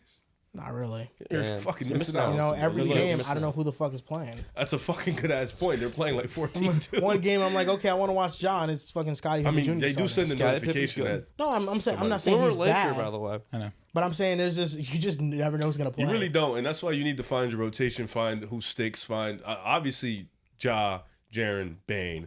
Then you got Santi Aldama. You know, those 4 guys I think are pretty locked into the playoff rotation. Then you figure out everybody else. You know, Marcus Smart's been up and down, but you probably have to play him in the playoffs. You know, GG, Vince, when they get back, you're probably going to have to play Vince for sure. But just find your rotation. Figure out who can you lock in with, who's somebody that can give you some consistent quality minutes on both ends. And then Orlando, I think they should go get Anthony Simons. You know, I was looking at their numbers in the pick and roll and their numbers in the half court. It's pretty abysmal. And of course, Franz, Boncaro not being there for majority and now of the year. Suggs is missing some time too. But I think they just need another offensive creator. I think Suggs is a really good player. I think Simon's a much better offensive player. I think he's somebody that can come in, can help the shot making of the team, a guy that's a really good shooter. And they can hide his defensive deficiencies. You know, I think Orlando can do that pretty easily. But that's somebody I think Orlando should try. And Simons isn't getting paid a shit ton of money, and I don't think you'll have to make an extravagant deal to get him. So. Yeah, he is. But I think guys going to a much better situation that involves winning can play better. You don't have to send too much to get him. I think that's a move that Orlando should be thinking about pulling the trigger. Well, now his value's lower, so it makes it easier to trade for him. I got two more to end this. I think these pretty straightforward. I want the dunk contest to be revived this All-Star weekend. Something that as a basketball fan got me into the sport, but with the exception of 2023, it really has not been good at all or watchable the last couple of years. And my last one is going to be the Cleveland Cavaliers are currently on pace to win 72 games, which is insane. 29-4 start. Yeah. No, we are. My New Year's resolution is that their big three and their core stays healthy and it doesn't suffer a lot of the injuries which have plagued them the last couple of years. Big four, brother. Big four, yeah. Well, it's Jared rich. Allen. The reason why I say it's because it's rich to have your top four players stay healthy, so I'm just trying to be fair. I just want to see the main three and then Allen as well as part of that big four. It is a big four, but I think he's the least vital of those four. So I want to see the Cleveland Cavaliers not be snake bitten by injuries like past years and really have this team realize their full potential. You know, John, you mentioning the All-Star game actually made me think of a perfect idea because I think the NBA All-Star rating could use a big ratings boost. And what I'm about to say might come off the wrong way. It might be a little bit controversial. So I have to tread lightly here.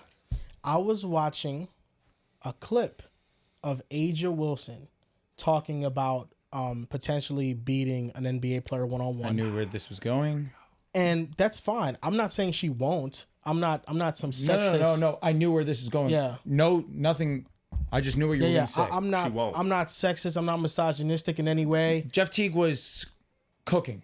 Well, Kelsey Plum said it too. Like, yes. You can't beat men. Kelsey Plum did say it, but what I want to do is, listen, All-Star game, A'ja Wilson one-on-one against any NBA player of her choosing.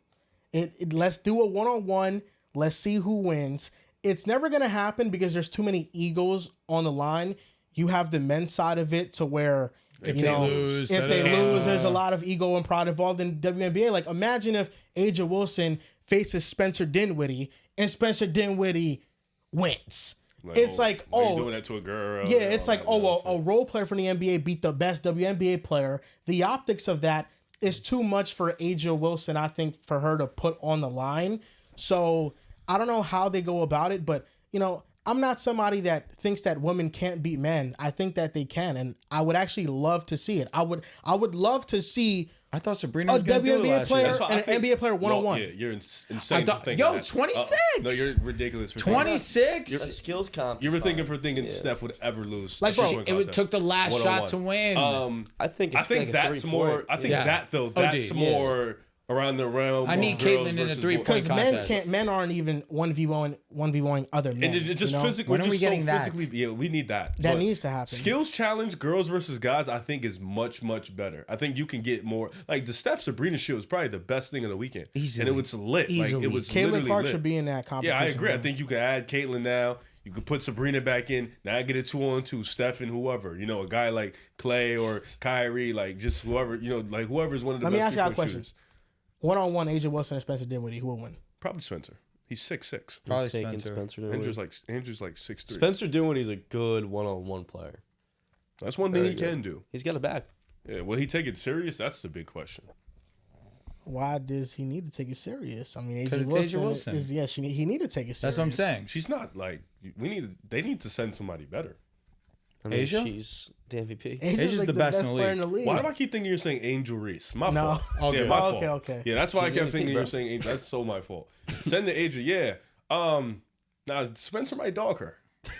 No disrespect. No disrespect to her. Like Stop laughing, Troll. No, Spencer Dinwiddie's a really good one. that's what I'm saying. Like it's just like NBA players are 6'6". They're so much bigger, so much stronger, so much faster, so much more athletic.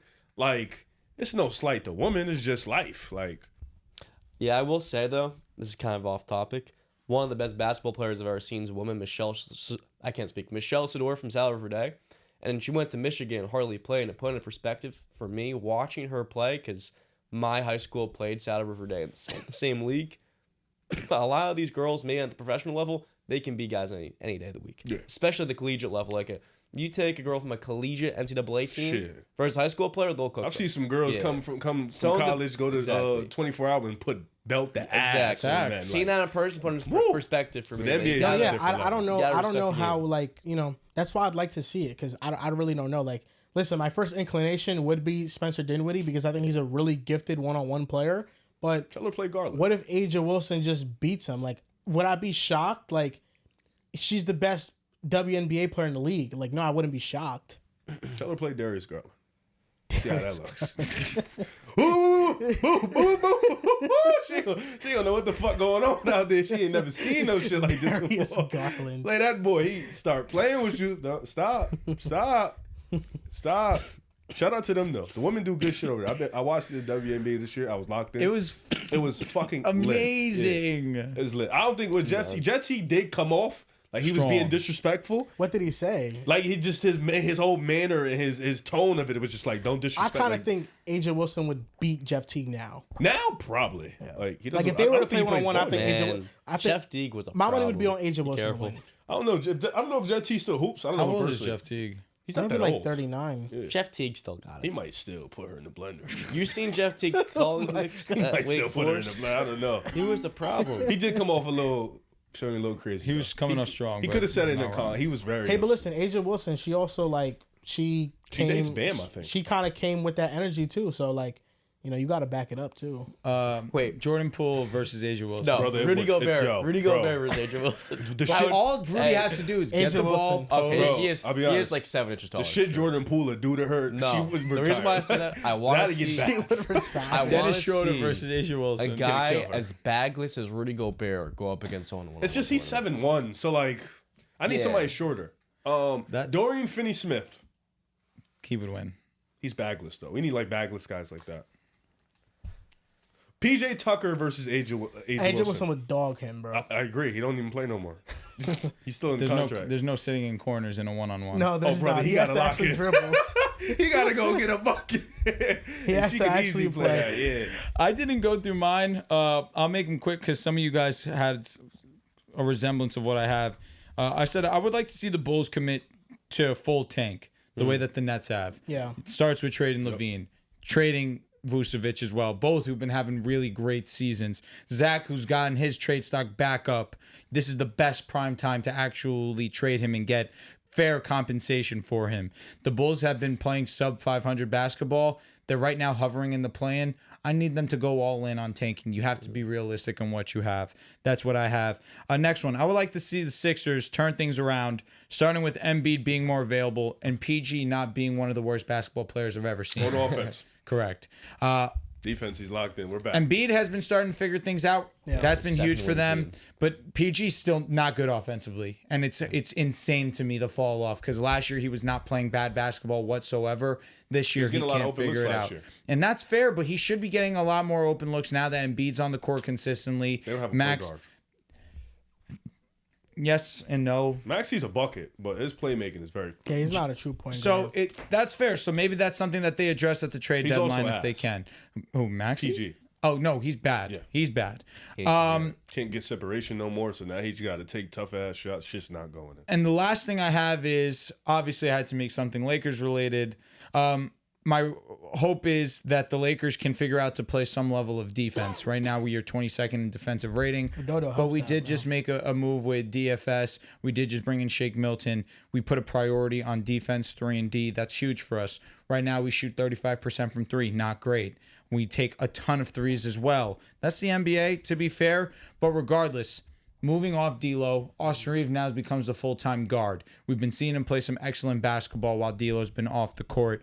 LeBron James is LeBron, AD's AD, but even still with AD and LeBron, our front court is still not great defensively. or let me not say that, consistently, because once AD gets off the court, now we're screwed. And then the perimeter defense still is an issue, although the lineup with Reeves, Christie, Rui, LeBron, and AD, that's the best defensive lineup that we put forth.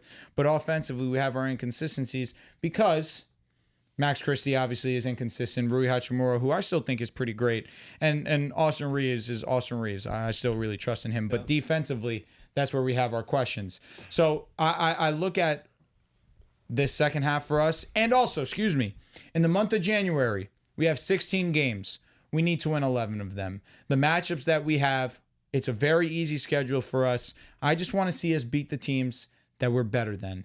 If I'm not mistaken, the Spurs have been playing a lot better basketball. We do play the Spurs twice.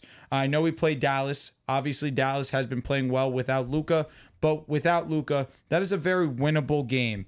I know we do play the Celtics. That's a loss that I do have written down. We play the Blazers. That should be a win.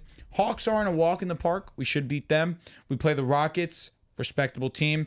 We have the Mavericks. We have the Hornets, the Spurs twice, the Heat, the Nets, the Clippers. Anytime we play them, it's a good matchup. I'll give them the respect. Easy.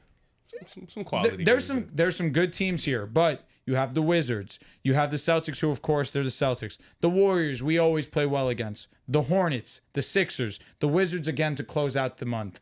There's a lot of games there that are extremely winnable. And when we play good teams, we play our best level of basketball. That's why I say I need us to be consistent this month. At least show, heading into the trade deadline, that we are a good enough team that the front office should go out there and be aggressive.